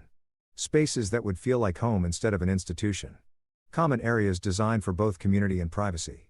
Study rooms with proper lighting and sound dampening. A kitchen where kids could learn to cook real food instead of just heating up processed garbage. Outdoor spaces where they could grow gardens and play safely. The more time I spent there, the more I realized these kids understood something that my former family never had. The difference between having things and having value. They appreciated every small improvement, celebrated every minor victory, and supported each other through setbacks that would crush most adults. When I showed them my preliminary designs for the new facility, their reactions were worth more than any architectural award I'd ever received. Their eyes lit up with the kind of hope that money can't buy and entitlement can't fake. They asked questions about construction timelines and structural engineering like they were personally invested in every beam and wire. Will it really look like this? Destiny asked, studying my renderings with the intensity of a Supreme Court justice reviewing constitutional law. Better, I promised her. Because you're going to help me design it. That night, I worked until 3 a.m. refining the plans. Not because I had to, but because I wanted to. Because for the first time in years, I was building something for people who would actually appreciate it. People who understood that shelter isn't just about walls and roofs, but about creating spaces where dreams can grow and futures can be built. That I was finally remembering why I became an architect in the first place. To create spaces that make people's lives better. In my life, it was definitely getting better. Let me paint you a picture of irony so thick you could cut it with a butter knife and serve it at a country club brunch. Remember that grand mansion on Sheridan Road where I used to be treated like expensive furniture that occasionally offered unwanted opinions? Well, that architectural masterpiece, the one I'd maintained and improved with my own money for years, was now someone else's problem, and my former family was experiencing what you might generously call a lifestyle adjustment. Their new accommodations were a 2-bedroom apartment in Rogers Park, which is a perfectly respectable neighborhood if you're not accustomed to living in a house that could double as a small hotel. The apartment building was one of those 1970s constructions that screamed functional but not fancy, with thin walls, questionable plumbing, and the kind of beige carpeting that had seen more drama than a soap opera. But retained about as much dignity. Margaret, the former queen of Chicago real estate fraud, was now discovering what it felt like to be on the receiving end of housing market reality. Her bedroom, and I use that term loosely since it was barely large enough for a queen bed and a dresser from IKEA, had become a monument to fallen grandeur. Designer clothes that used to hang in a walk-in closet the size of most people's living rooms were now crammed into a particle board wardrobe that creaked every time she opened it. The woman who used to hold court in restaurants where the wine list cost more than most people's monthly rent was now sitting at a card table she bought at a garage sale staring at a phone that had become as silent as a tomb. Her contact list, which used to read like a who's who of Chicago society, was now about as useful as a chocolate teapot. Amazing how quickly people forget your number when the FBI starts asking questions about your business practices. She'd been wearing the same thrift store outfit for 3 days. A polyester blouse that probably cost less than one of her old silk scarves and slacks that had seen better decades. Her jewelry, what little remained after the asset seizures, consisted of a wedding ring from her deceased husband and a watch that kept time about as accurately as a sundial in a basement. The diamonds that used to hang off her like Christmas ornaments on a very expensive tree had been sold to pay legal fees that kept growing faster than weeds in an abandoned lot. The really beautiful part was watching her try to maintain her dignity while learning to shop at discount grocery stores. Picture this. A woman who used to have her groceries delivered by personal shoppers, now standing in the cereal aisle at Aldi, trying to figure out why she needed a quarter to use a shopping cart. She'd attempted to negotiate with the checkout clerk about the bag fees, apparently thinking her decades of real estate manipulation had prepared her for retail transactions. Spoiler alert, it hadn't. Meanwhile, Isabel was experiencing her own special version of reality therapy at a coffee shop called Been There, Done That, a name that was probably meant to be clever, but mostly succeeded at being prophetic. My former sister-in-law, who used to post inspirational quotes about entrepreneurship while spending other people's money, was now wearing a brown apron and learning that customer service is significantly harder when the customers aren't paying you to pose with their products. Her Instagram account, which used to showcase a lifestyle that was 1 part aspiration and 3 parts fiction, had become a graveyard of deleted posts and bitter comments from former followers who felt personally betrayed by her financial fantasies. The few hundred subscribers she had left were mostly there for the same reason people slowed down to look at car accidents. Morbid curiosity about how far someone can fall when gravity finally catches up with them. The job itself was a masterclass in humiliation for someone who'd spent years pretending that influencer was a legitimate career path. She had to wake up at 5 a.m., which for Isabel was basically the middle of the night, and spend 8 hours brewing coffee for people who were actually contributing something useful to society. Her co-workers were mostly college students who worked harder in one shift than she'd worked in her entire adult life. And they had exactly zero patience for her complaints about how this isn't what I'm used to. The really delicious irony was watching her try to apply her networking skills to coffee shop customers. She'd attempt to turn every transaction into a business opportunity, pitching her non-existent expertise to commuters who just wanted caffeine and a receipt. Have you ever considered diversifying your investment portfolio? She'd ask someone ordering a latte, apparently not understanding that most people don't discuss their financial planning with baristas who can't figure out how to work the espresso machine. And then there was Claire, my beloved ex-wife, who was discovering that the job market has surprisingly little demand for women whose primary qualifications include looked good at charity galas and married well. Her resume, such as it was, read like a catalog of expensive hobbies disguised as professional experience. volunteer coordinator for the Symphony Gala, board member of the Garden Club, committee chair for various fundraising events, all unpaid positions that sounded impressive at cocktail parties, but meant absolutely nothing to actual employers. The stack of rejection letters on her side of their shared dining table, a wobbly thing she'd bought at a thrift store that would have made our old housekeeper laugh, was growing taller than the Sears Tower. Entry-level positions at marketing firms, administrative assistant roles at nonprofits, even retail jobs at department stores where she used to shop. Everybody was passing on Claire Hale like she was expired milk. The interviews she did manage to get were exercises in mutual bewilderment. Potential employers would ask about her experience with spreadsheets, and she'd talk about organizing seating charts for dinner parties. They'd inquire about her customer service background, and she'd mention the time she returned a dress that didn't fit properly. They'd want to know about her problem-solving skills, and she'd describe resolving conflicts between competing social climbers at fundraising events. But here's the part that really got to me. Every month, like clockwork, they'd receive an envelope from me. Plain white business envelope, no return address, containing a check for exactly half their rent. Not because I felt guilty. Guilt was a luxury I'd given up along with subsidizing their lifestyles. Not because I still loved them. Love had died somewhere between the financial fraud and the birthday humiliation. I sent those checks out of habit. The same way you might leave food out for a stray cat that you don't particularly like but don't want to see starve. Each envelope also contained the letters they kept sending me. Unopened. Returned to cinder like unwanted mail. Sometimes the best revenge is just letting people experience the natural consequences of their choices with a front row seat to watch gravity do its work. 1 year later, I was sitting in the same chair where this whole story started. My drafting table in what used to be the mansion's library, but was now the bright airy design studio of the newly opened Riverside Community Center. Yeah, that's right. I bought the building that used to house the Foster Center, gutted it completely, and rebuilt it into something that would make those kids feel like they mattered. Because here's the thing about second chances. Sometimes you have to build them yourself. The morning light was streaming through windows that actually let in light instead of just existing for show, illuminating architectural plans for my next project, a sustainable housing development in Detroit where families could own homes instead of just dreaming about them. But today wasn't about work. Even though work had become something I actually enjoyed again instead of just endured. Today was my 39th birthday, and for the first time in longer than I could remember, I was actually looking forward to celebrating it. The first hint that this birthday would be different came at exactly 7 a.m. when I heard the sound of hushed whispers and poorly suppressed giggles coming from the main activity room. Now, if you've ever tried to organize a surprise for someone while working with a dozen kids aged 8 to 17, you know that subtle isn't exactly their strong suit. It's like trying to hide a marching band in a library. Technically possible, but you're going to hear the tubas. I pretended to be absorbed in my blueprints while the sounds of what was clearly a covert operation echoed through the center. Chairs being moved, whispered arguments about color coordination, and at least 3 instances of someone hissing, "Shut up. He'll hear us." Loud enough to wake the dead. These kids had many talents, but stealth wasn't one of them. Destiny appeared in my doorway around 8:30, trying to look casual, but practically vibrating with excitement. She'd grown about 6 in the past year and had developed the kind of confidence that comes from having adults actually listen to your opinions instead of just patronizing you. "Mr. Hale," she said, attempting to sound nonchalant and failing spectacularly. "We need you to come look at something in the activity room. There's a problem with the lighting fixture." I looked up from my plans, fighting back a smile. "The lighting fixture that we just installed last month? The one that cost more than my first car?"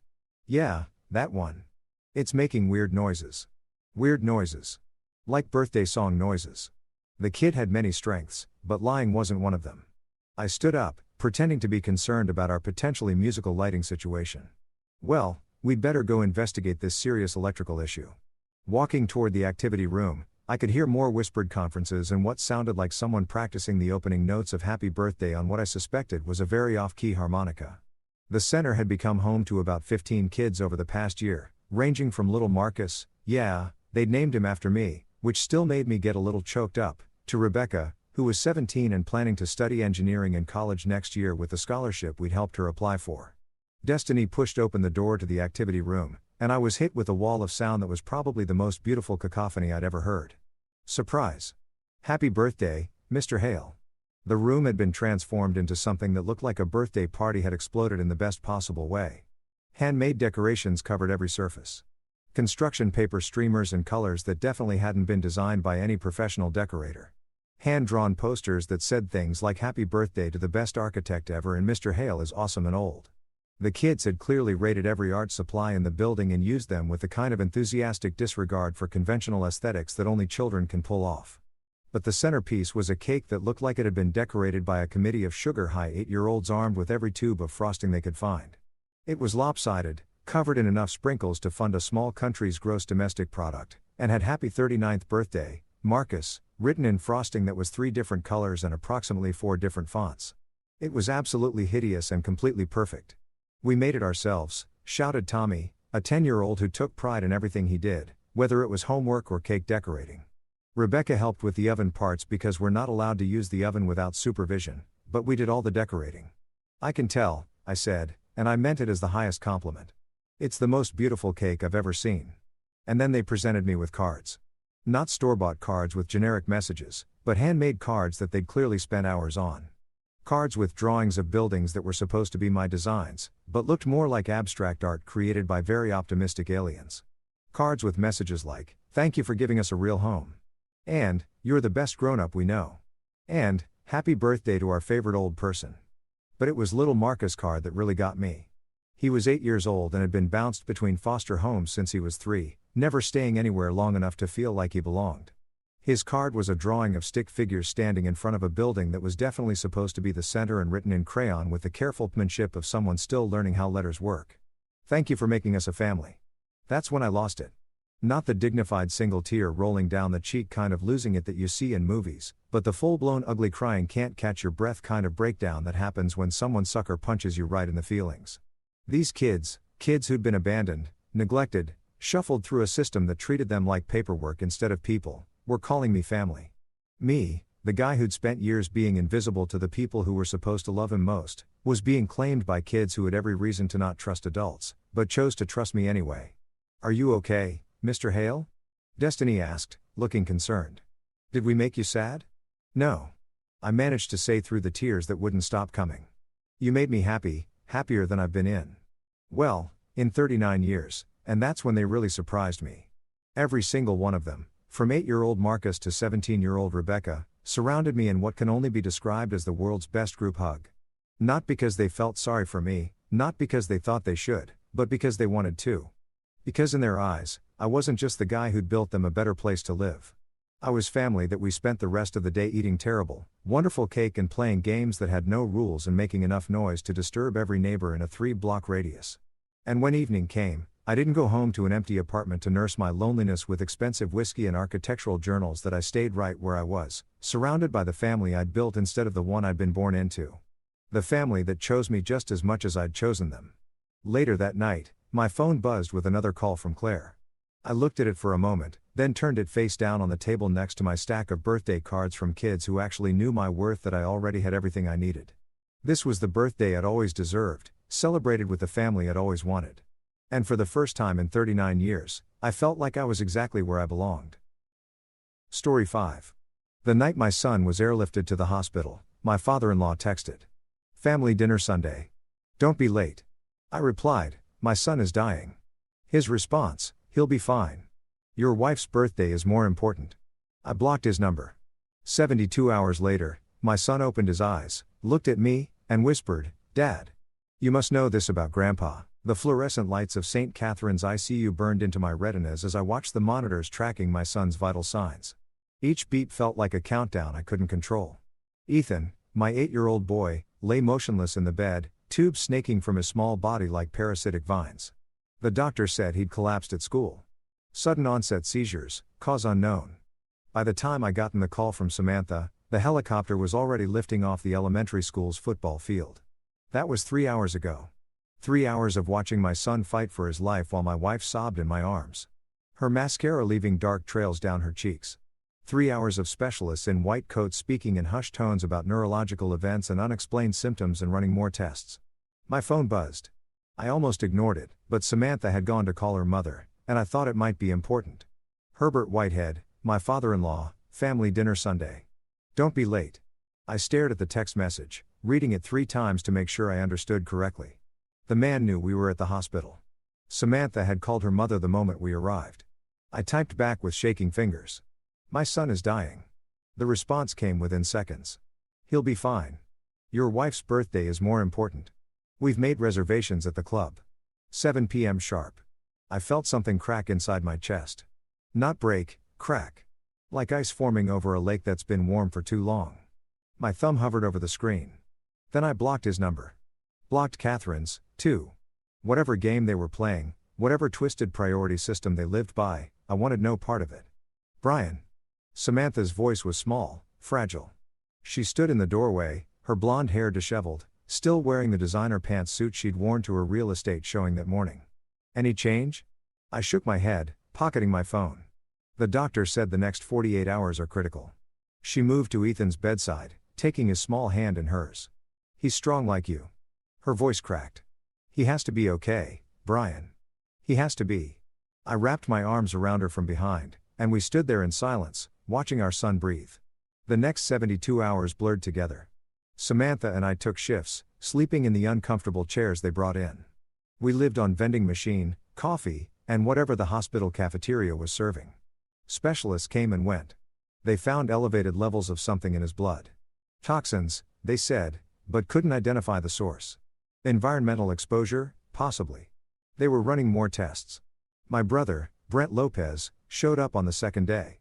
We'd had different fathers, different last names, but we'd been raised together after his dad left. And my mother married his mother. He was a research journalist for the Boston Herald, known for his investigative pieces that took down corrupt politicians and crooked businessmen. How's the little man? He asked, studying Ethan's sleeping face. Stable. They don't know what caused it yet. Brent's jaw tightened. He'd always been protective of Ethan, the cool uncle who showed up with agent inappropriate gifts and took him to Red Sox games and the in-laws. Block them. He raised an eyebrow. About damn time. What did Herbert do this time? I showed him the text exchange. Watched his expression go from surprise to disgust. Jesus Christ. Even for him, that's cold. Brent had never liked the Whiteheads. He'd warned me before I married Samantha that her family was trouble. Old Boston money. The kind that looked down on everyone else, especially a guy like me who'd worked his way up from a South Boston neighborhood where the closest thing to a country club was the corner bar. Samantha doesn't know, I said quietly. She's got enough to deal with. You're too good to her, you know that. Too good to all of them. Maybe he was right. I'd spent 10 years trying to prove myself to Herbert and Catherine Whitehead, trying to show them I was worthy of their daughter. I'd built a successful architectural firm, designed buildings that dotted the Boston skyline, bought Samantha the house in Beacon Hill she'd always wanted. And still, Herbert looked at me like I was dirt he'd scraped off his Italian leather shoes. On the third day, just after dawn, I was alone with Ethan. Samantha had finally agreed to go home and shower. Brent had gone to grab us real breakfast from a diner he knew. The nurse had just finished checking vitals when I heard it. Dad. The voice was so faint, I thought I'd imagined it. But then Ethan's eyes fluttered open, those green eyes he'd inherited from his mother, and he was looking right at me. Ethan. Oh, God. Buddy. I pressed the call button frantically while leaning over him. You're okay. You're going to be okay. His small hand gripped mine with surprising strength. Dad, you need to know about Grandpa. Shoo, don't talk. Save your strength. The doctors are coming. No. His voice was urgent despite its weakness. You have to know. Grandpa, I saw him at the factory. What factory? Ethan, you're confused. The pill factory near my school. His eyes were wide, frightened. He was there with bad men. They were talking about the medicine. The medicine that makes kids sick. The nurse rushed in, and soon the room filled with doctors.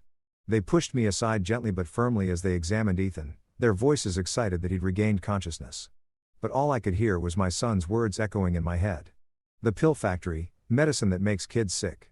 There was a pharmaceutical plant about a mile from Ethan's school. I'd driven past it 100 times. Medi-Source Technologies. I'd never paid much attention to it. But now I needed to know why my father-in-law had been there and what it had to do with my son lying in a hospital bed. Samantha was overjoyed when she returned to find Ethan awake. The doctors cautiously optimistic. They wanted to keep him for observation, run more tests, but the immediate crisis had passed. I should have felt relieved. Instead, I felt a cold determination settling into my bones. That evening, after Samantha had fallen asleep in the chair next to Ethan's bed, I stepped into the hallway and called Brent.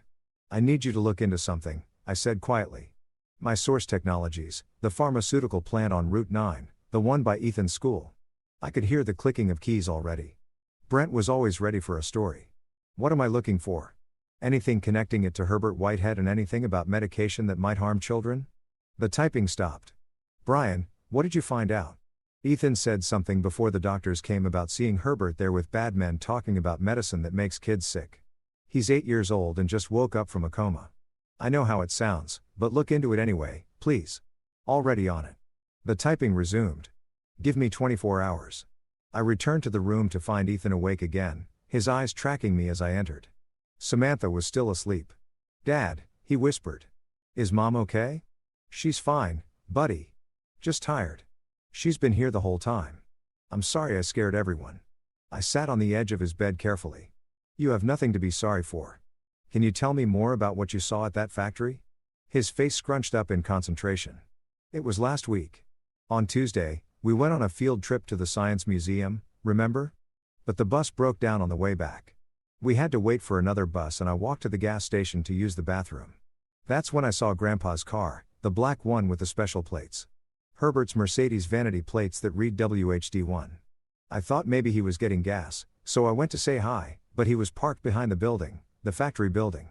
He was talking to two men in suits. They were arguing. Could you hear what they were saying? Ethan nodded. Grandpa was mad. He said something like, I don't care about the side effects. We're behind schedule and the board won't wait. And one of the other men said, kids are getting sick, Herbert. If this gets out, but then Grandpa saw me. My blood ran cold. What did he do? He got really quiet. Told the men he'd call them later. Then he came over and asked what I was doing there. I told him about the field trip. He seemed nice. Dad, he bought me a candy bar from the gas station and told me it would be our little secret. That Grandma would be mad if she knew he was eating sugar. A secret? Of course. Did you eat the candy bar? Ethan's face palled. Yeah, right away. It was a Snickers. My favorite. You don't think? No, buddy. No, but I was already thinking it. The unexplained toxins in his blood. The timing. Did Grandpa give you anything else? He had this bottle in his car. Said it was vitamins. That growing boys need vitamins. He gave me 2 pills and watched me take them with water from the gas station. Jesus Christ. Why didn't you tell us? I forgot. I mean, I didn't think it was important. And then at school the next day, I started feeling weird. And then I don't remember much after that. I forced my voice to stay calm. You did good telling me now, Ethan. Real good. But I need you to do something for me. Don't mention this to anyone else yet. Not Mom. Not the doctors. Not until I figure some things out. Can you do that? He nodded solemnly. Is Grandpa in trouble? I don't know yet, but I'm going to find out. I spent that night researching Medisource technologies on my phone while Samantha and Ethan slept. The company had been founded 15 years ago by a biochemist named Dr. Stanley Beasley and was primarily known for producing generic medications and supplements. On the surface, everything looked legitimate, but there were cracks if you knew where to look. 3 years ago, there had been a lawsuit, a class action involving a batch of contaminated children's vitamins. The case had been settled out of court for an undisclosed amount with no admission of wrongdoing. The lawyer who represented the plaintiffs was named Matthew Rivera. I made a note to contact him. Then I found something else. Medisource Board of Directors, and they're listed as a non-executive director Herbert Whitehead. My father-in-law was on the board of the company that had produced contaminated children's vitamins. The same company my son had seen him visiting, arguing about side effects and kids getting sick. The same company whose products had possibly put my son in the ICU. I looked at Ethan, sleeping peacefully now, his small chest rising and falling. Then at Samantha, her face slack with exhaustion. She loved her father despite everything. She made excuses for his coldness, his superiority complex, his casual cruelty. Growing up in that world, she'd been taught that money and status mattered more than kindness or empathy. But she loved our son more than anything. And when she found out what Herbert had done, no, I couldn't tell her. Not yet. Not until I had proof. Not until I had a plan. My phone buzzed. A text from Brent. You need to see this coming by in the morning. Don't show Sam. I didn't sleep that night. I sat in that uncomfortable chair watching my family and felt that crack in my chest widen into a chasm. On one side was the man I'd been patient, understanding, willing to take Herbert's abuse because I loved my wife. On the other side was someone new, someone cold, and calculating. Someone who was going to make Herbert Whitehead pay for what he'd done. When Brent arrived the next morning, he was carrying a folder thick with documents. We met in the hospital cafeteria away from Samantha and Ethan. Tell me I'm wrong, he said, spreading papers across the table. Tell me this is all coincidence. But it wasn't coincidence. It was systematic, calculated evil. Medisource Technologies had been cutting corners for years, using substandard ingredients in their supplements and medications, falsifying safety reports, bribing FDA inspectors.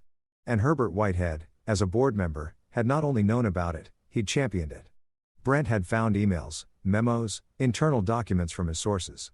They've been poisoning kids for profit, Brent said, his voice shaking with rage. The contaminated vitamins 3 years ago, that wasn't an isolated incident. It's been happening regularly. They pay off the families, bury the stories, and keep producing their garbage. And Herbert? He's the one pushing for faster production, lower costs, higher margins. He doesn't care who gets hurt as long as the stock price goes up. Brent pulled out another document. And here's the kicker. 3 months ago, Medisource launched a new line of children's chewable vitamins. Guess which school district they donated free samples to as a community health initiative? My hands clenched into fists. Ethan's district. Every kid in 3 elementary schools got a bottle. Free. They sent them home with instructions to take 2 daily. He met my eyes. Your son's not the only one who got sick. Brian, there have been 4 other cases of unexplained seizures and neurological symptoms in kids from those schools in the past month. The families are all working ass, all insured by the basic state plans. None of them have the resources to investigate or sue. And many source lawyers are already preparing the settlement paperwork. I thought about Ethan taking those pills from Herbert. Had they been from the contaminated batch? Or was my father-in-law testing something even worse on his own grandson? I need you to hold this story, I said quietly. Brent stared at me. What? Brian, this is huge. Kids are being hurt. I need to. I know and you will, but not yet. I met his eyes. Herbert Whitehead doesn't just get to lose his reputation and maybe serve some cushy white-collar sentence. He tried to kill my son, Brent. My son? He poisoned him and then told me a birthday party was more important than his life. What are you planning? I don't know yet, but I need time to figure it out. Can you give me that? Brent studied me for a long moment. Then he nodded slowly. 2 weeks. That's all I can sit on this. After that, I'm running the story with or without you. That's all I need. Ethan was discharged 4 days later with a clean bill of health. The doctors still couldn't explain what had caused his symptoms, but all his tests were coming back normal now. They attributed it to some kind of environmental toxin that had worked its way out of his system. They prescribed monitoring and follow-up appointments, but said he could go home. Samantha was ecstatic. She wanted to celebrate, to have a family dinner, and she wanted to reconcile with her parents. I know my father can be difficult, she said as we drove home. Ethan asleep in the back seat, but he's still my father, Brian. And he's Ethan's grandfather. We can't just cut them out of our lives over a text message. It wasn't just a text message, Sam. I know it was insensitive. I know his timing was terrible, but that's just how he is. He doesn't know how to express emotion properly. You know, his childhood was difficult. His childhood doesn't excuse him treating our son's life as less important than a dinner reservation. She was quiet for a moment. What if we invited them over here to our house? That way, it's on our terms and they can see Ethan is okay. I think my father was probably just scared, Brian. Scared of losing Ethan. So, he pretended it wasn't serious because that's how he copes. I wanted to tell her the truth. Wanted to show her the documents Brent had found. Tell her about the contaminated vitamins and the poisoned children and her father's role in all of it. But she looked so hopeful, so eager to believe the best of Herbert despite everything. Okay, I said finally, but just dinner. And the first time he's rude or dismissive, they leave. She kissed my cheek. Thank you. You're a good man, Brian Hale. I didn't feel like a good man. I felt like a man planning something dark and irreversible. But I smiled and squeezed her hand and drove us home to our beautiful house in Beacon Hill, the one I'd bought to prove I was good enough for her. That evening, after Ethan was tucked into bed, I went down to my home office and opened my laptop. I'd spent the past few days thinking, planning. Herbert Whitehead was wealthy, connected, and protected by lawyers and privilege. A man like him didn't go down easy, but every man had weaknesses, and I was going to find all of Herbert's. I started making a list. Everyone he did business with, every board he sat on, every club he belonged to. The Whitehead's world was small and insular, built on reputation and old money and carefully maintained appearances. That was going to be his downfall because when you build your entire life on appearances, the truth becomes your greatest enemy. I opened a secure email account and drafted a message to Matthew Rivera, the lawyer who'd handled the class action against Medisource. Then I sent similar messages to 3 other attorneys who'd represented families in medical malpractice cases against pharmaceutical companies. I wasn't a lawyer. I wasn't an investigator, but I was an architect. I knew how to build things from the ground up. How to make sure every piece supported the whole structure. And I was going to build a case against Herbert Whitehead that would destroy him completely. The dinner with the Whiteheads was scheduled for Sunday evening, exactly 1 week after Herbert's text message. Samantha spent all day cooking, making Herbert's favorite dishes, setting the dining room table with her grandmother's china. She wanted everything perfect. I wanted everything documented. Before they arrived, I placed my phone in the built-in bookshelf near the dining table, camera aimed at Herbert's usual seat, set to record. I wasn't sure what I'd capture, but I'd learned in my years designing buildings that you always wanted a record of the foundation before you started construction. Herbert and Catherine arrived. Exactly on time, which for them meant 15 minutes late. Fashionable tardiness for people who considered punctuality a middle-class concern. Catherine swept and wearing Chanel and diamonds. Herbert in a cashmere blazer that probably cost more than my first car. Samantha, darling. Catherine air-kissed her daughter. You look tired. I've been at the hospital all week. Mother. Yes. Well, children are so resilient. I'm sure it was all very dramatic, but he's fine now, isn't he? I watched Herbert waiting for an apology, an acknowledgement, anything. He simply poured himself a scotch from our bar without asking and settled into his usual armchair. Brian, he said, not looking at me. I trust your latest project is on schedule. The waterfront development, so we were just going to pretend. Pretend he hadn't dismissed his grandson's life-threatening emergency. Pretend everything was normal, on schedule, and under budget, I said evenly, good. Wouldn't want to disappoint the investors. He took a sip of his drink. Where's the boy? Ethan is upstairs. Homework. Homework. It's Sunday evening. When I was his age, when you were his age, you weren't recovering from a neurological event. The room went quiet. Catherine coughed delicately. Samantha shot me a warning look. Herbert's eyes finally met mine. They were cold, flat. Sharp's eyes. Are we going to have a problem, Brian? That depends. Are you going to acknowledge that your grandson almost died last week? Boys get sick. It happens. Coddling them doesn't help. I felt Samantha's hand on my arm, squeezing tight. A warning, a plea. Dinner's ready, she said brightly. Let's eat. We moved to the dining room. Samantha had made prime rib, roasted vegetables, twice-baked potatoes, all of Herbert's favorites. Catherine picked at her food while commenting on Samantha's weight. You're looking healthier, dear. Have you been eating more? And the house's decor. So much clutter. We really should introduce you to our minimalist designer. Herbert held forth on politics, business, the declining standards of modern society. Everything he said was designed to assert dominance, to remind everyone at the table that he was the patriarch, the authority, the man in charge. I let him talk, let him feel comfortable and superior. And I watched him, studying every gesture, every expression, looking for the tells, the weaknesses.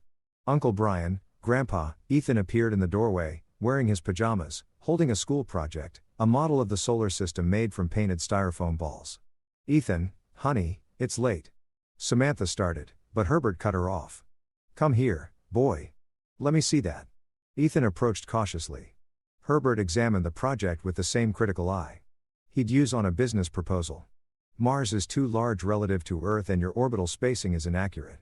He handed it back. You'll want to fix that before you turn it in. Otherwise, you'll look foolish. Ethan's face fell. But Mrs. Henderson said it was really good. Mrs. Henderson is paid to be encouraging. I'm your grandfather. I'm paid to tell you the truth. Herbert turned back to his meal. Run along now. Adults are talking. I stood up so fast my chair scraped loudly against the floor. Samantha grabbed my wrist. Brian, don't. But I was already moving around the table, kneeling down to Ethan's level. Your project is amazing, buddy. The best one I've seen. Don't change a thing. I looked up at Herbert. And for the record, Mrs. Henderson is right. Your grandfather is wrong. Bryant. Catherine gasped. Herbert's face flushed red. How dare you contradict me in front of who? Your grandson. The one you didn't give a damn about when he was dying in the ICU. I stood up, putting myself between Ethan and Herbert. The one whose life you valued less than a dinner reservation. You blocked my number. Herbert slammed his hand on the table. How was I supposed to know he was actually sick? Children get ill all the time. Samantha was always dramatic about these things growing up. He was airlifted to the hospital. Herbert airlifted. But sure, your daughter was being dramatic. Samantha was crying now. Brian, please. Dad, you too. Can we just? No, I said quietly. We can't. Not anymore. I looked at Herbert directly. I want you to leave. And I don't want you near my son again. You can't, Catherine started. I can. It's my house, my family, and I'm done pretending that your husband's money and connections make up for the fact that he's a cruel, heartless bastard who doesn't care about anyone but himself. Herbert stood, drawing himself up to his full height. He was taller than me, broader through the shoulders despite his age, trying to intimidate me the way he probably intimidated everyone in his life. You're making a grave mistake, Brian. My family has connections in this city. Connections that could make or break your little firm. One phone call for me. And in what? You'll ruin me. I smiled and it felt cold on my face. Go ahead, try. But while you're making your phone calls, I'll be making mine. To the families of the other children who got sick. To the lawyers who'd love to take another crack at Medisource Technologies.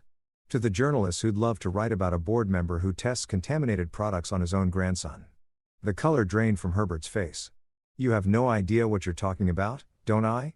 Tell me. Herbert, what were you doing at the Medisource plant 3 weeks ago? The one near Ethan's school. Catherine looked confused. Samantha had stopped crying, was staring at her father with growing horror. I have business interests in many. You gave him vitamins from a bottle in your car. Told him it was a secret. I took a step closer. What was in those vitamins, Herbert? What did you give my son? I don't know what lies the boy has been telling you. Ethan doesn't lie. Unlike some people in this room. Herbert's jaw clenched. I think we're done here. Yes, I agreed. We are. You're done here. Done with my family. Done poisoning children for profit. Done with all of it. They left in a fury of slammed doors and Catherine's indignant screeching. Samantha stood in the middle of our destroyed dinner, mascara running, staring at me like she'd never seen me before. What did you mean about vitamins? She whispered. About poisoning children? I glanced at Ethan, still standing in the doorway, clutching his solar system. Buddy, can you go upstairs, please? He nodded and disappeared. Smart kid. He knew when adults needed to talk. I showed Samantha everything. The documents Brent had gathered.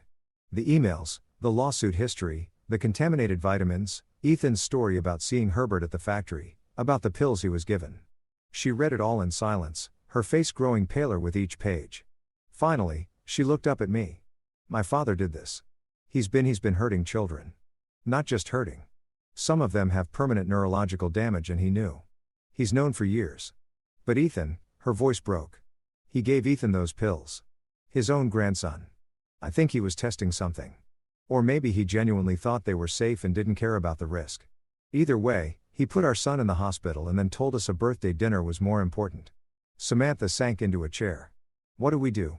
I'm going to destroy him, I said simply. I'm going to take everything he has, his reputation, his wealth, his freedom. I'm going to make sure he pays for what he did to Ethan and all those other kids. How? I don't know yet, but I will. I knelt beside her, taking her hands. I need to know you're with me on this because it's going to get ugly. Your mother will never forgive us. Half of Boston society will turn against us. We might lose friends, clients, our social standing, everything we've built. She looked at me with those green eyes. Ethan had inherited. And I saw steel beneath the tears. He hurt our son. She said he hurt other people's children. I don't care what it costs. Make him pay. And just like that, we were in it together. United against the man who had lorded over both our lives for the past decade. I kissed her forehead. I love you. I love you, too. And Brian, she gripped my hand tight. Burn it all down. I intended to. The next morning, I met with Matthew Rivera in his office in downtown Boston. He was younger than I expected, maybe 40, with sharp eyes and a reputation for taking on cases other lawyers wouldn't touch. I've been waiting for someone to come after Medisource again, he said after I explained why I was there. The settlement 3 years ago was a joke. The families got pennies compared to what their kids suffered. But Whitehead and his cronies have deep pockets for legal defense. What if you had inside information? Documentation of their corruption? Rivera leaned forward. What kind of documentation? I spread out copies of everything Brent had found. Rivera's eyes widened as he read, his fingers drumming on the desk. This is Jesus. This is criminal conspiracy. Wire fraud, racketeering. The FDA violations alone could put half their board in prison. He looked up at me. How did you get this? My brother's an investigative journalist. He has sources. Can he testify? If it comes to that, Rivera was quiet for a moment. Mr. Hale, I need to be straight with you. Going after someone like Herbert Whitehead is a war. He'll come at you with everything. Private investigators digging into your past. Lawyers filing nuisance suits. He'll try to destroy you financially, professionally, personally. I know. And it could take years. Class action lawsuits move slowly. Even with this evidence, he could tie it up in appeals forever. I don't need it to be fast. I just need it to be thorough. Rivera smiled. Then we're going to get along just fine. I'll start reaching out to the families. Build the plaintiff list. With this documentation, we can file within a month. He paused.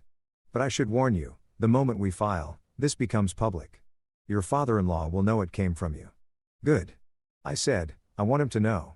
While Rivera worked on the legal angle, I worked on the social one. Herbert Whitehead's power wasn't just in his money. It was in his connections. The clubs he belonged to, the boards he sat on, the charity galas he attended. He'd built his reputation over decades, carefully crafting an image of respectability and civic duty. I was going to dismantle that image piece by piece. I started with the Beacon Hill Society, a charity organization both Herbert and I were members of.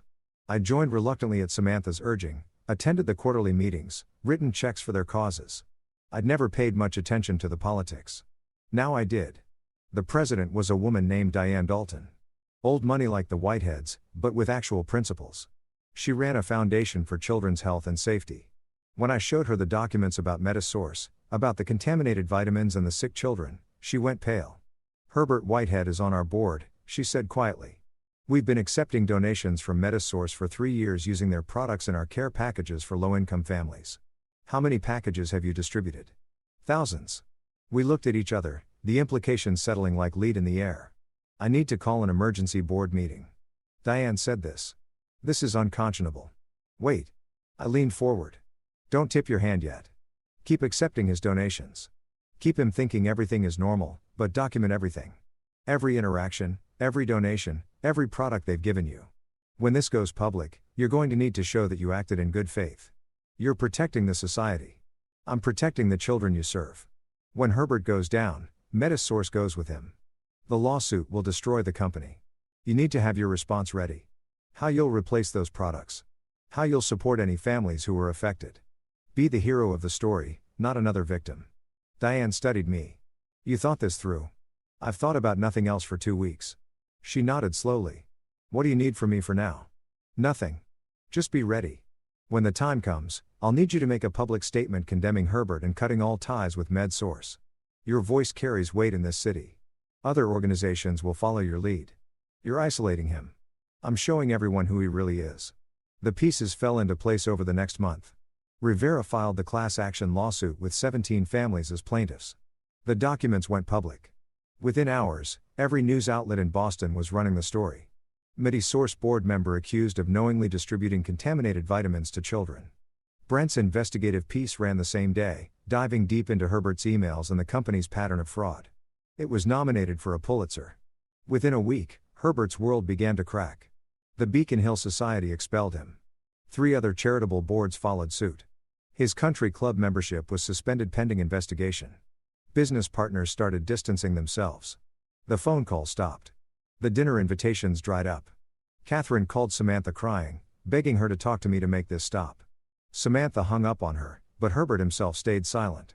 No public statements, no denial. His lawyers issued a standard response. Mr. Whitehead denies all allegations and looks forward to clearing his name in court. He was digging in, preparing for war. Good. So was I. I'd been documenting everything, building a timeline of Herbert's involvement with MediSource, and I'd found something interesting. A pattern of stock transactions.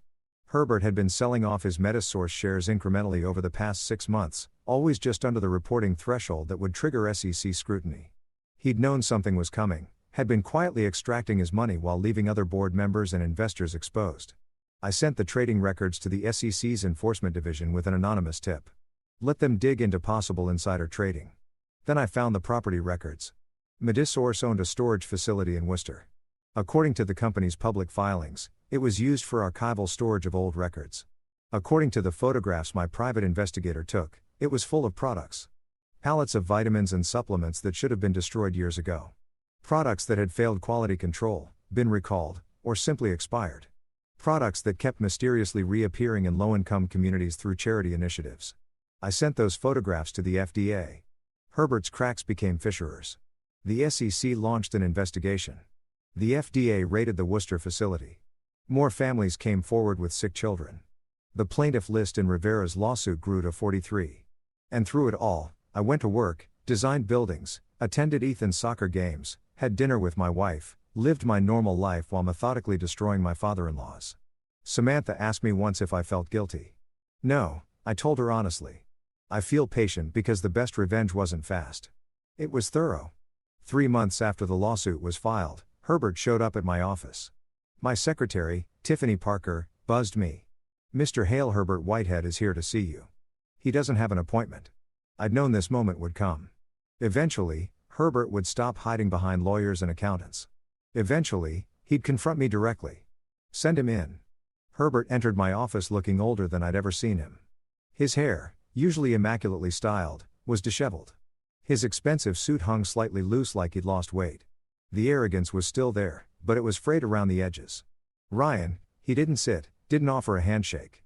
"We need to talk. I have nothing to say to you." "Then listen." He moved to the window, looking out at the Boston skyline. "You're destroying me. You know that?" "Yes. The lawsuit, the investigations, the media circus. My reputation is ruined. My business partners won't return my calls. Catherine and I have been disinvited from events we've attended for 30 years. He turned to face me. "Are you satisfied?" "Not even close." His jaw clenched. "What do you want? Money? I'll write you a check right now. Name your price." "You think this is about money?" "Everything is about money, Brian. You of all people should know that. You spent 10 years trying to prove you could run with my crowd, buy the right houses, wear the right clothes. Don't pretend you're above it." "I'm not above it." I agreed. "But this isn't about money. It's about my son. It's about the other 43 children you poisoned. It's about you standing in my dining room and telling me Ethan's life mattered less than a birthday reservation. I made a mistake. You made a choice. You chose profit over safety, over children's lives, over your own grandson." I stood facing him across my desk. "And then when your choice put him in the ICU, you chose your pride over his life. I didn't know the vitamins would hurt him. I thought you thought what? That the contamination reports were exaggerated? That the side effects wouldn't affect your family? Or did you just not care because the lawsuits were cheaper than recalling the products?" Herbert's face flushed. "You self-righteous little. You have no idea how business works at that level. Sometimes people get hurt. It's unavoidable. You make the best decisions you can with the information you have. You had all the information. You had reports, test results, medical records. You knew children were having seizures, neurological damage, liver failure, and you buried it. To save the company, to save jobs, hundreds of people work for Medors, and their children deserve to take vitamins that won't put them in the hospital." I slammed my hand on the desk. "You don't get to hide behind noble intentions, Herbert. You poison kids for profit. Period." We stared at each other across the desk. Two men who'd never liked each other, finally dropping the pretense of civility. "What do you want?" Herbert asked again, quieter this time. "Tell me how to fix this." "You can't fix it. You can only face it." I sat back down. "The lawsuit goes forward. The investigations continue, and when they're done, you'll go to prison. That's how this ends. I'll fight. I know. And you'll lose." Herbert's hands curled into fists. "I could still destroy you. One call to my lawyers. We file a defamation suit based on what? Documented evidence of your crimes. Good luck with that. I could make you toxic in this city. No one would work with your firm. No investor would touch you. Then do it," I said calmly. "Call everyone you know. Tell them all about how I'm targeting you. See who answers. See who still takes your calls." I smiled. "Because I've spent 3 months making sure everyone knows exactly who you are. You have no power left, Herbert. Just ego." He stared at me for a long moment and I saw it. The moment he realized I was right, that his influence, his connections, his carefully built empire was crumbling and there was nothing he could do to stop it. "You're destroying my family," he said quietly. "No, you did that yourself. I'm just making sure everyone sees it." Herbert turned to leave, but paused at the door. "Samantha will never forgive you for this. She'll resent you for turning her against her own father. Samantha knows what you did, what you are. She made her choice. Children always choose their parents eventually. Blood is thicker than marriage vows. Brian, you'll see. He left. I didn't watch him go. I pulled out my phone and texted Brent. He came to the office. Tried to buy me off. Record it if he contacts you. The response came immediately. Already got 2 voicemails from his lawyers. This is going to be good. The trial began in the fall. Not a criminal trial. That would come later after the federal investigations concluded. This was the civil suit. 43 families against Medisource Technologies and its board of directors. The courtroom was packed. Media in the back rows. Families in the front. I sat with Samantha watching as Rivera systematically dismantled Herbert's defense. The emails were damning. Herbert arguing against her calls. Herbert pushing for faster production despite quality control warnings. Herbert calculating that lawsuit settlements were cheaper than fixing the manufacturing process. Money over safety every time. Rivera told the jury. That was Herbert Whitehead's philosophy. And these children paid the price. They brought in the victims. Kids with tremors they'd never had before. One 9-year-old girl who'd lost partial vision. A 6-year-old boy who still had seizures despite medication. And Ethan, I'd fought against it. Didn't want to put my son through testifying. But Rivera insisted and Ethan wanted to do it. I want to help the other kids, he'd said. Grandpa hurt them, too. So, we sat in that courtroom and watched our 8-year-old son take the stand. Watched him describe seeing Herbert at the factory taking the pills from the bottle in Herbert's car. Getting sick the next day. Did your grandfather visit you in the hospital? Rivera asked gently. No, Ethan said. He sent a text to Dad about a birthday party instead. You could hear the jury's collective intake of breath. Herbert's lawyer tried to discredit him. Isn't it true you don't really remember much about being sick? That you were confused? I remember Grandpa giving me pills. I remember him saying it was our secret. I remember getting sick. Ethan looked directly at Herbert sitting at the defense table. And I remember Dad staying with me the whole time while Grandpa didn't care if I died. The judge called a recess. Samantha took Ethan out of the courtroom while I stayed, watching Herbert lean over to whisper furiously to his lawyer. In the hallway, I found Catherine Whitehead waiting. She looked older, too, brittle and fragile in her designer suit. I hope you're happy, she said. You've destroyed our family. Herbert destroyed your family. I'm just holding him accountable. He made mistakes. We all make mistakes. But this public humiliation, this trial, it's barbaric. You know what's barbaric, Catherine? 43 sick children, some of them with permanent damage. Because your husband cared more about his stock portfolio than their lives. The company's lawyers said those reports were inconclusive. The company's lawyers lied. And you know it. I stepped closer. How many charity events have you attended? How many galas for children's hospitals? And all that time, your husband was poisoning the exact children you claimed to care about. Her hand cracked across my face before I saw it coming. The slap echoed in the marble hallway. Don't you dare judge me, she hissed. You with your working class background and your precious moral superiority. You never belonged in our world. Samantha deserved better than you. Maybe, but Ethan deserved better than Herbert, and so did all those other kids. Security guards appeared, drawn by the commotion.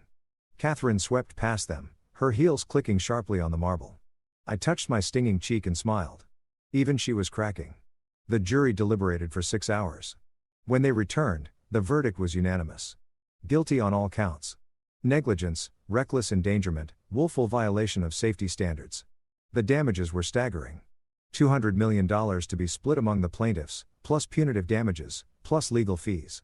Medisource Technologies filed for bankruptcy within a week. Herbert Whitehead's net worth, carefully built over decades, evaporated. The stock was worthless. The company assets were liquidated. His personal holdings, tied up in guarantees for the company's debts, were seized. The house in Beacon Hill, the one Catherine had inherited from her grandmother, went on the market. The Martha's Vineyard estate followed. The art collection, the cars, everything. And then the criminal charges came. Wire fraud, conspiracy, securities fraud, the FDA violations, the SEC insider trading case. Herbert Whitehead, pillar of Boston society, was indicted on 37 federal counts. I watched the news coverage with Samantha, her head on my shoulder, as reporters detailed the fall of a man who'd thought himself untouchable. Do you think he'll go to prison? She asked. Yes, good. The sentencing hearing was in February, almost a year after Ethan's hospitalization. Herbert had taken a plea deal, 20 years in federal prison in exchange for testimony against the other Medisource executives. 20 years. He was 72. He'd die in prison. I attended the hearing with Samantha. We sat in the gallery while Herbert, wearing an orange jumpsuit instead of cashmere, stood before the judge. The families were allowed to make statements. One by one, they stood and described what Herbert's greed had cost them. Medical bills, permanent disabilities, lost childhoods. Then it was my turn. I stood looking directly at Herbert. He didn't meet my eyes. "My son almost died," I said simply. "Not because of an accident, not because of bad luck, but because this man, his own grandfather, valued profit over his life. And when my son was fighting for his life in the ICU, this man texted me to say a birthday dinner was more important." I paused, letting that sink in. But my son survived. He's strong and healthy and smart. He's got his whole life ahead of him. And every milestone he reaches, every success he achieves, every moment of happiness he experiences will be something Herbert Whitehead will never see because he'll be in prison alone, stripped of everything he thought made him important. I looked at the judge. "That's not revenge, Your Honor. That's justice." The judge nodded gravely, then delivered the sentence. 20 years, no parole. Herbert was led away in handcuffs. Catherine sobbed in the front row, and I felt nothing, no triumph, no satisfaction, just a quiet sense that the scales had finally balanced. Outside the courthouse, reporters mobbed us. Cameras flashing, microphones thrust in our faces. "Mr. Hale, how does it feel to see your father-in-law sentenced?" "Like I can finally breathe," I said. "Will you reconcile with the Whitehead family?" "No, my family is my wife and son. Anyone who prioritizes appearances over children's safety isn't family. What's next for you?"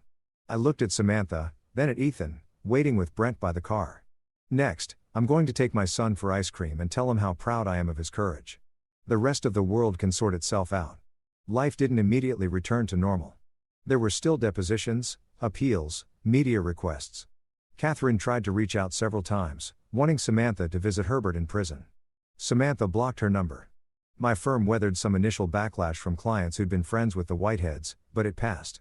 Turns out most people don't want to be associated with a man who poisoned children. New clients came, drawn by the publicity, by the story of a father who'd fought back. The other families from the lawsuit started a support group, monthly meetings where the kids could play together, where the parents could share resources and healing. Samantha and I attended regularly. Ethan made friends with kids who'd been through what he had. Brent won his Pulitzer, used the prize money to fund an investigative nonprofit focused on corporate accountability, asked me to sit on the board. I said yes, and slowly, month by month, we rebuilt. Not the life we'd had before, trying to fit into Herbert's world, seeking approval. We'd never get a different life, better. 6 months after Herbert's sentencing, we were at Ethan's soccer game.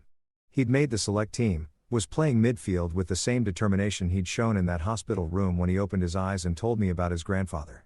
Samantha squeezed my hand as Ethan scored, his teammates mobbing him in celebration. "I'm glad we destroyed him," she said quietly. "Does that make me a bad person?" "No," I said, "it makes you a good mother." I keep thinking about what he said. That I'd resent you for turning me against my father. "Do you?" She looked at me, those green eyes clear and certain. "He turned me against himself the moment he chose a dinner party over his grandson's life. You just showed me who he really was." We watched Ethan run back to position, waving at us from the field. "He's going to be okay." Samantha said, "All of this, everything that happened, he's going to be okay." "Better than okay," I agreed. "He's got his mother's strength and his father's stubbornness. He's going to be great." That night, after Ethan was asleep, I went to my office and pulled out a box I'd kept hidden. Inside were copies of everything. The documents, the emails, the photographs, the complete record of Herbert Whitehead's crimes, and my campaign to expose them. I'd considered burning it all, moving on completely. But something made me hesitate. Then I understood this wasn't about Herbert anymore. It was a blueprint, a record of how to fight back when powerful people think they're untouchable. How to dismantle an empire built on cruelty piece by careful piece. I labeled the box and put it in the safe in my office. Maybe someday someone else would need it. Some other father facing some other Herbert Whitehead. And they'd know you can fight back. You can win not through violence, not through matching their cruelty, but through patience, documentation, and the systematic application of truth. That's how you destroy a monster. Not in one dramatic confrontation, but in 1,000 small cuts that bleed them dry. I closed the safe and went upstairs to my wife and son, to the life we built from the ashes of Herbert's empire. And I slept well that night knowing that somewhere in a federal prison, Herbert Whitehead was learning that the boy from South Boston he'd looked down on for 10 years had taught him the most important lesson of his life. Never underestimate a father protecting his son. Story 6. My wife's mother gave me homemade cookies to give my daughter. I accidentally dropped the jar at work. A pharmacist colleague picked one up and examined it. His face turned pale. These aren't cookies. We need to call the police. He stopped and called 911. Take your daughter to the hospital right now. What we discovered at the hospital left me speechless. Grant Reeves had learned to read the warning signs in his wife's voice. The slight edge that crept in when her mother called, the careful neutrality that replaced warmth. This Tuesday evening was no different. Melinda stood in their kitchen, phone pressed to her ear, her free hand gripping the counter with white knuckles. Yes, Mother. I understand. A pause? No, that's not what I said. Another pause. Longer. Fine, tomorrow works. Grant looked up from where he sat helping their 7-year-old daughter, Emma, with her math homework at the dining table. Emma's pencil had stilled, her dark eyes watching her mother with that unsettling perceptiveness children develop in households with tension threading through the walls. Melinda ended the call and turned, forcing brightness into her expression. Mom's coming by tomorrow after work. She made cookies for Emma. The snickerdoodles. Emma's face lit up and Grant felt his chest tighten. His daughter shouldn't have to be this excited about something as simple as cookies from her grandmother. But Gertrude Murphy had a way of making her affection feel earned rather than given, doing out warmth like rations. Something special, she said. Melinda's smile didn't reach her eyes.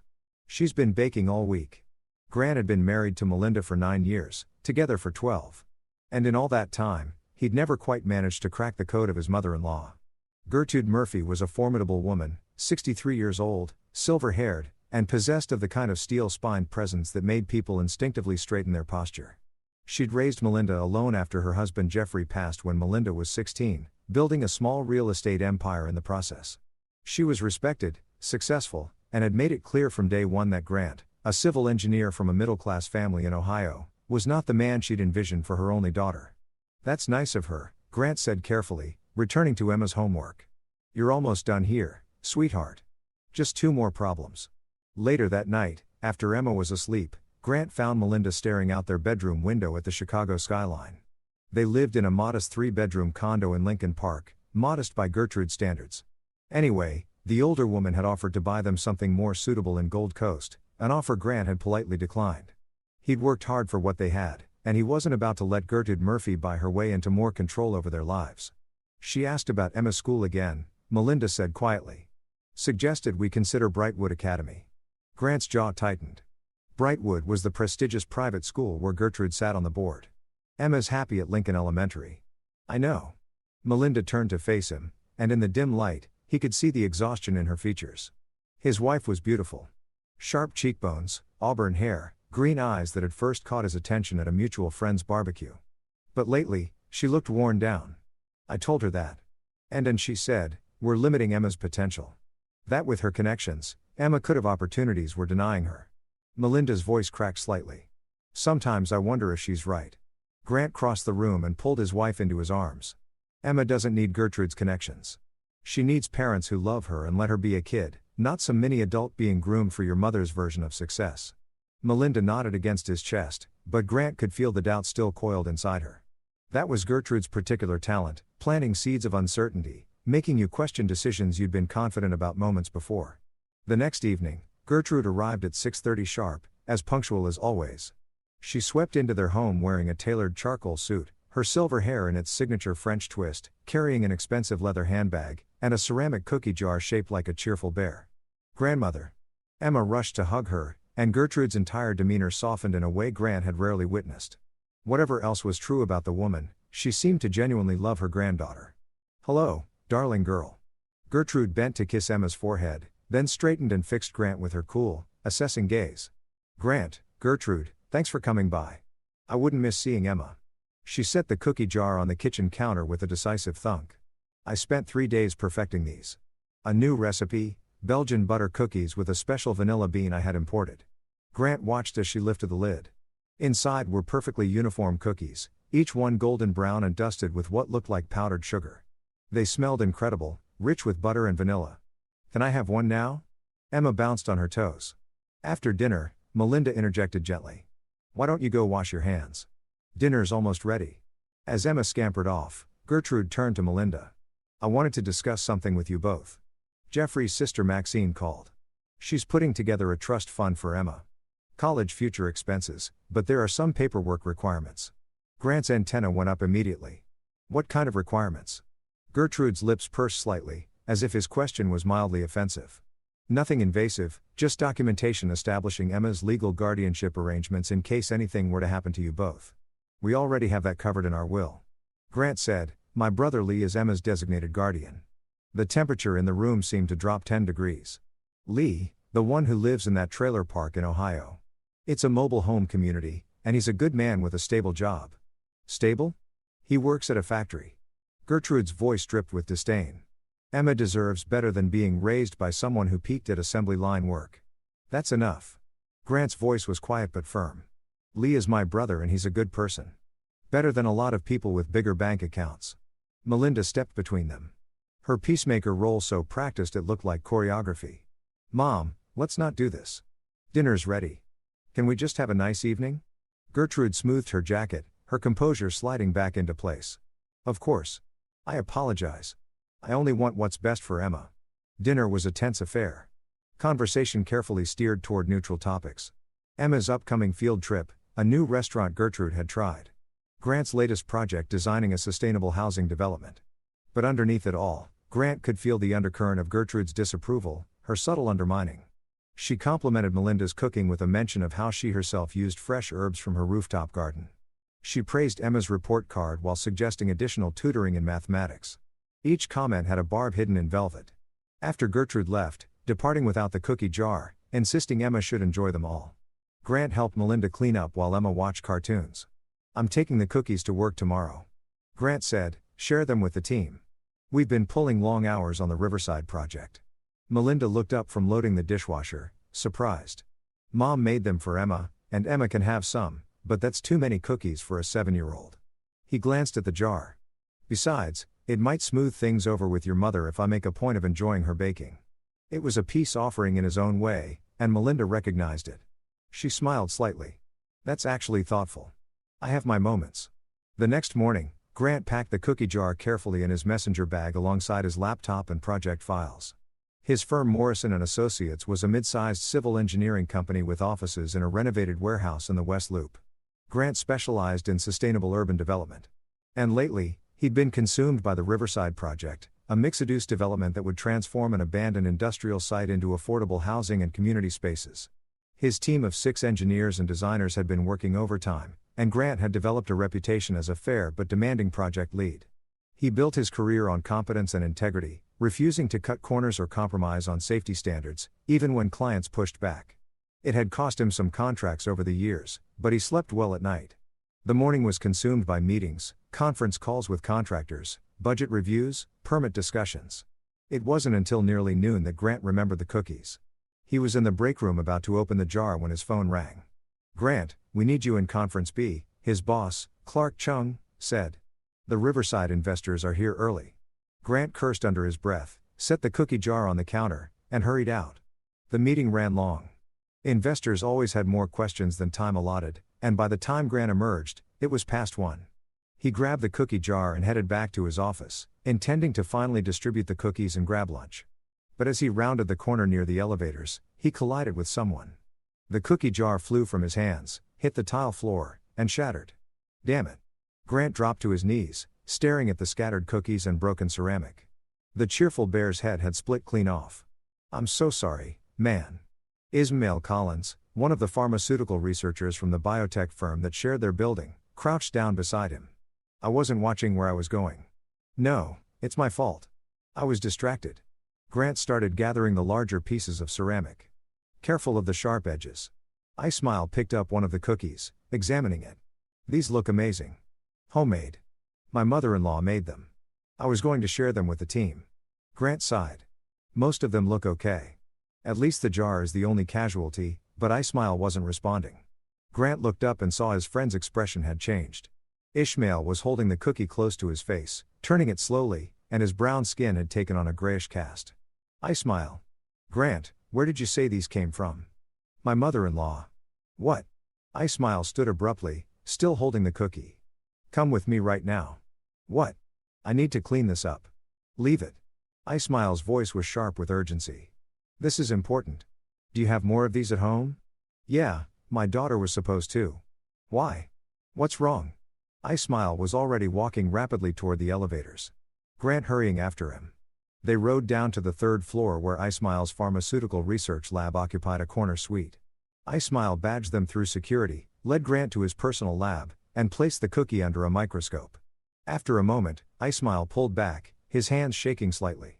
He moved to a chemical analysis station, broke off a small piece of the cookie, and began running tests Grant didn't fully understand. 5 minutes passed in tense silence. Then, Ismail's computer beeped. He stared at the screen, and Grant watched all the color drain from his friend's face. These aren't cookies, Ismail said quietly. I mean, they are, but he turned to Grant, and there was fear in his eyes. Grant, there's arsenic in these. A lot of it. Enough to make someone very sick. Possibly kill a child. The room tilted. Grant grabbed the edge of the lab table to steady himself. That's impossible. He heard himself say, Gertrude made these for Emma. She loves Emma. I'm calling 911. Ismail already had his phone out. And you need to call your wife right now. If your daughter ate any of these. Grant's hands were numb as he pulled out his phone. The call to Melinda went straight to voicemail. She'd be in her weekly department meeting at the marketing firm where she worked. He tried their home phone. No answer. Melinda's not picking up. His voice sounded distant to his own ears. Emma's at school. She's at school. She didn't have any this morning. Are you sure? Grant's mind raced back. This morning, Emma had been running late. He'd made her toast and packed her lunch while Melinda dried her hair. Neither of them had mentioned cookies. The jar had been sitting on the counter where he'd left it the night before. I'm sure she didn't have any. Ismail was talking to the 911 operator, explaining the situation. Grant heard him say arsenic poisoning and child in danger and police need to be notified. They're sending officers to the building and to your home, Ismail said after hanging up. They want you to go to the hospital with your daughter immediately. They're also sending someone to her school to make sure she doesn't consume anything your mother-in-law might have given her. Grant's shock was crystallizing into something else. A cold, focused fury. He pulled out his phone again and called Lincoln Elementary. The secretary answered on the second ring. This is Grant Reeves, Emma Reeves' father. I need to speak to her teacher immediately. It's an emergency. Minutes later, he had confirmation. Emma hadn't eaten anything unusual. She'd had the lunch Grant packed and she'd mentioned to her teacher that her grandmother had brought cookies, but she hadn't brought any to school. But Grant, Emma's teacher, Joy Buchanan, said carefully. Emma did say something odd. She said her grandmother told her to make sure she ate at least 3 cookies every day and that it was their special secret. A special secret. Grant's hand clenched around his phone so hard he heard the case crack. The police arrived within 15 minutes. 2 detectives, a man and a woman, both wearing expressions of grim professionalism. Ismail had bagged the cookie he'd tested along with several others from the scattered pile, documenting everything with photos. Mr. Reeves, I'm Detective Carol Fletcher, and this is Detective Orlando House, the woman said. She was in her 40s with sharp eyes and graying hair pulled back in a tight bun. We need to ask you some questions about your mother-in-law. Grant told them everything he could think of. Gertrude's name, address, her relationship with Emma, the tension in their family, last night's visit. He tried to be objective, but rage kept bleeding through his words. Has Mrs. Murphy ever threatened your daughter? Detective House asked. He was younger, maybe early 30s, with the kind of alertness that suggested he didn't miss much. No, never. She seemed to love Emma. She's controlling, manipulative, but I never thought. Grant couldn't finish the sentence. What about life insurance? Any financial motive? Emma has a small policy, but I'm the beneficiary, not Gertrude. There's no money motive that I know of. Detective Fletcher exchanged a look with her partner. Mr. Reeves, I need you to be honest with me. Is your marriage stable? The question hit Grant like a slap. What does that have to do with anything? Just answer the question, please. It's stable. We have the usual stress.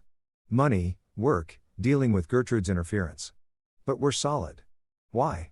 Because sometimes grandparents act to rescue a grandchild from a situation they perceive as harmful. If your mother-in-law disapproved of you strongly enough, the implications settled over Grant like ice water. Gertrude hadn't been trying to kill Emma. She'd been trying to make Emma sick enough to remove her from Grant and Melinda's custody. She wants Emma, he said slowly. She's been pushing for guardianship arrangements, criticizing our parenting, our choices. Detective Fletcher nodded grimly. We've seen cases like this before. Not common, but not unheard of. Usually involves grandparents who believe they can provide a better life. I need to get to my daughter now. Officers are already at her school. She's safe. But yes, take her to Chicago Memorial for a full toxicology screening. We're getting a warrant for your mother-in-law's residence and any communications between her and your wife. Melinda doesn't know anything about this, Grant said sharply. We'll determine that right now.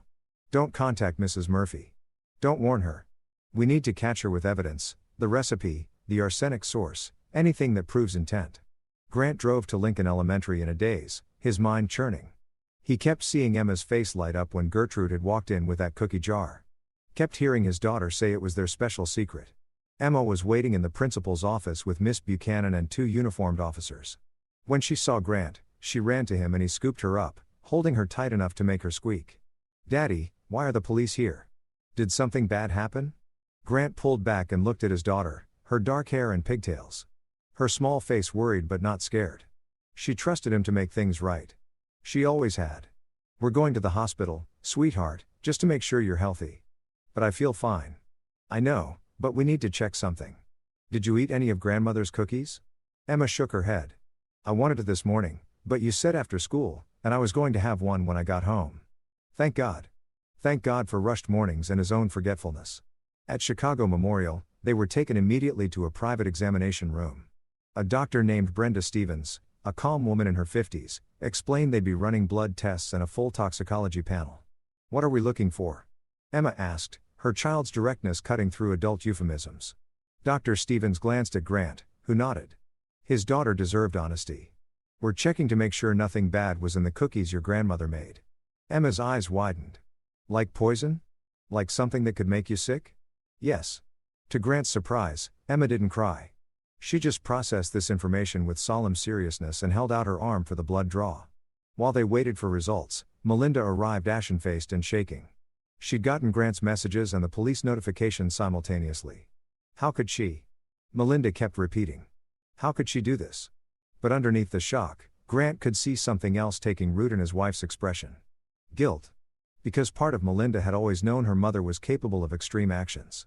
She just never imagined they'd be directed at Emma. The toxicology results came back an hour later. Emma's blood was clean. She'd never ingested the arsenic. But Dr. Stevens's expression was grave as she delivered the follow-up news. The police asked me to inform you. They found the same arsenic compound in a bottle of vanilla extract at your mother-in-law's home. The compound is typically used in industrial applications, specifically in wood preservatives. Mrs. Murphy worked in real estate development before retiring. She would have had access. Melinda made a small wounded sound. Grant put his arm around her shoulders. There's more. Dr. Stevens continued. Detectives found email communications between Mrs. Murphy and an attorney discussing emergency custody petitions. She'd been planning this for months. The final piece clicked into place. Gertrude hadn't snapped or acted impulsively. This had been calculated, methodical. She'd been trying to make Emma chronically ill. Sick enough to justify removing her from their home, but not sick enough to be immediately fatal.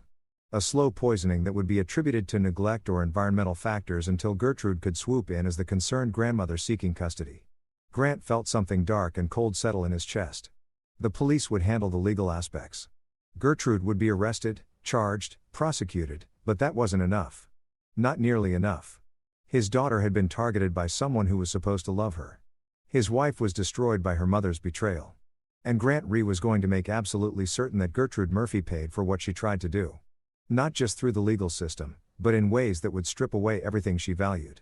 Her reputation, her standing in the community, her carefully constructed image of the devoted grandmother and successful businesswoman. Grant had always played by the rules, taken the high road, been the better person. But Gertrude had broken something fundamental when she put arsenic in those cookies. And Grant was going to show her exactly what happened when you came after his family. The arrest happened fast.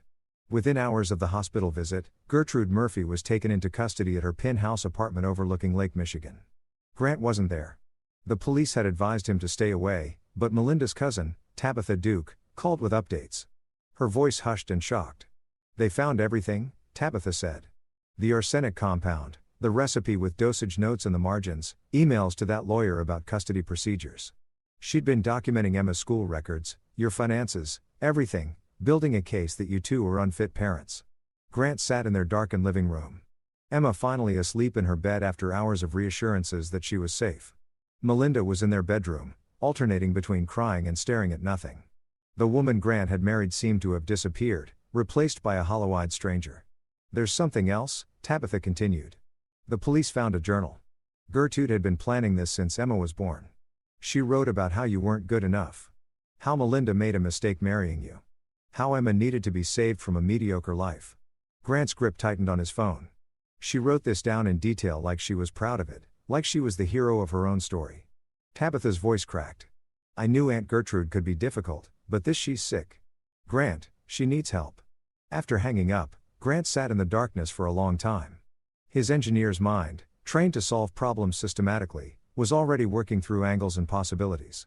The legal process would unfold. Arraignment, bail, hearing, trial. With the evidence the police had, conviction seemed certain.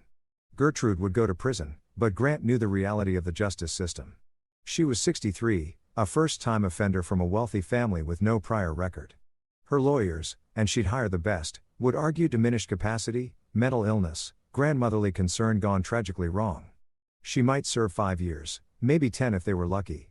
That wasn't justice. Not for what she tried to do. Grant pulled out his laptop and started researching. He'd never been the vengeful type, never understood people who dedicated themselves to payback, but he was discovering new depths in himself, a capacity for cold, calculated fury that felt both foreign and entirely natural. Over the next few days, while Melinda struggled to function and Emma asked questions no 7-year-old should have to ask, Grant dug into Gertrude's life with the same meticulous attention he applied to structural calculations. Gertrude Murphy had built her real estate empire through a combination of shrewd investing and ruthless business practices. She'd started with the inheritance from her late husband Jeffrey, a substantial sum from his family's manufacturing business, and parlayed it into ownership of 12 commercial properties across Chicago. She sat on boards, chaired charity committees, and had her name on a wing of Northwestern Memorial Hospital. Her reputation was everything to her. Grant had seen it in the way she controlled conversations at social gatherings, the way she name-dropped connections, the way she'd react with cold fury to any perceived slight or challenge to her authority. Gertrude's arraignment was set for the following week. She'd been released on $1 million bail posted immediately by her attorney, a shark named Brendan Ramos, who specialized in defending wealthy clients. Grant attended the hearing, sitting in the back of the courtroom while Ramos argued that his client was a pillar of the community, a devoted grandmother who'd suffered a mental break brought on by grief over her late husband and concern for her granddaughter's welfare. The prosecutor, a sharp woman named Gail McGowan, pushed back hard, detailing the premeditation and the cache of evidence, but Grant could see some of the observers softening as Ramos painted Gertrude as a tragic figure.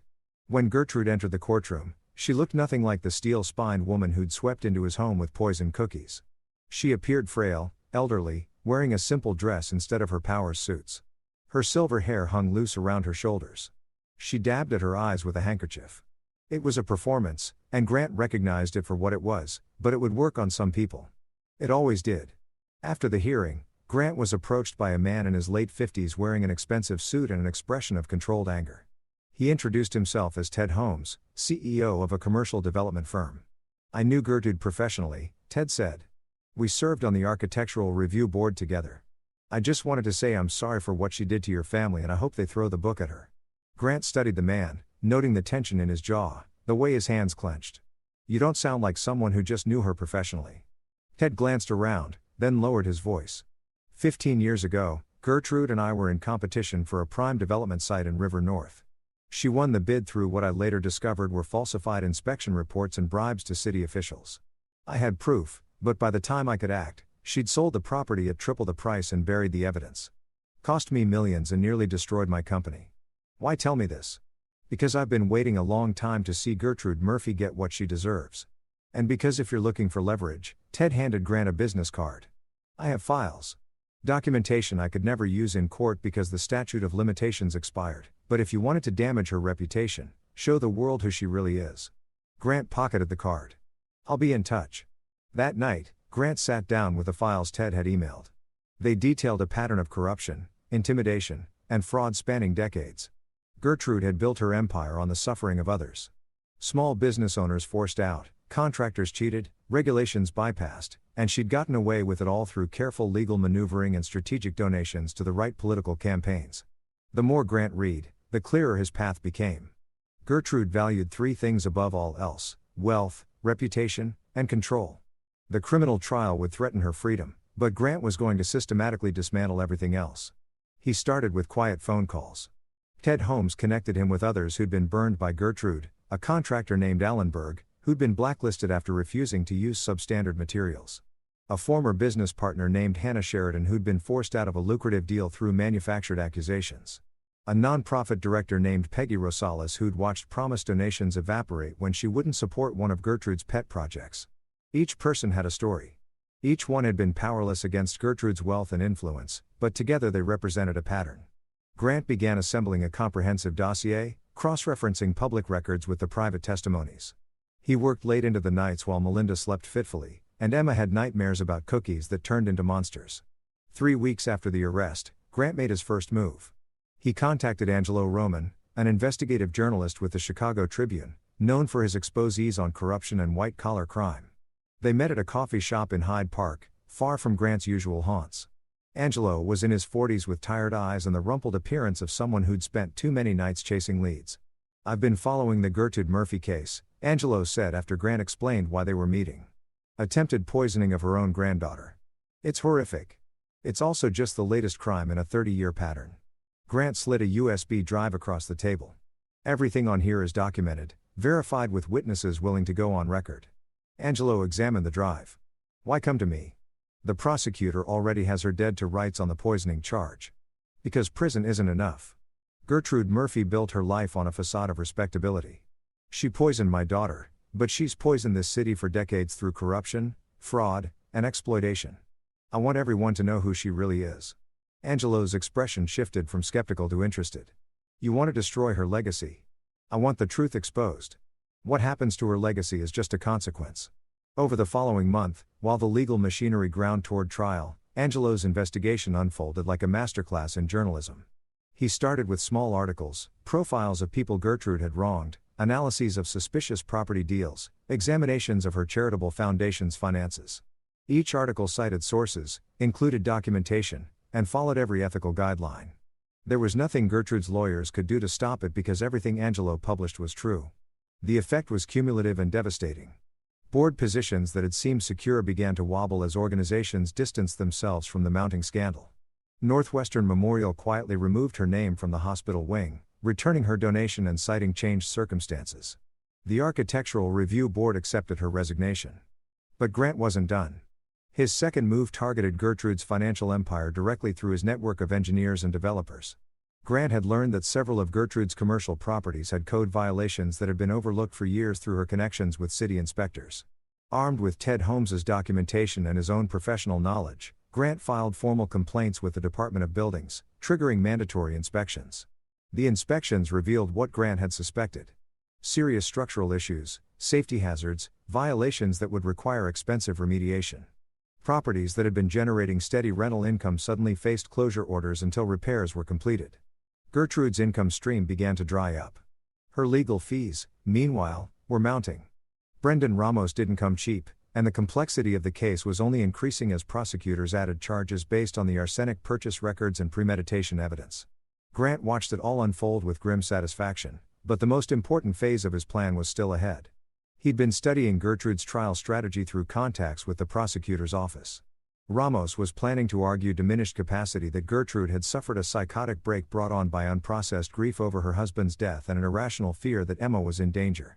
The defense would paint her as a tragic figure, a grandmother who'd loved too much and lost her way. They'd bring in expert witnesses, psychiatrists who'd testify to her mental state. They'd emphasize her age, her previously clean record, her community contributions. It was a strategy that might work, especially with the right jury. Grant couldn't let that happen. He needed Gertrude to condemn herself, and he knew exactly how to make that happen. The key to Gertrude's personality, Grant had learned over 9 years of marriage, was her absolute conviction in her own righteousness. She never believed she was wrong, only that others were too limited to understand her vision. Even now facing criminal charges, she would see herself as the victim of misunderstanding. That certainty was her weakness, and Grant was going to exploit it. Through Melinda's cousin, Tabitha, who'd been horrified by her aunt's actions, but maintained nominal contact. Grant learned that Gertrude was writing a memoir while out on bail. She was documenting her version of events, her justifications, her perspective on how she'd only been trying to protect Emma from a mediocre life with unsuitable parents. Gertrude couldn't help herself. She had to be understood, had to explain, had to prove she'd been right all along. Grant arranged for Tabitha to accidentally mention to Gertrude that a major publisher was interested in true crime stories from the inside. The publisher was real enough. A small press that specialized in controversial narratives. What Gertrude didn't know was that the acquisition editor Grant had her dealing with was actually Lon Kirby, one of Ted Holmes's employees with a background in corporate intelligence. Lon encouraged Gertrude's writing, asked probing questions, got her to elaborate on her planning, her reasoning, her view of Grant and Melinda as negligent parents. Every conversation was recorded, every email was saved. Meanwhile, Grant worked a parallel track through Emma's therapist. Dr. Mara Houston had been seeing Emma twice a week to help her process the trauma of learning her grandmother had tried to poison her. With Grant and Melinda's permission, Dr. Houston documented Emma's healing process, including statements Emma made about Gertrude's behavior leading up to the poisoning attempt. Emma talked about how grandmother had always made her feel special, but also different from other kids. How grandmother said Emma was too good for public school, for their neighborhood, for the life her parents provided. How grandmother had told her the cookies were a special medicine that would make her strong and smart like grandmother herself. The prosecution added this evidence to their case. But more importantly, Dr. Houston, with the family's consent, prepared a victim impact statement that would be read at sentencing. It was Emma's voice captured in heartbreaking clarity, describing how she trusted her grandmother and felt betrayed. As the trial date approached, Grant implemented the final phase of his plan. He'd been monitoring Gertrude's remaining business interests through public records, and he'd noticed something interesting. Her flagship property, a historic building in the Loop that housed upscale retail and offices, was mortgaged to the hilt. She'd been using it as collateral for years, refinancing repeatedly to fund her lifestyle and legal fees. Grant had a friend from college, Tyrone Kerr, who worked in commercial real estate investment. Through Tyrone, Grant connected with several investors who were interested in distressed properties. He fed them information about the building's financial instability, the mounting code violations at Gertrude's other properties, her legal troubles. The investors began making inquiries, which spooked Gertrude's lenders. Banks didn't like uncertainty, especially when their collateral was connected to someone facing criminal charges and a publicity nightmare. 2 months before trial, the bank called Gertrude's loan. She had 90 days to pay the full balance or face foreclosure. She couldn't pay. Her other properties were tied up in remediation and couldn't be sold quickly. Her legal fees had drained her liquid assets. The charitable foundation she'd controlled had severed ties. Gertrude Murphy, who'd built an empire on power and control, was watching it crumble in real time. Grant knew about the foreclosure before it was public because Tyrone called him. "The building's going to auction next month. You interested?" "Not personally," Grant said. "But I know some people who might be." He connected Tyrone with Alan Burke, the contractor Gertrude had blacklisted, and Hannah Sheridan, the former business partner she'd forced out. Together, they formed a limited partnership and placed a bid. They won the auction at 70 cents on the dollar. Gertrude's crown jewel, the building she'd pointed to as proof of her business acumen, now belonged to people she'd wronged. The symbolism wasn't lost on the press. Angelo Roman covered it in his ongoing series, tying it to the larger story of Gertrude's fall from grace. The trial began on a gray Monday in October. The courtroom was packed. Media, curious onlookers, some of Gertrude's former society friends attending more from morbid fascination than support. Grant sat in the front row every single day, Emma and Melinda beside him. When the testimony wasn't too graphic, he watched as prosecutor Gail McGowan systematically built her case.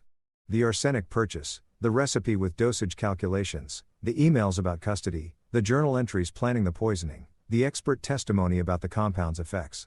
Gertrude's defense was exactly what Grant had anticipated. Brendan Ramos called psychiatrists who testified about late-onset mental illness, about grief-induced psychosis, about a grandmother's love twisted into something tragic. He emphasized her age, her previously unblemished record, her charitable work. He tried to paint Grant as a vindictive son-in-law who'd poisoned the relationship between grandmother and grandchild through jealousy and control. Grant endured it all with calm composure because he knew what was coming. When it was his turn to testify, Grant spoke clearly and factually. He described the family dynamics, Gertrude's controlling behavior, the cookie arrival, the discovery at his office. He remained measured even when Ramos tried to rattle him during cross-examination. "Isn't it true you resented my client's success?" Ramos demanded. "No," Grant said simply. "I resented her attempts to undermine my marriage and control my daughter's life. Success has nothing to do with it." You've orchestrated a campaign to destroy her reputation, haven't you? I've cooperated with journalists investigating her business practices. I filed legitimate complaints about code violations. I've exercised my legal rights. Just as she exercised what she believed were her rights when she put arsenic in cookies meant for my daughter. The jury leaned forward, engaged. Grant had their attention. Melinda's testimony was harder to watch. She spoke through tears about her mother's betrayal, about the guilt she felt for not seeing the warning signs, about the damage to her relationship with Emma. My mother taught me that love meant control. Melinda said that if you really cared about someone, you made their decisions for them. I spent my whole life trying to earn her approval, and I never realized that she didn't actually want me to succeed. She wanted me dependent. But the most devastating testimony came from an unexpected source, Gertrude herself. Ramos had advised against it, but Gertrude insisted. She needed to explain herself to make the jury understand. It was her fundamental nature, the same compulsion that had led her to write the memoir, to document her planning, to believe she could justify the unjustifiable. She took the stand in a conservative dress, her silver hair styled, her posture erect, and she proceeded to bury herself. I only wanted what was best for Emma, she began, and it went downhill from there. She talked about Grant's mediocre career, Melinda's failure to maximize her potential, Emma's wasted opportunities. She described her calculations, how much arsenic would make Emma sick but not fatally ill, how she'd planned to document the symptoms, how she'd arranged for expert medical testimony about environmental toxins in their neighborhood. I was going to save her, Gertrude said, and she actually sounded sincere. Give her the life she deserved with opportunities, with culture, with excellence. Prosecutor McGowan barely had to cross-examine. She just let Gertrude talk, rope out, hang herself. You're saying you deliberately poisoned your granddaughter? I was administering a controlled dosage to create symptoms that would justify intervention. You purchased industrial arsenic and baked it into cookies. I used a precisely calculated amount. That could have killed her. No, I was very careful. I'm not a monster. The courtroom was silent except for someone in the back row gasping. Grant watched the jury's faces. They'd gone from skeptical to horrified to disgusted. Gertrude couldn't see it. She was still talking, still explaining, still convinced she could make them understand. When Ramos finally got her off the stand, cutting her testimony short in damage control mode, the harm was done. Gertrude had confessed everything, justified nothing, and revealed herself as exactly what she was. Someone so consumed by the need for control that she'd poisoned a child and called it love. The jury deliberated for less than 4 hours. Guilty on all counts. Attempted murder, child endangerment, criminal conspiracy. Sentencing was set for 6 weeks later. In the interim, Gertrude remained out on bail, but her world had fully collapsed. The last of her properties sold at auction to cover legal fees and debts. Her charitable foundation was dissolved amid investigations into fund misappropriation. Another gift from Ted Holmes' files. Former friends and colleagues issued statements condemning her actions. She was alone, disgraced, and facing significant prison time. On the day of sentencing, Grant arrived early. He prepared his own victim impact statement, though Dr. Houston would be reading Emma's. Melinda was beside him, thinner than she'd been months ago, but stronger in ways that mattered. The courtroom filled. Gertrude entered with Ramos, looking diminished in her orange jumpsuit, no longer able to maintain the facade of respectability. Judge Jeffrey Moyer, no relation to Gertrude despite the shared first name, was known as a fair but firm jurist. He presided over the trial with patience and precision, and Grant had watched him carefully throughout. Dr. Houston read Emma's statement first. It was simple, heartbreaking. I love my grandmother. I thought she loved me, too. But she hurt me in a way I don't understand. She made me afraid of cookies and afraid of people who say they love me. I don't know if I'll ever trust like that again. I'm only 7, but I know that what she did was wrong and I know I'm safe now because my daddy protected me. Grant's eyes burned. Melinda gripped his hand. Then Grant read his own statement. He spoke about trust betrayed, about the violation of the most fundamental bonds of family, about the calculus of evil masquerading as love. He talked about Emma's nightmares, Melinda's therapy, his own struggle to understand how someone could commit such an act. Gertrude Murphy didn't lose her mind, Grant concluded. She revealed who she'd always been, someone for whom other people exist only as extensions of her will. My daughter wasn't a person to her. She was a possession to be controlled. And when that control was threatened, Gertrude chose to destroy rather than accept. That's not mental illness. That's moral bankruptcy. And it deserves the maximum consequence the law allows. Other impact statements followed from Tabitha, from Emma's teacher, from neighbors who'd watched the family struggle. Even Ted Holmes submitted a written statement detailing the decades of harm Gertrude had caused beyond this single criminal act. Finally, Judge Moyer spoke. "Mrs. Murphy, you've been convicted of attempting to murder your granddaughter through deliberate, calculated poisoning. The evidence was overwhelming. Your own testimony confirmed your guilt. But what makes this case particularly egregious is your continued insistence that your actions were justified, that you were somehow the victim or the hero of this situation. You've shown no remorse, no recognition of the profound harm you've caused, no acceptance of responsibility. You've demonstrated a complete inability to see your granddaughter as anything other than an object to be controlled. The law allows me discretion in sentencing. I've reviewed the psychiatric evaluations.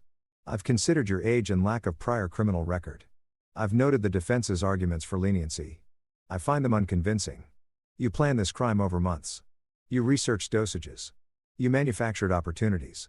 You attempted to manipulate the legal system to gain custody of a child you were actively poisoning. This wasn't a momentary lapse or a grief-induced breakdown.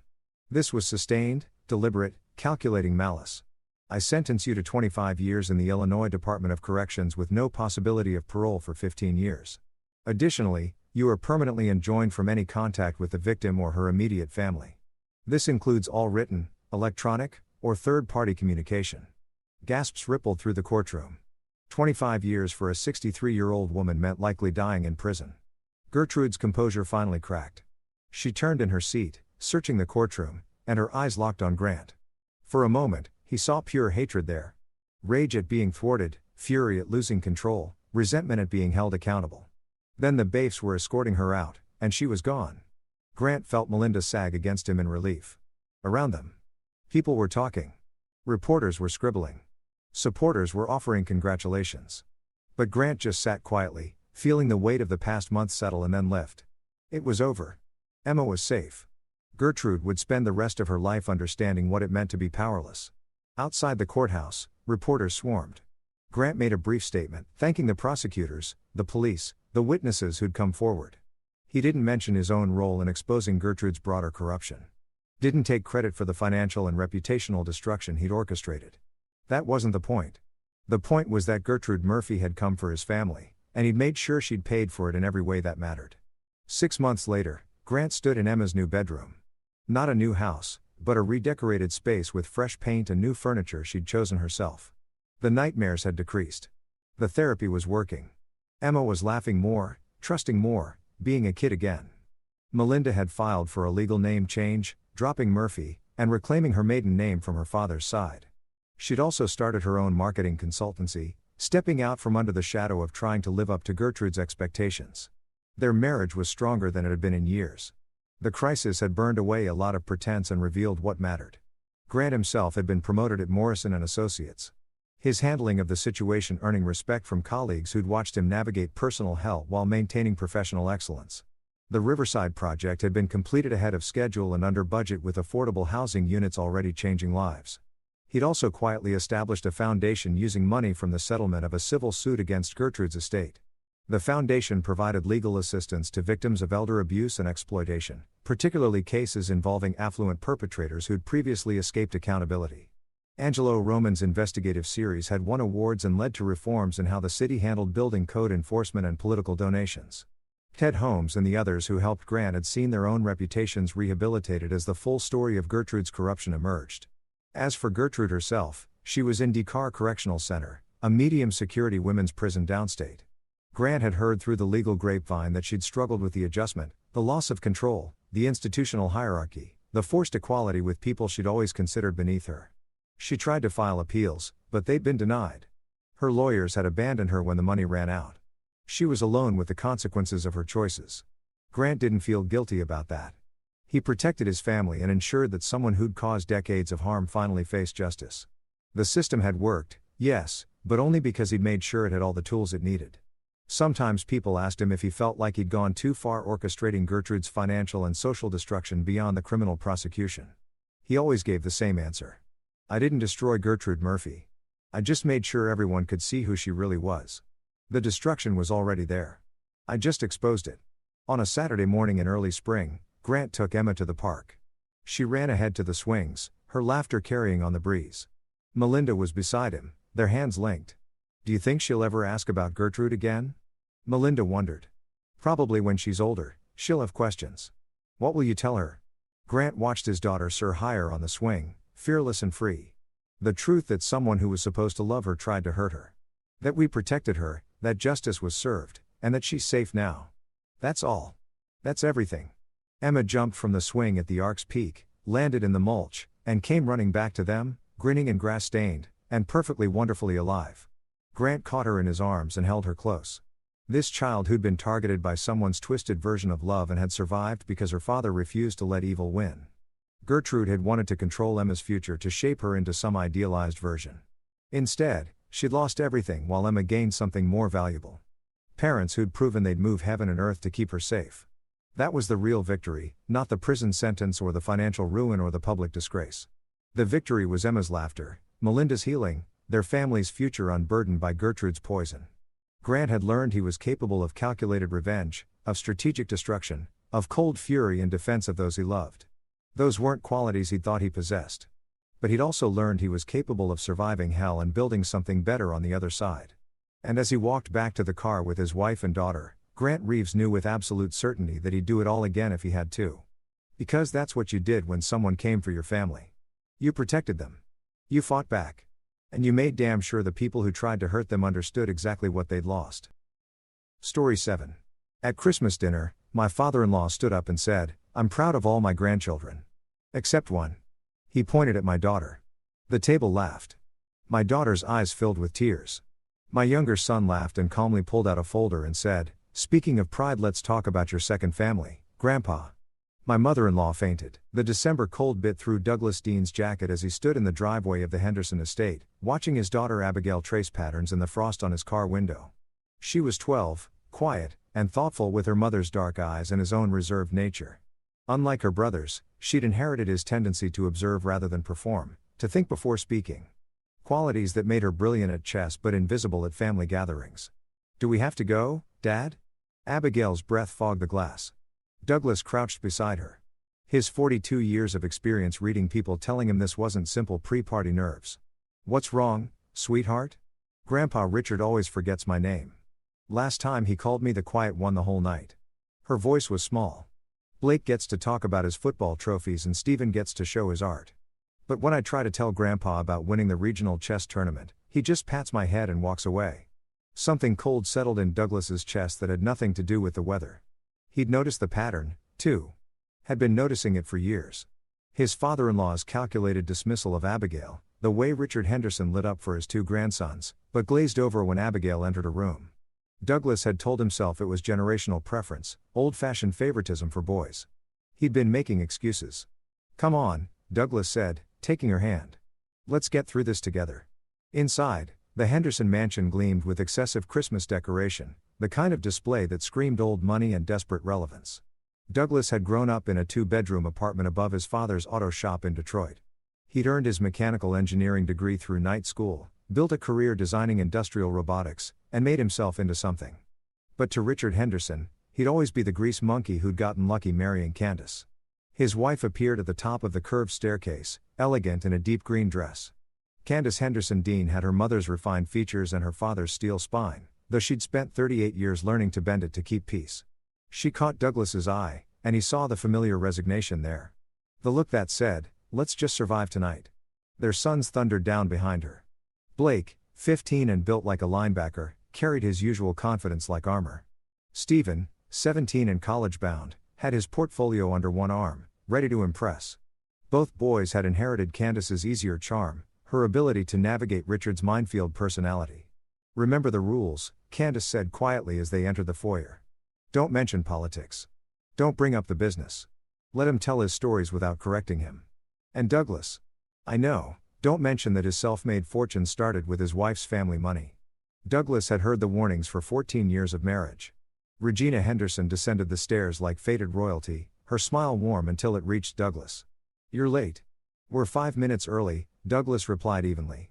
"Richard expected you 10 minutes early." She turned to the children, her expression softening. "Stephen, darling, your grandfather wants to hear about your college applications. Blake, he's in the study with Uncle Morris.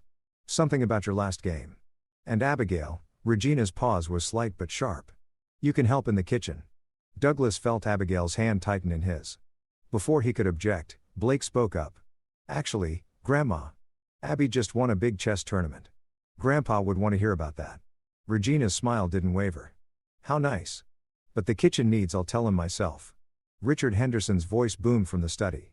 He emerged, 73 years old and commanding every inch of space he occupied. Retired federal judge, former state congressman, current patriarch of a family dynasty built on railroad money and political connections. His eyes swept past Abigail like she was furniture. Blake, my boy. Morris was just telling me about that touchdown. For Defenders. Douglas watched his father-in-law clasp Blake's shoulder, steering him toward the study where the men gathered. Stephen followed, portfolio ready. Candace squeezed Douglas's arm. A warning or plea, he couldn't tell anymore, and drifted toward her aunts in the sitting room. Abigail stood alone in the foyer, invisible. Come on, Douglas said, leading her toward the kitchen. Let's see if we can steal some of those cookies before dinner. But his mind was already working, cataloging, measuring. He'd spent 2 decades designing systems, finding weaknesses, creating solutions. Somewhere in this fortress of tradition and ego, there was a flaw. There always was. Dinner seated 23. The Henderson family gathered like this 4 times a year. Christmas, Easter, Thanksgiving, and the 4th of July. Each event followed the same script. Richard presided at the head of a table long enough to host a summit. Regina managed the performance from the opposite end, and everyone else played their assigned roles. Douglas sat halfway down, positioned as always, just far enough from Richard to make conversation difficult, but close enough to hear every word. Across from him, Candace's brother Morris and his wife Deborah discussed their son's acceptance to medical school. Next to them, Candace's sister Leanne and her husband Alfonso compared vacation homes. The successful children, the favored branches of the Henderson tree. Abigail had been seated at the far end near the kitchen doors between 2 elderly great-aunts who were both mostly deaf. Douglas had watched her shoulders slump when she realized her placement. Blake, however, had been positioned 2 seats from Richard, a place of honor.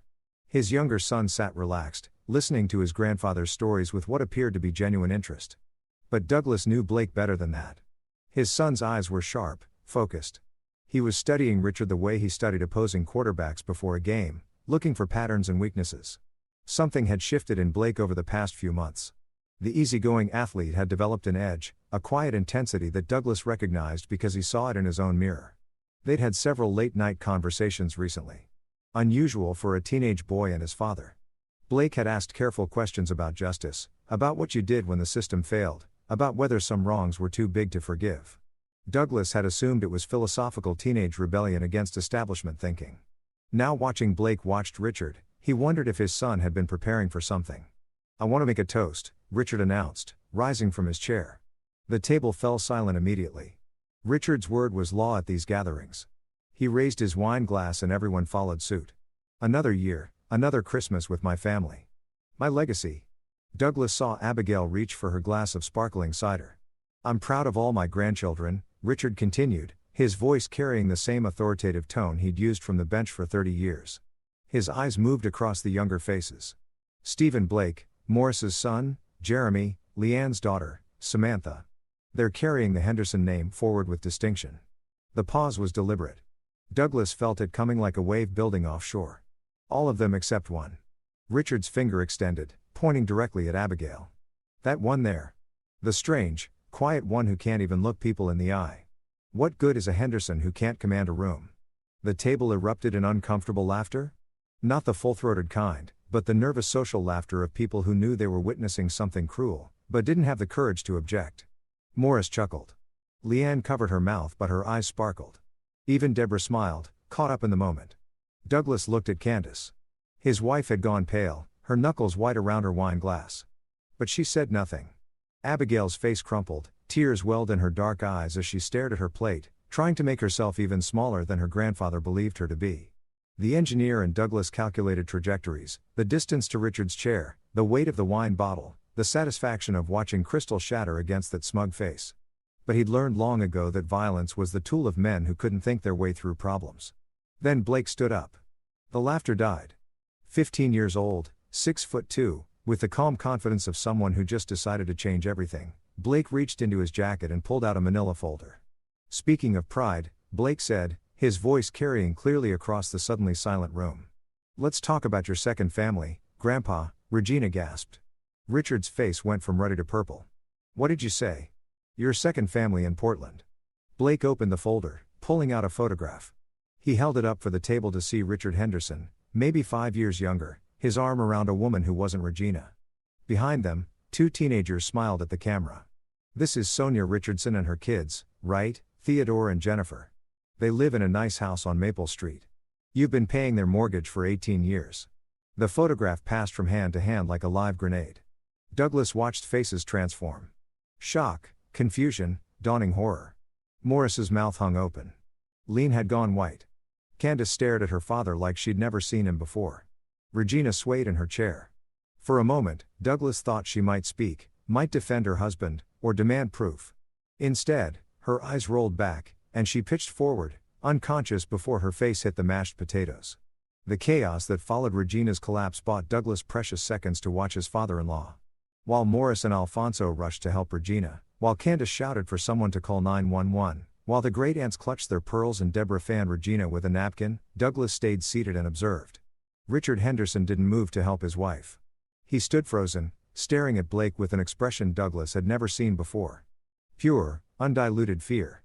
Not the fear of consequences or embarrassment, but the terror of a man watching his carefully constructed world crack apart. Then Richard's eyes found Douglas. The 2 men locked gazes across the holiday table, and Douglas saw the exact moment his father-in-law understood. This wasn't teenage rebellion or lucky discovery. This was calculated. This was war. You, Richard hissed. You put him up to this. Douglas said nothing, but he didn't break eye contact. Let Richard wonder. Let him spiral.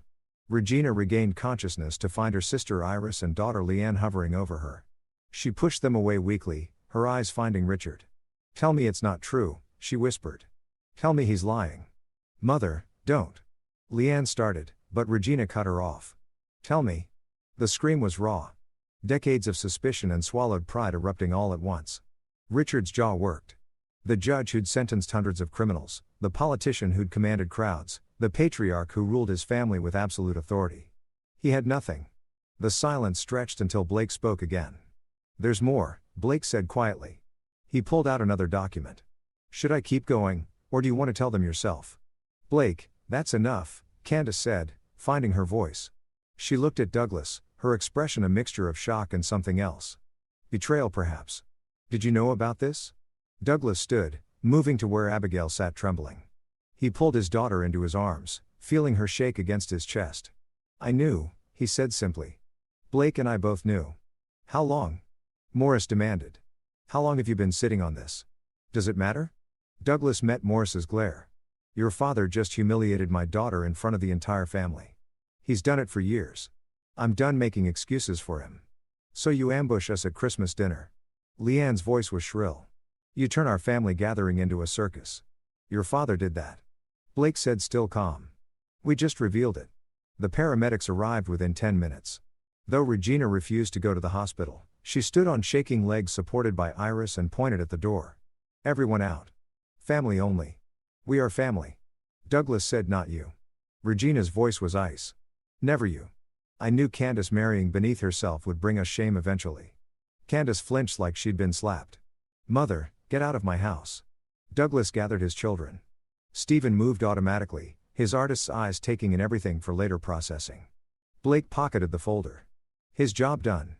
Abigail clung to Douglas's hand, tears still streaming down her face, but head held higher than before.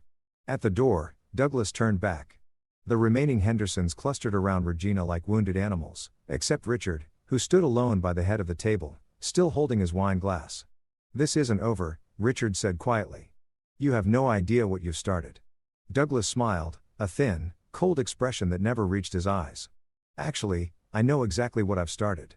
The drive home was silent, except for Abigail's occasional sniffles. Candace stared out the window, her face unreadable. Stephen sat with his sketchbook closed.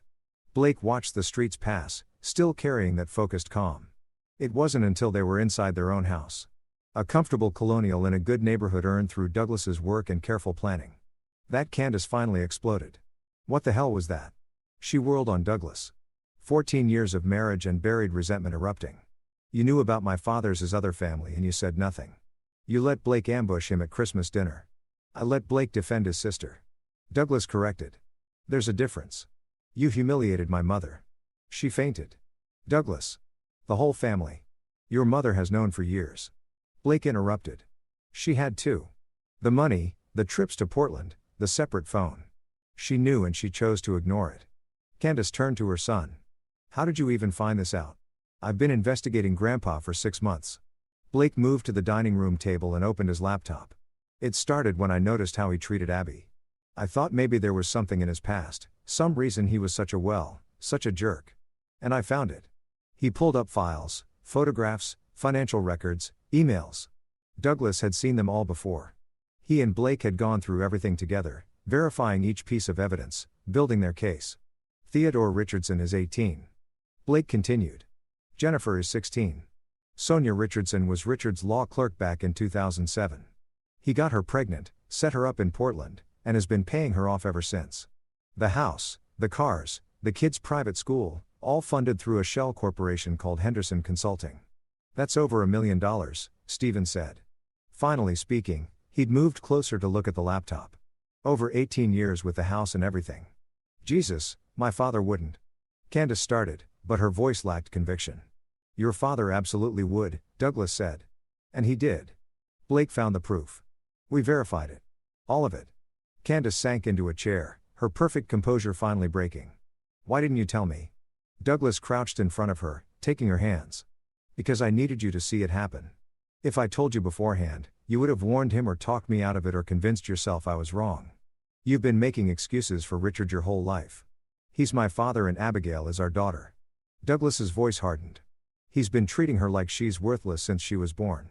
Tonight was the final straw, but it's been building for years. The forgotten birthdays, the dismissive comments, the way he lights up for the boys, but looks through her like she's invisible. I won't let her grow up thinking that's acceptable. Abigail appeared in the doorway, still in her Christmas dress. I heard you fighting. Candace opened her arms and Abigail ran to her. Both of them crying now. Douglas stepped back, giving them space while his mind continued working. Tonight was just the opening move. Richard Henderson wouldn't accept this exposure lying down. A man with his connections, his resources, his ego, he'd fight back. Douglas was counting on it. Blake closed his laptop and looked at his father. In that moment, Douglas saw himself reflected back. The same calculating intelligence, the same willingness to do what others wouldn't. What's next? Blake asked quietly.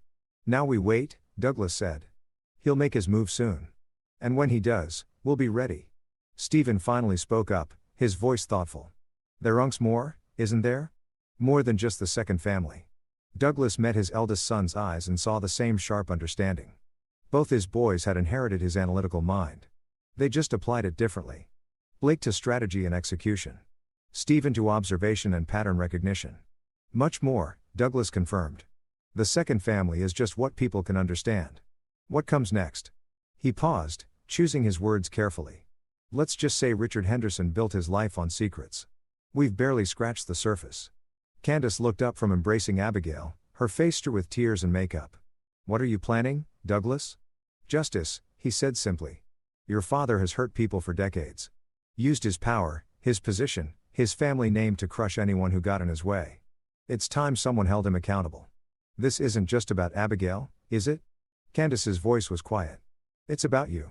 About how he's treated you. She's small. Richard snapped a weak quiet nothing he'll never amount to. Douglas hung up. The phone rang again immediately. He ignored it. It rang 7 more times before finally stopping. Blake appeared in the workshop doorway already dressed for school despite it being winter break. That was Grandpa making threats. How's your mom still processing? She didn't sleep. Blake moved to the workbench, examining the servo mechanism Douglas had been adjusting. Uncle Morris called and Aunt Leanne. They want her to convince you to apologize and take it all back. Of course they do.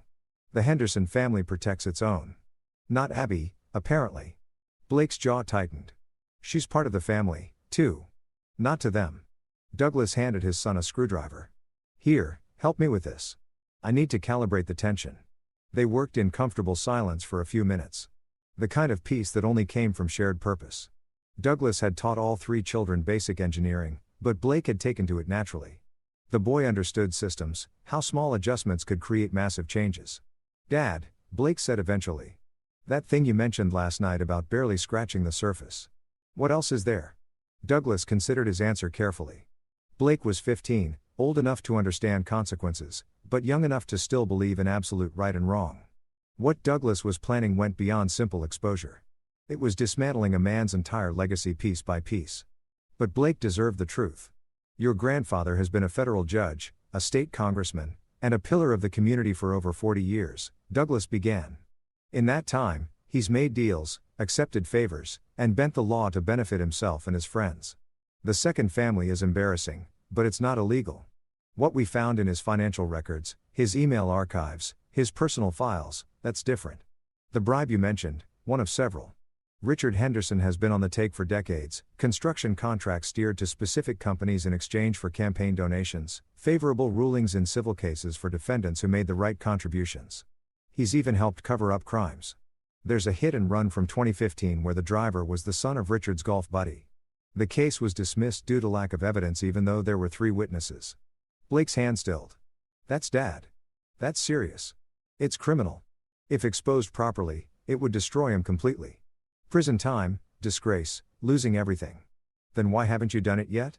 Douglas met his son's eyes. Because I needed Richard to make the first move. I needed him to show his true nature, not just to me, but to everyone who's been enabling him. Last night, your mother saw who her father really is. Today, he's threatening my job, trying to intimidate us. By the time I'm done, no one will be able to claim they didn't know what kind of man Richard Henderson really was. You're building a case. I'm building a guillotine. And when it falls, I want there to be no doubt that Richard Henderson deserves what happens to him. Blake absorbed this, his young face serious. What do you need me to do right now? Be there for your sister. Help your mother process this and keep watching your grandfather. Desperate men make mistakes and Richard is about to get very desperate indeed. As if on cue, Douglas's phone buzzed. Not a call this time, but a text from an unknown number. Your daughter will regret this. All of you will. Douglas showed it to Blake. And it begins. They spent the next hour finishing the servo mechanism, discussing engineering principles and football strategy, and what Blake wanted to study in college. Normal father-son conversation, the kind they'd had hundreds of times before. But underneath ran a current of shared purpose, of understanding that they were in this together. When Candace appeared in the workshop doorway, she looked exhausted but resolute. We need to talk, all of us. The family gathered in the living room. Candace on the couch with Abigail curled against her, Stephen in his usual armchair with his sketchbook, Blake standing near the window, and Douglas in the center waiting. I called my mother this morning. Candace began. She's not well. The doctor came by. Panic attack, elevated blood pressure. She wants to see me alone, Douglas asked. With the kids, not you. Candace's voice held no judgment, just fact. I'll go, Abigail said quietly. Everyone looked at her. The girl who'd been mocked 12 hours earlier, who'd spent the night crying, who had every reason to never want to see her grandparents again. Sweetheart, you don't have to. Candace started. I want to. Abigail sat up straighter. I want Grandma to see me. Really see me. And I want to ask Grandpa why he hates me so much. The simple courage in her voice made Douglas's chest tight. This was his daughter, the one Richard called weak and worthless. She had more strength than the old judge would ever understand. Okay, Douglas said. But I'm driving you there and I'm waiting outside. At the first sign of trouble, you call me. Candace nodded. I'll protect them. Will you? The question came out harsher than Douglas intended, but it needed to be asked. Yesterday, you would have made excuses for him. Today, you're taking our children back to his house. How do I know you won't fold when he turns on the charm or your mother starts crying? Candace's eyes flashed. Because yesterday, I still had illusions about my father. Today, I don't. He pointed at our daughter and mocked her in front of the entire family. He has a second family that he's been hiding for 18 years. And apparently her voice hardened. He's also a corrupt judge who takes bribes and covers up crimes. So no, Douglas, I won't fold. Not anymore. You believe me? About the rest of it. I believe Blake found something 3 years ago that started all this. I believe you've been investigating my father ever since. And I believe that if you say you have proof, you have proof. She met his gaze steadily. I also believe that you're going to destroy him. And honestly, after what he did to Abby, I think he deserves it. Douglas felt something unlock in his chest. Relief, validation, renewed purpose. Having Candace on his side changed everything. There's something you should know, Stephen said suddenly. All eyes turned to him. I've been sketching at Grandpa's house for years. Family gatherings, holidays. He never pays attention to me drawing in the corner. He opened his sketchbook, flipping through pages of detailed illustrations. The Henderson mansion, family portraits, and interspersed throughout images Douglas had never seen. Richard in his study, talking to men Douglas didn't recognize. Morris handing his father an envelope. Leanne and Richard in what looked like a heated argument. I date everything, Stephen continued. July 2019, that's Grandpa meeting with Francisco Ogden, the contractor who got the City Hall renovation contract. September 2020. That's Uncle Morris giving Grandpa cash before Morris's zoning variance got approved. March 2021, Aunt Leanne arguing with Grandpa right before her DUI charge disappeared. You've been documenting his corruption without even knowing it, Douglas said in wonder. Douglas didn't deny it. It's about all of us. Every person he's looked down on. Every time he's wielded his privilege like a weapon. Yes, seeing him humiliate our daughter was the catalyst. But the investigation that started long before tonight. How long? 3 years. Blake answered. Since the summer I turned 12. Dad found something in Grandpa's study during the July 4th party. We've been gathering evidence ever since. Candace looked between her husband and son. Seeing them clearly perhaps for the first time, not as the mechanic's son and the football player, but as something else entirely. Something dangerous when motivated. What did you find? She whispered. 3 years ago. What started this? Douglas remembered that day perfectly. He'd gone looking for a bathroom on the mansion's second floor and stumbled into Richard's private office.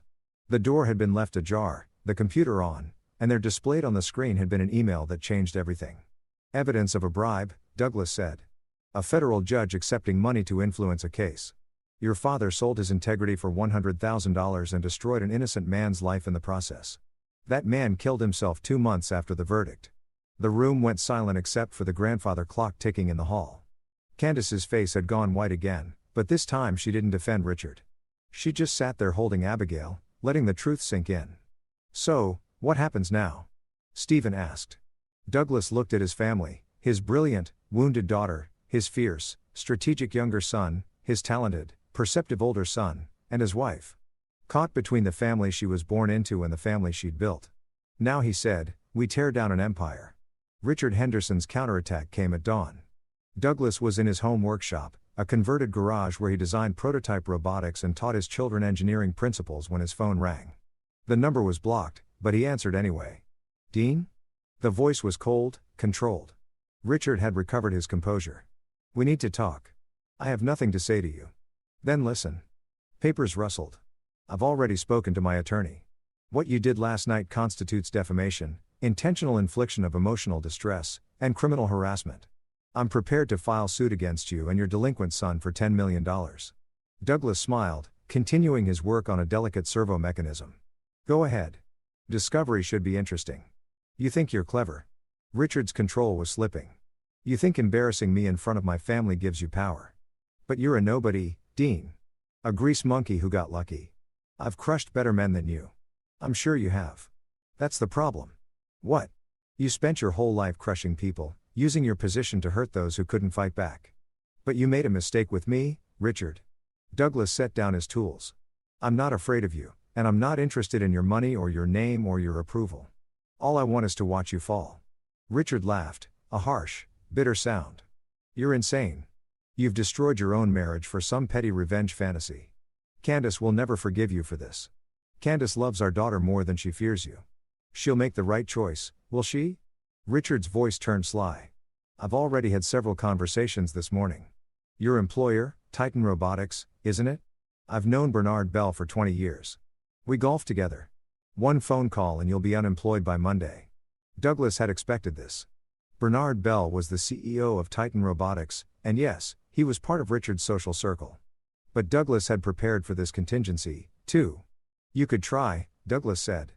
But Bernard values results over connections. I hold 17 patents that have generated over $30 million in revenue for Titan. My last performance review was exceptional, and I've already documented this conversation for my attorney. Threatening someone's employment in retaliation for revealing your affairs. That's blackmail, Richard. Ask your lawyer friend how that plays in court. The silence stretched. Douglas could almost hear Richard's mind working, recalculating his approach. What do you want? Richard finally asked. Money? I'll pay you to keep quiet about Portland. Name your price. I don't want your money. Then what? I want you to understand something. Douglas's voice hardened. For 12 years, I watched you treat my daughter like she was worthless. For 12 years, I told myself to be patient, to keep the peace, to let it go. But last night, you pointed at her in front of the entire family and mocked her. You made her cry. You made her feel small. I just drew what I saw. But yeah, I guess I have. Stephen looked uncomfortable. I didn't want to believe he was really that bad. I kept telling myself there were explanations. But after last night, you're ready to help. Blake finished. Stephen nodded. What he did to Abby. That was cruel. And if he's been hurting other people, too, then yeah, I'm in. Douglas looked at his family, his wife finally seeing clearly, his sons ready to fight. His daughter finding her courage. Richard Henderson had spent his life crushing people who couldn't fight back. He'd never faced someone who could match his intelligence, who had the patience to build a case, who had everything to gain from his downfall and nothing to lose. Then here's what we do. Douglas said, Candace, you take the kids to see Regina. Let her cry. Let her plead. Let her try to make this go away, but don't give an inch. Abigail, you ask Richard your question. Look him in the eye and ask why he hates you. Make him say it out loud. What if he hurts her? Candace asked. He won't. Not physically. That's not his style. He'll try to manipulate her, make her feel guilty, convince her this is all her fault. But Abby's stronger than he thinks. Douglas smiled at his daughter. Aren't you? Abigail nodded, tears in her eyes, but chin raised. Stephen, I need you to make copies of those sketches. Date and label everything. Blake, you know what to do. Blake pulled out his phone, opening an encrypted app. I've got someone watching Grandpa's house. As soon as they see movement, we'll know. Candace blinked. You have someone watching. Edward O'Neill from my computer science class. His dad's a private investigator. Eduardo's been teaching me surveillance techniques. Blake shrugged. I take my hobby seriously. Douglas had to suppress a laugh. His 15-year-old son had recruited a teenage surveillance team. All right, everyone knows their role. Let's give Richard Henderson exactly what he deserves, the truth. The Henderson mansion looked different in daylight after the previous night's disaster. The Christmas decorations seemed garish now, excessive and desperate. Douglas pulled into the circular driveway and watched Morris's BMW and Leanne's Mercedes already parked near the entrance. The whole family's here, Candace observed. My father must have called an emergency meeting. Good, Blake said from the back seat. More witnesses. Douglas turned to look at his children. Stephen sat with his sketchbook and a folder of copied drawings. Blake had his phone and his usual unshakable calm. Abigail looked small but determined, dressed in a simple blue dress that made her look older than 12. Remember, Douglas said, you're not there to fight. You're there to observe and report. Let Richard talk. Let him reveal himself. Can you do that? 3 nods. Candace squeezed his hand once, then led the children to the door. Douglas watched them disappear inside before pulling out his phone and dialing. Eduardo, they're in. Start recording. Already on it, Mr. Dean. I've got visual on the living room and study through the windows. Audio's a bit fuzzy, but workable. Good. Keep me updated. Douglas waited, monitoring his phone. Eduardo's surveillance was technically illegal, but Douglas had learned long ago that sometimes you had to bend rules to expose those who broke them entirely. Besides, everything they captured would eventually be cross-referenced with legal documentation. This was insurance. Inside the mansion, Candace later told him the Henderson family had assembled like a war council. Richard sat in his leather armchair, still dressed in yesterday's suit, as if he'd never changed. Regina perched on the sofa, supported by her sister, Iris. Morris and Leanne flanked their parents, presenting a united front. I'm glad you came, Richard said, not looking at Candace, but at the children. We need to discuss last night's incident. You mean when you humiliated Abigail? Candace's voice was ice. I meant Blake's outrageous accusations, Richard corrected. Lies told by a troubled teenager encouraged by your unstable husband. They weren't lies, Blake said calmly. I have documentation, photographs, financial records, forged documents, Morris interjected. We've already spoken to our attorneys. This is a clear case of I wanted to ask you something, Grandpa. Abigail's small voice cut through the room like a knife. Everyone stopped talking. Richard's jaw tightened, but he couldn't ignore a direct address from his granddaughter without looking even worse. What? Why do you hate me? Abigail's voice didn't waver. I've tried so hard to make you proud. I win chess tournaments. I get straight A's. I volunteer at the animal shelter, but you act like I'm invisible. Last night, you pointed at me and told everyone I was worthless. I just want to know why. The room went silent. Regina made a small sound, quickly stifled. Leanne looked uncomfortable. Even Morris had the grace to appear embarrassed. Richard stared at his granddaughter, and for a moment, something flickered across his face. Not quite guilt, but close to it. Then it hardened into the familiar arrogance. You want the truth, he said. Fine. You remind me of your father. Weak, quiet, always watching. You don't have the Henderson spirit. Your brothers do. They're fighters, leaders. But you're just like that mechanic who got lucky marrying my daughter. Dad? Candace's voice was shocked. What? She asked. Richard turned his glare on Candace. And while we're being honest, this whole mess is your fault. You married beneath yourself, brought that man into our family, and now look what's happened. Your marriage has poisoned our entire bloodline. Careful, Richard, Regina said quietly. You're going too far. I'm tired of being careful. I'm tired of pretending that Douglas Dean is good enough for my daughter. I'm tired of watching my legacy be tarnished by his inferior genetics and his lower class. You're the one who tarnished your legacy, Stephen interrupted. He opened his sketchbook, pulling out a drawing. This is you meeting with Francisco Ogden in July 2019. 2 weeks later, Ogden got the City Hall contract even though his bid was 20% higher than the competition. Want to explain that? Richard's face went purple. How dare you? I have 47 drawings, Stephen continued. All dated, all documented. Meetings with contractors, cash exchanges with Uncle Morris, private conversations that don't look very legal. I didn't understand what I was seeing until Dad explained it. But now I do. Those are nothing, Lean said quickly. Just family business, private meetings. Then why did my DUI disappear after Grandpa and I talked? Stephen pulled out another drawing. This is from March 2021. Aunt Leanne arguing with Grandpa. She was crying. 2 days later, the police report vanished and the charges were dropped. I remember because Dad told Mom it was suspicious how quickly it all went away. Leanne went white. Morris stood abruptly. This is extortion. You're trying to blackmail us. We're exposing corruption. Blake corrected. There's a difference. Grandpa has spent decades using his position for personal gain. The second family in Portland is just the beginning. Wait until people hear about the bribes, the favors, the covered-up crimes. Regina stood on shaking legs. Stop this. All of you. Stop. This is our family. No, Mother. Candace said. This is the truth. And maybe it's time we faced it instead of hiding behind the Henderson name. Richard's control finally snapped. He lunged from his chair toward Blake, but Morris caught him. You ungrateful. I could destroy you. All of you. I have connections. Power. You have secrets, Blake said calmly. And we have proof. Push us and we release everything. Every bribe, every favor, every covered-up crime. Your career, your reputation, your freedom, all gone. You wouldn't dare try us. The standoff held for a long moment. Then Abigail spoke again, her voice still quiet but clear. I don't hate you, Grandpa. I wanted to after last night, but I just feel sad for you because you have all this. She gestured at the mansion, the family, the trappings of success. And you're still so mean. You're still so empty inside that you have to hurt people to feel big. Dad taught me that people who bully others are just scared and small themselves. I think he's right.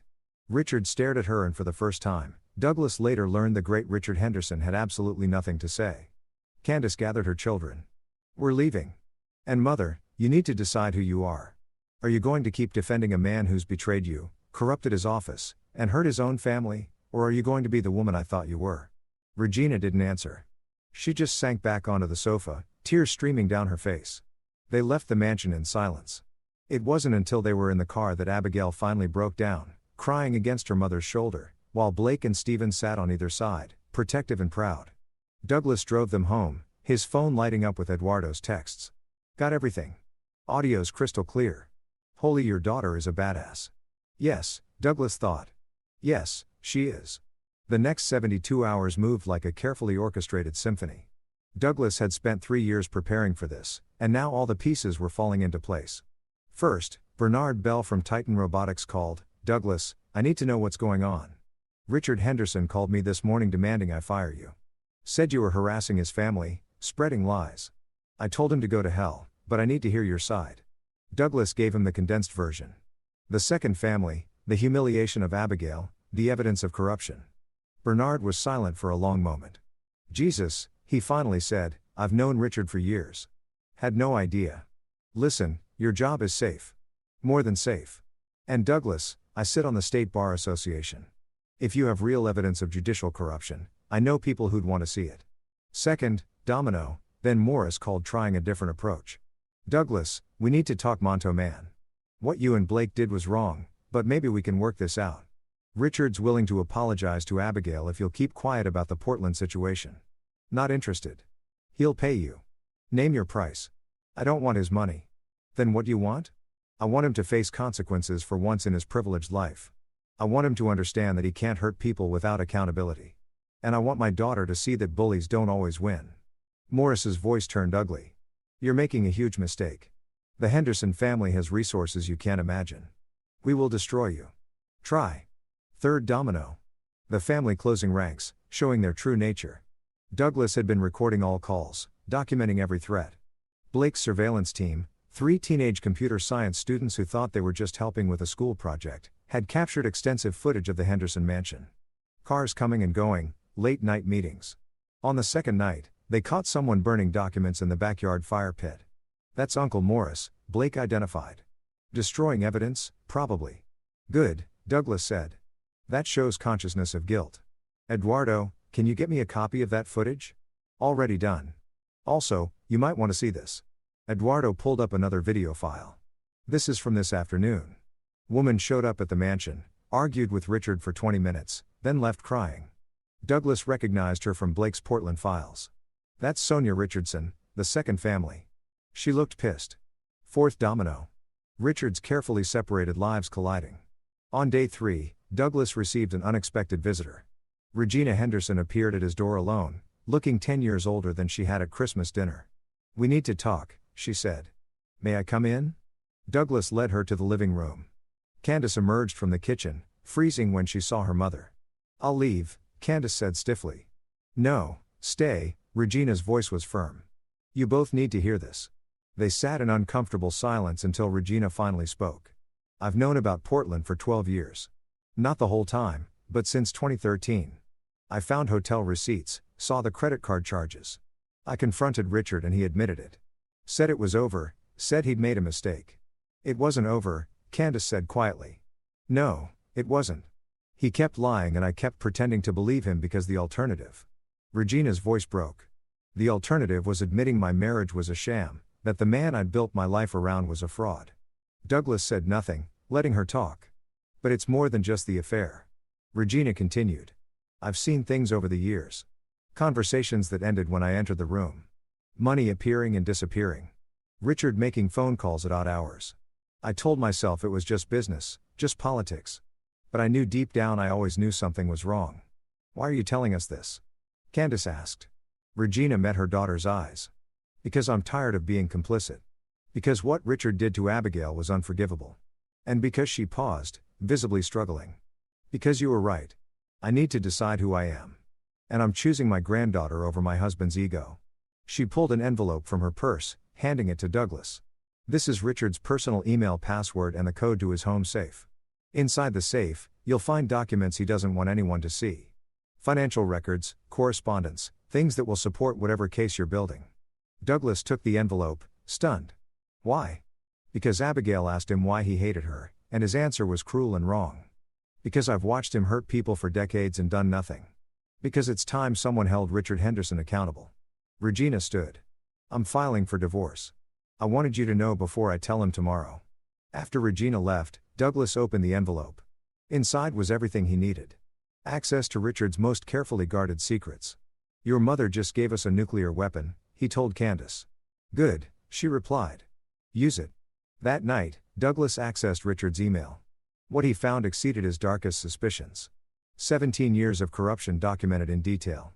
Bribes accepted, cases fixed, criminals protected. Richard hadn't just bent the law. He'd broken it so often that it became routine. But it was the message from 2018 that made Douglas's blood run cold. Ogden's son hit that pedestrian. Kid was in the crosswalk. Driver was drunk. Witnesses saw everything. I'm making it go away. Charging Ogden $200,000 for the favor. Between you and me, that pedestrian was nobody important. Just some mechanic from the east side. No family to make noise. Perfect candidate for an unsolvable case. Douglas read it 3 times. A hit and run covered up by Richard for money. The victim was identified in the attached police report. Thomas Dean, his father, the auto shop owner who'd raised Douglas alone after his mother died.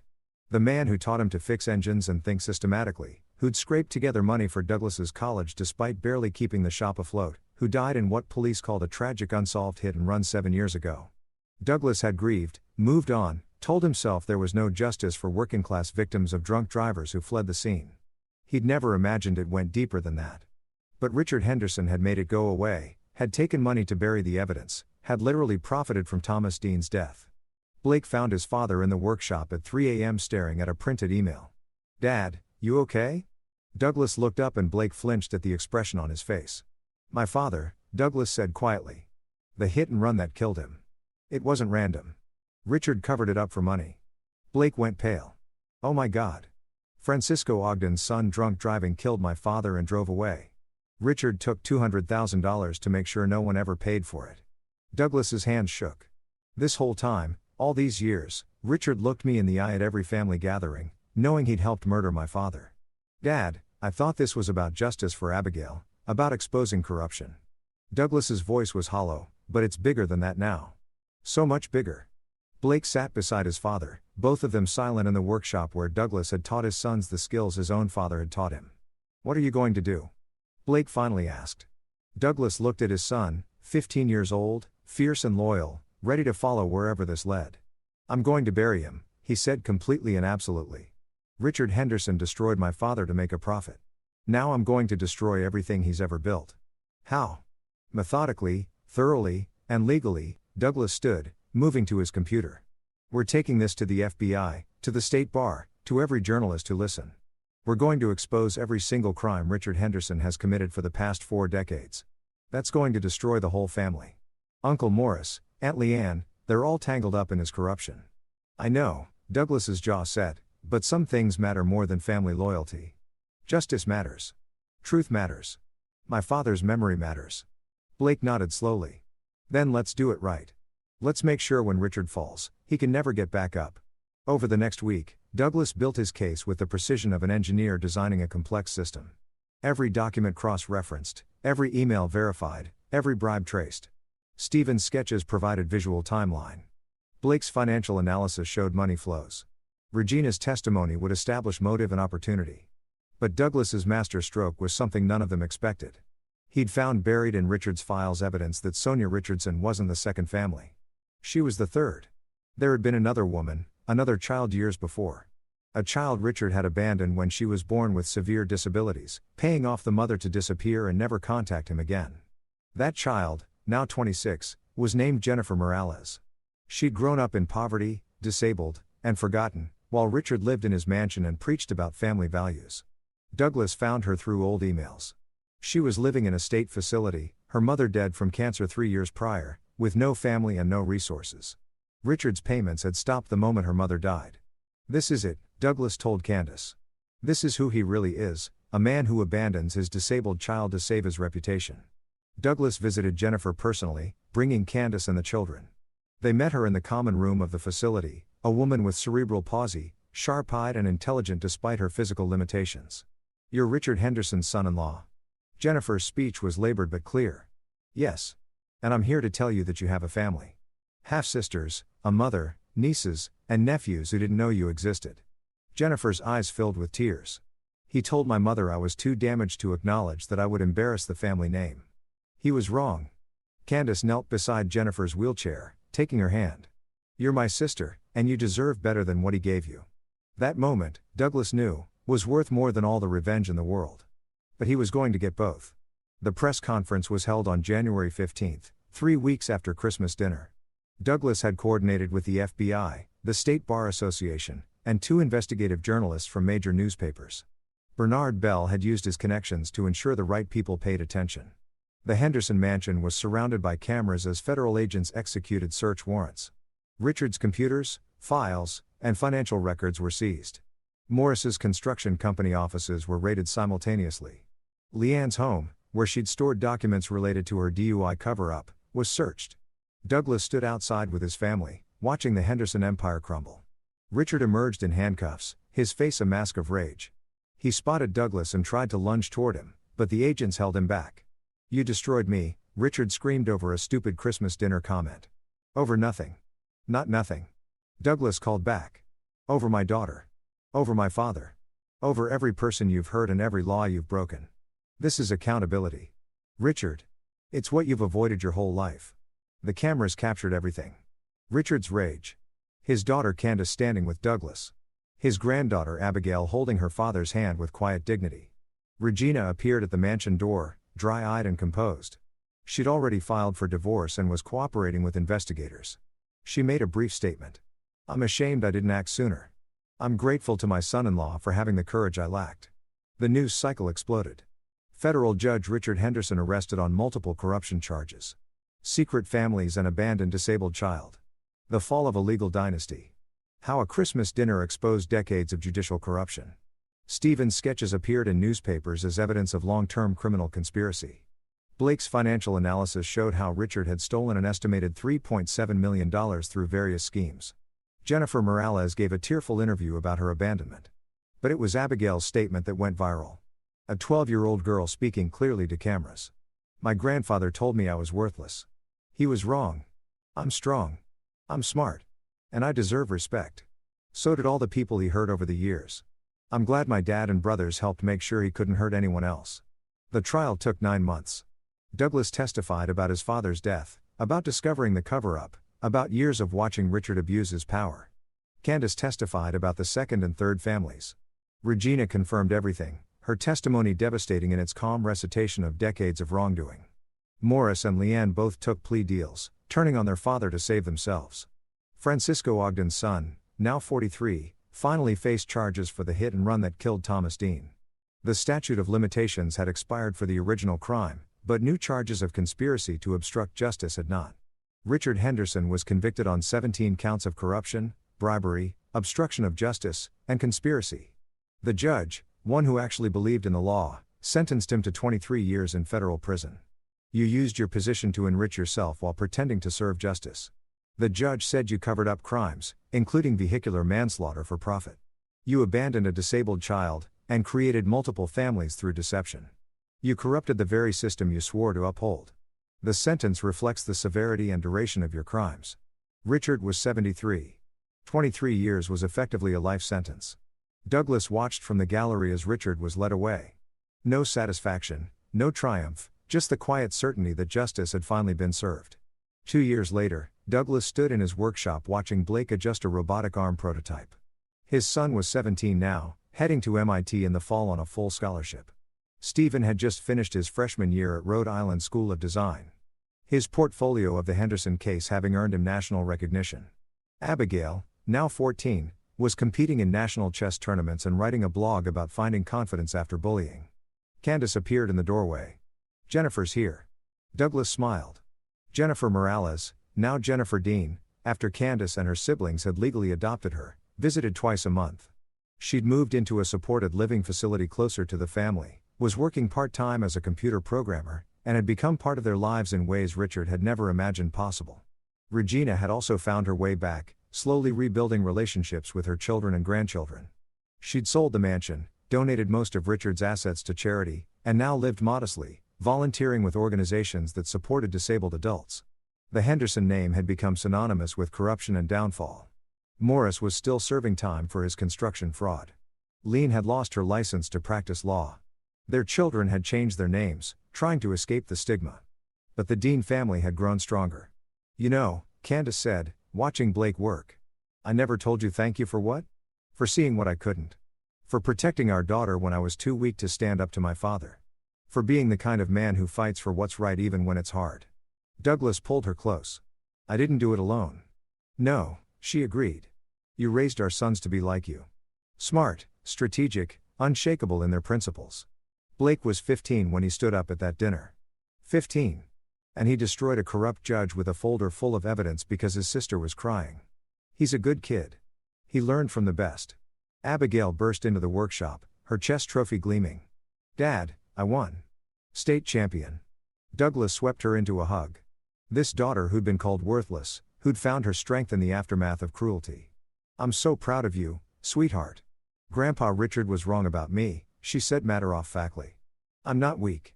I'm not worthless. I'm a dean." "Yes," Douglas agreed. "You absolutely are."